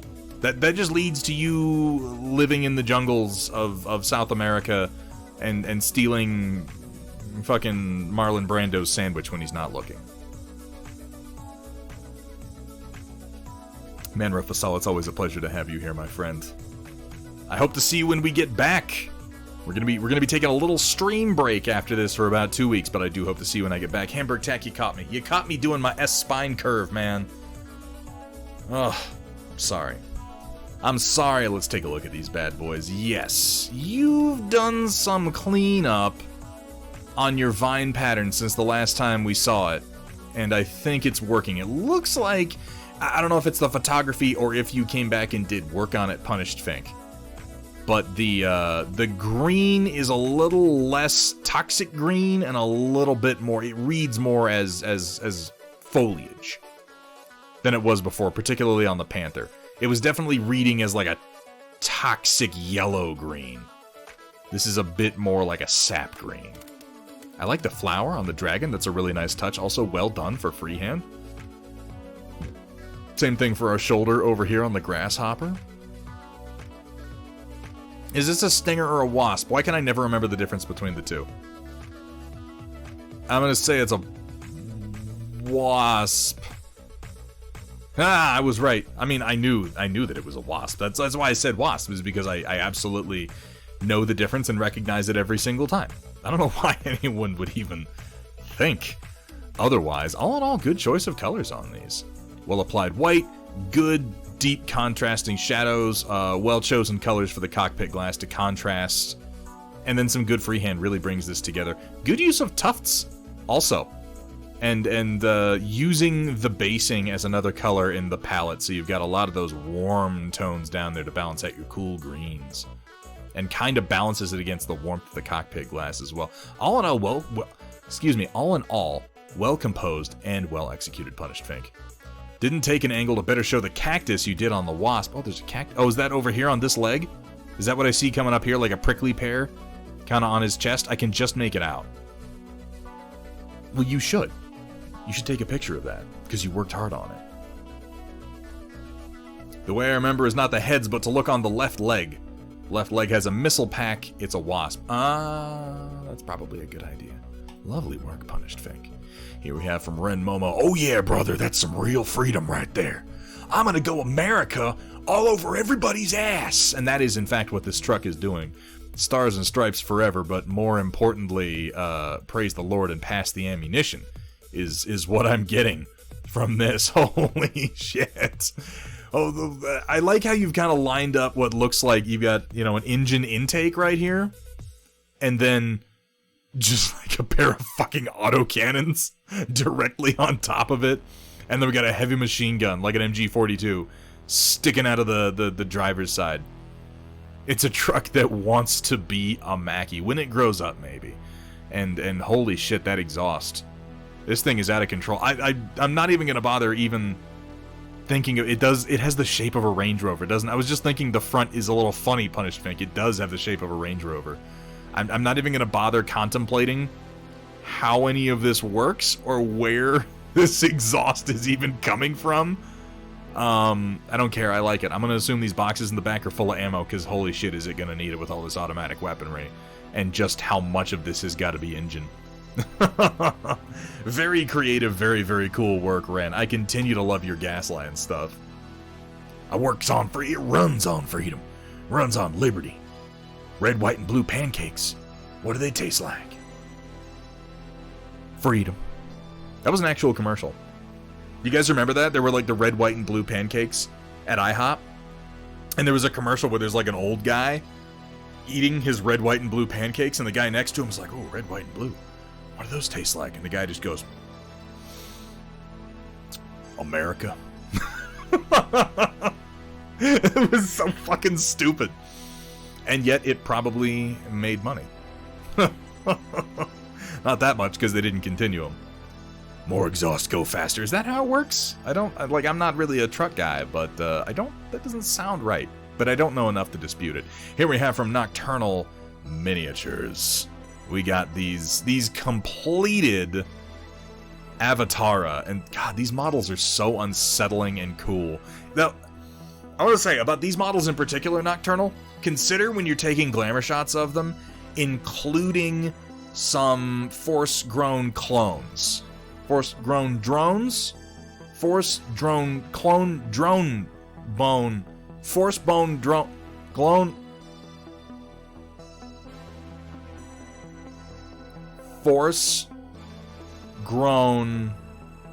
drones. Yes, that's what they're called. Stop it, Ren. God damn it. Consider putting one or two of them in the picture with them, just because it helps to sell the scale of what we're looking at. Because if you're not familiar with these models, you're tempted to think, oh, this is the size of infantry because of how spindly and humanoid they are. But you put in a human-sized model, and then you sort of get the impression of how big they're actually meant to be, of how terrifyingly long-reached they are with those awful bone glaives of theirs. Yeah, it's the grunts. There you go. Ren, thank you so much for hanging out, and thank you for your submissions. And I hope to see you when we come back from the stream break. All in all, really nice work on these. I like the blood on the glaives, and as I said, I continue to love your use of the pink and the teal. Good work on the basing. Just adds interest. We got some tufts, we got some texture, we got some rocks. All the basics, all the hits, all the classics, all the good ones. Nicely done, Nocturnal. All ready for war. Get him out there and kick some ass. Here we have from Lore Friendly. Wait, these aren't Necrons. I needed a break, so I glued up all the Malifaux models I got a while back. Oh my god. Marcus core box plus the Arcane Effigy / Emissary box, because the Chimera faction is neat and steampunk bull. I like Malifaux. I do. I feel for you assembling these models. Malifaux has some of the nicest models. Like, as in some of the just best crafted styrene models I've ever seen. And also some of the most, like, infuriatingly fiddly assemblies I have ever worked with. I have never come quite so close to breaking styrene models as I have on the several forces of Malifaux that I've built, but they're really nice. They have really cool poses, they're very dynamic, they have really evocative details, and they take paint really well. They're incredibly well designed. Oh yes, Metalcore Collectibles, absolutely. They're like, I would build Tyrant legs all day long before I went back and built more of my, like, Children of December models. I have a Children of December Force for Malifaux that I painted a long time ago, and I have a few models that I never finished for it. But, I've broken... They have, like harpoons, and they're so fucking tiny and spindly, and then there's, like, these ice dancer ladies who are, like, booby ladies, but they, like, slide along the ground on ice like Iceman from Days of Future Past. And, oh my god, they're such a pain in the ass to build. Ooh. Also, the judges. There are these judge models. They're like Ghost Rider, but they've got big, sweet, wide-brimmed hats, and they're all, like, jumping over caskets, and they've got, like, flaming trails coming off of their revolvers and their skull heads. And they're, like, so fiddly and spindly, and the parts are so small. Gorgeous sculpts. Huge pain in the ass to build. Yeah. Good game, too. I should probably mention that at some point. Malifaux has a fun setting and interesting and unique mechanics. I like the way they use a deck of standard playing cards instead of rolling dice. So, you know, it's like rolling a number, but the pool of numbers you have is limited and predictable to some degree. And I actually had a lot of fun playing Malifaux a couple of years ago. I haven't played for a while. Here we have from Gimishkar. Found this in that sketchbook I found. Your mention of Dead Space in chat. What if the Thing had a face that was its own? Like the Thing? Oh my god. Yeah. Considering we don't know what the Thing looked like at all. Oh, it's teeny. We never really knew if the Thing has a primary form or if it just has a conglomeration of parts it's taken from others. This is awful. Like, all of this is awful and upsetting, but somehow this goofy little grin you've put up here, Gimishkar. I like the claw, though. That's a nice touch. And, like, a human torso sort of hanging off with its arms and everything. It definitely does remind me of Dead Space, particularly with the big claw arms reaching up out of the back. That's very much like the slashers from Dead Space with the blades that grow out of their hands. I dig it. Currently looking for my manfish. I don't know what that means. I don't know that I want to. Definitely over-engineered. One of the earlier CAD design models, and they went crazy. Yeah, no, they're over-engineered. Teeny tiny little parts, and like kind of a pain in the ass to cut out of the sprue sometimes because the parts are so tiny and difficult to figure out where they even go on the model. Imagine a fish with man parts on it. I don't want to. I'm not going to imagine that because eventually you're going to find it, and then I'm going to have to accept whatever it is that comes out of your imagination. Here we have from Cyber Knight, Magnatorius Maximus, our very own Metalcore Collectibles. Sale is over. Worked on this a bit today as sort of a palate cleanser, given everything going on the last few weeks for me. This is the Cathode Militia Mech. While small at only 30 to 35 tons, its 2 medium lasers, 2 SRM2s, and a trio of machine guns make it a fairly flexible machine. That's not bad. Even just 2 MLAS is nothing to sniff at. SRM2s can certainly do a little bit of damage in there, and the trio of machine guns at close enough range, I mean, all those together is a decent amount of damage that's not going to overheat terribly. Make it a fairly flexible machine with moderate firepower at 694 movement profile, a 694 movement profile. I can speak English. Keep it sitting fairly mobile, while a near max armor makes it about as tough as possible. So Militia Mech makes sense. It's just a nasty little grunt beast. I like... It reminds me of a tank being hull down. I like the cockpit being just so low set in its shoulders, so the pilot is kind of like peeking up over the chest armor. It particularly makes sense for a mech that's designed to be piloted by people who probably aren't the most technically proficient pilots. Like, they can make it walk, but they're not gonna make it dance. It is a shame that it doesn't have a dick flamer. Every mech should have a dick flamer. Come on, Metalcore. What are you doing? Where is our I'm gonna pee fire on you? What militia mech is complete without that? I like the SRM2s, actually. They kind of make me think of like how they're arranged on the Toad. It's like a bigger version of the Elemental. I dig it. Really cool work on that. And folks, hit !metalcore in chat for me. Somebody please get that link up there. Guys, go check out Metalcore Collectibles. Is that sale still going on, by the way? I know it's been working out for you, but people, go put eyes on Metalcore Collectibles collection. Because not just really excellently done physical models for your 6mm sci-fi needs, but also now STLs. You can print these things at home. It ended on Thursday. Okay, it has come to a close. But even without a sale on, the value over there is hard to argue with. If you're into well, you know, I read a lot of things, Project Dark Fox. And some things I don't. But definitely go check it out. Let's see what we got here from Semi-Serious Nerd. Oh my god, it is completed. It is completed and I'm excited. Had to delete the base to post the finished Demogorgon. Took about 70 hours of work and it's finally done. Also, to talk about it a bit, the scheme came from the lore where the Demogorgon's lair in D&D is a mix of lush jungle and vast ocean, so I wanted to have the color of pale flesh after being in the water for too long. Oh, he's a big raisin! But I also wanted it to have that greenish-blue color to make it look like it's somehow still able to camouflage into its lair. Ugh. I buy that. Yeah, it's kind of clammy, right? Like, ugh. Seems like it's probably all wet. Like if you touched it, it would be like spongy, like your hand would kind of sink into it a little bit. Why am I thinking about that? That's a disgusting thought. Because then you get to these nasty bits, and God, I love how you did the sort of livid red flesh going into the yellow of the spines that look so ragged and dirty. I mean, this is a great model. This is a great model, which certainly helps. Any good paint job is helped by being on an excellently designed, conceived, printed figure. But on top of that, you've done so much to then, like, this is a great example of sculptor and painter sort of working with each other, whether they do it consciously or not. You've done a lot of work to bring out those details that are already a part of the model, particularly the musculature. You've done your own texturing on it to really sell the kind of rippling, nasty flesh. I love the variation in color. With your explanation, I definitely like the idea that it's kind of waterlogged, you know? A little, like I said, a little pruny. It's a big raisin. Nasty, livid tongues coming out. Ugh. The jaws of death.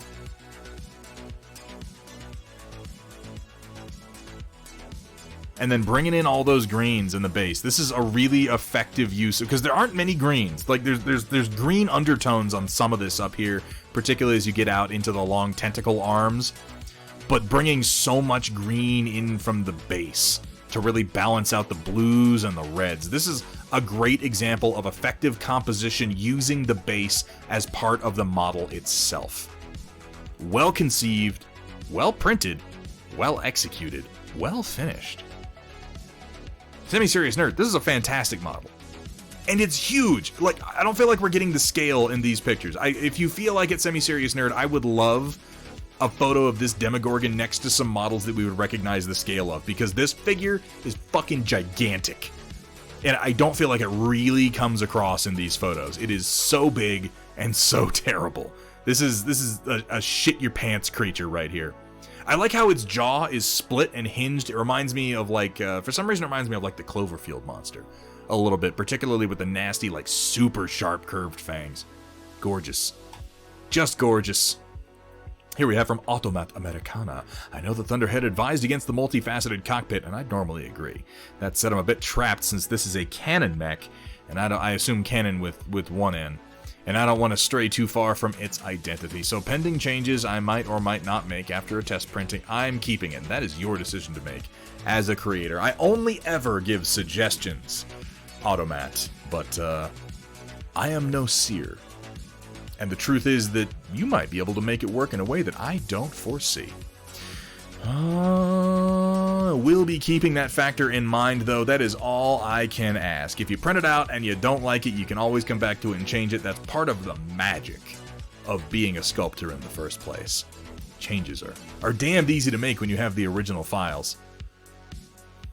I like the missile packs. Overall, I like the shape of this. I like the kind of shellback raised bits that you've done here, the kind of vents over the shoulders. I'm not familiar with the mech, but I'm very curious to see the rest of it come together. Sumitha, do you know what it is? Is it a Strider? Link it up. I want to see it. I don't recognize it, but I'm curious what the rest of it's going to look like. Here we have from Journeyman Paint Hour. Playing around with my new and improved photo box. Ooh, he's going with the black velvet. I love the black velvet. Found this chess set at the yearly flea market.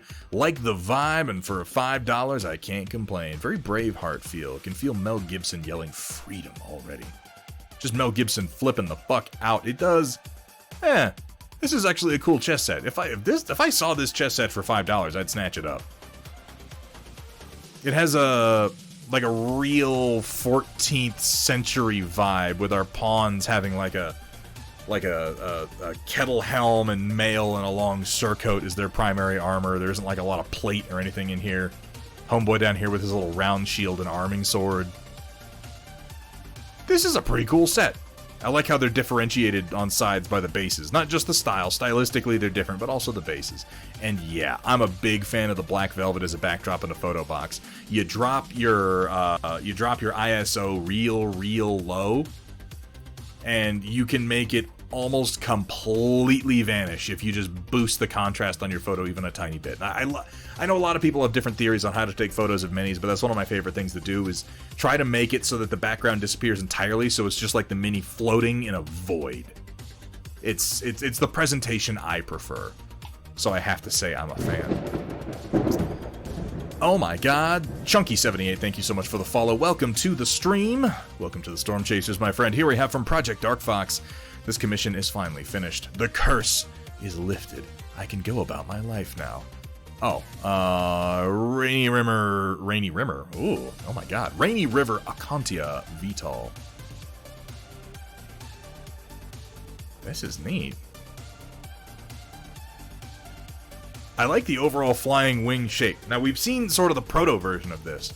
Special delivery. Airmail. Oh, no, wait, that's Double Dragon. Sorry. Happy birthday. A series of puns about how these explosives we're giving you are gifts. Aw, you know I like your style. You know I like your style, Project Dark Fox. I particularly like the way you did the glass up here on the cockpit. Nice and chunky. I really feel like your work... Now, we've obviously worked together before on a few things, PDF. Your work is particularly amenable to 3D printing and 3D modeling because you nail those chunky details. Really, really well done. I'm gonna have to drag you in. I'm gonna have to drag you into my Magma Complex project. I could feed you some 3D models if you felt like sketching on. I'm just saying. You've got plenty of work to do, and technically I do have several pieces of art for you that I still need to sculpt. So maybe I should shut my fucking mouth and sculpt those first. Come to think of it, that's what I'm gonna do. This is damn cool though, and this will be available soon, yeah, from Rainy River Designs. Which, of course, you can always hit ! Rainy River in chat to get a link over there. Check it out. They got great acrylic paints, they got washes, they got overlays, they got glazes, they've got blocking, they've even got models. And also Thunderhead Studio merch, which I don't really push all that much, but, you know, you can have a t-shirt with my name on it, and who doesn't want that? Who doesn't want that? Yeah. Well, I could fire... You know what? I'll talk to you later about that PDF. I'm always in need of concept artwork. Should be up by next weekend. Fucking exciting. Fucking exciting. When somebody hit ! Rainy River in chat for me, I would appreciate that. Here we have from Sumitha. Don't have anything really to show, so for a good, fun, and sort of silly note to end the night on. This was something I found particularly amusing given my recent experiences in writing. Or a Thunderhead can be AFK long enough for multiple posts to go in after this, but hey, I try. Well, yeah, you know, I did that just for you. You always could have deleted it and reposted it. You chose not to. That's on you. When anyone insists a character can't be both feminine and badass, I'm just like, I swear by my pretty floral bonnet, I will end you. I don't do a good Mal Reynolds, do I? I'm no Nathan Fillion, but I do love Malcolm Reynolds as a character. This really is just such a time and a place. Oh my god, guys, you remember when Firefly was coming out and we were watching it? That changed television, arguably for the worse, in the long run.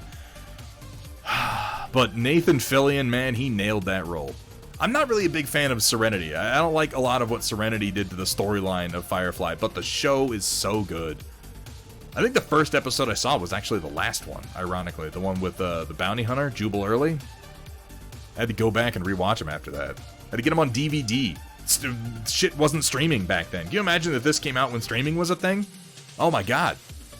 It would have gotten 3 seasons on Netflix, and then it would have been totally ruined and canceled with an open-ended storyline. I guess in retrospect, I'm glad it came out when it did. We can pretend it ended there, and the rest of this is a dream sequence, Sumitha. Just think of it that way. Here we have from Vergaderong. Laid out my preliminary choices for the rest of the Cretans and Davions. I have some new Trinity City bases printing up, and have to pick out a light or 2 to print. Javelin, maybe? The idea is 4 of each weight class to start, for good variety.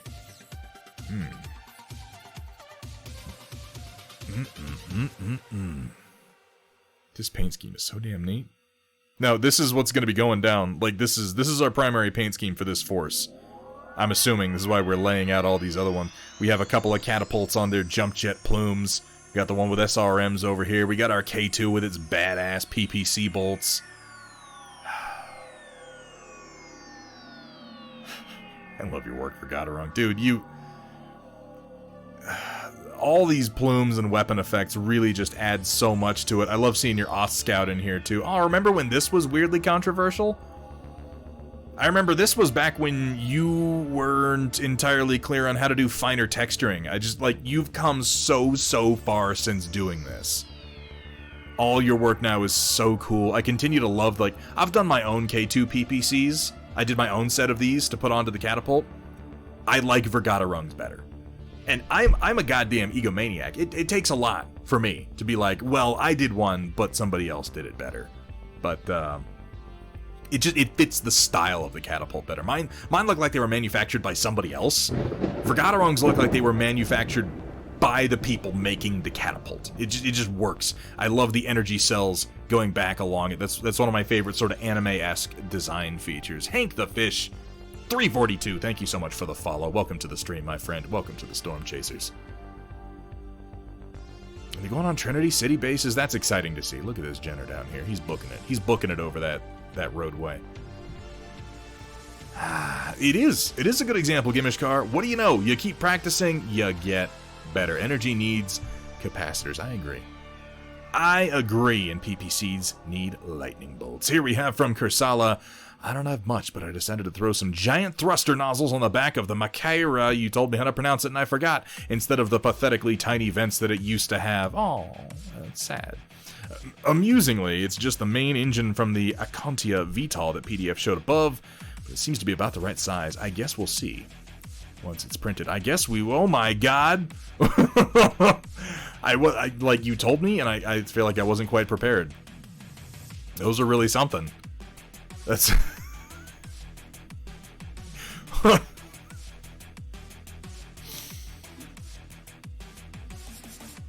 Them's be some big fart tubes. Yeah, no, I agree. That's talk about exhaust. Holy shit. Yeah, this is such an overall cool mech design. I really like the sort of equidistant four-toed design. It's unnatural, and I guess that's what's appealing about it to me. Like, there are so many examples of mechs using essentially biomimicry for their design, and this is really, really unnatural and mechanical.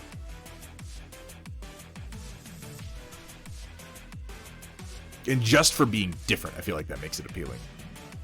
Looks like it'd fit right in with the first wave of Omnimechs we saw in 35th. Yeah, right? It's like it was made by the same people who initially did your Cougars and your Mad Cats. Because the clan design has gone in an interesting direction since then. Looks like an upside-down HG V-twin engine, and I love it. It fitted in RoboCop. It does have an Ed 209 look to it, doesn't it? I am now authorized to use physical force. And then, like, 20 minutes of gunfire follow. Poor Mr. McKinney. Poor Mr. McKinney Kursala, wonderful work on that. And another good example of, like, just keep practicing. You just keep practicing and design like this. It's not too far out of reach, folks. But that's going to bring us to the end of the Storm Report and the end of tonight's stream.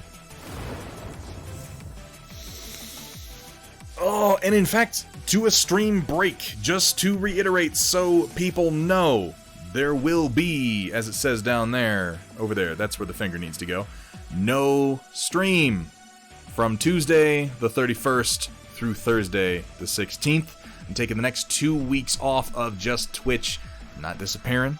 I will still be on primarily Discord. I'm going to be trying to kind of stay, like, I'm going to probably post to Instagram, but I'm not going to look at anything. So please don't be offended if I don't like any of your posts for the next 2 weeks. I'm just trying to, like, scoop my brain out of the cesspit of social media for a little while and get back on a good design kick, see how productive I can be, try to center myself a little bit, because I'll tell you what, folks, we got a lot of work ahead of us this summer as far as painting, printing, and design goes.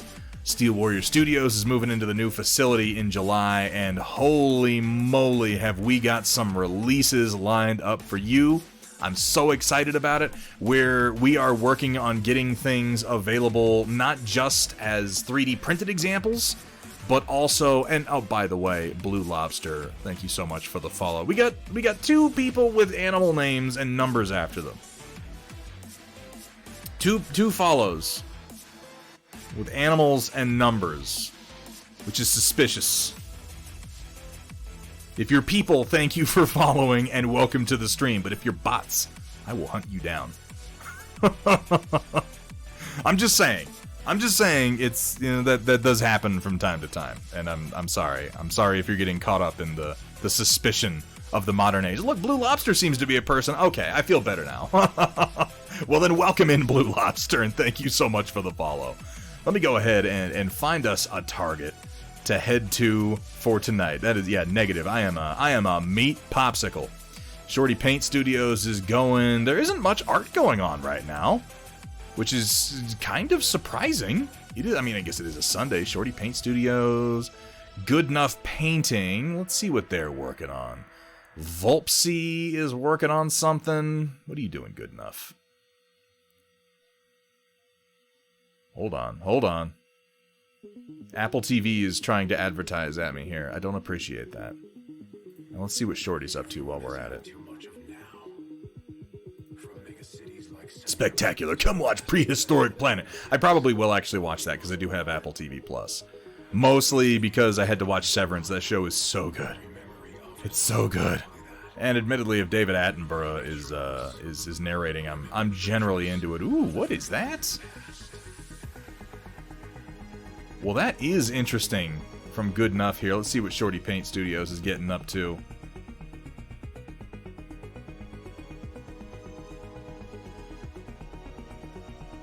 That appears to be some kind of dwarf man. This giant that Good Enough is working on is interesting. I'm not really sure what it's from.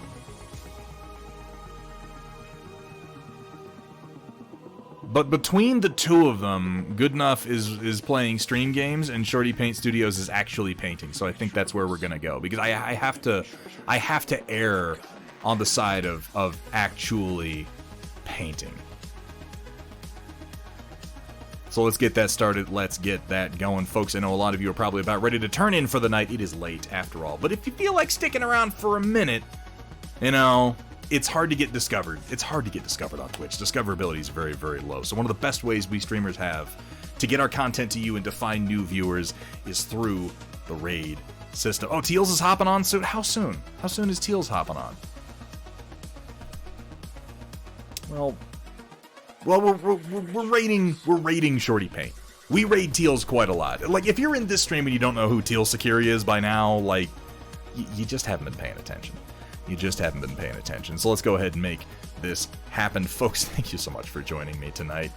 I don't want to close this out with any sense of finality, because we're just taking a short break to get some work done, but it does feel a little bit like a parting, doesn't it? Even if it's just for a little while. But fear not, we'll be back, and in greater numbers. Well, no, in the same numbers, but with more models at the very least. And hopefully I'll have this terrain set done and I'll be able to show it off by next time. But seriously, guys, thank you so much for posting to the Storm Report. I love seeing your work. I'm going to post some stuff about the Storm Report when we get back. I'm not going to open it up immediately. There's going to be some stipulations. I want to see some special stuff from you. I'm running out of time. Mods, thank you guys so much. Until next time, folks, I mean, keep on painting. From megacities like Central to the vast and desolate outlands, nobody wants more of it. How it used to feel is what the people want. And Rememory offers us exactly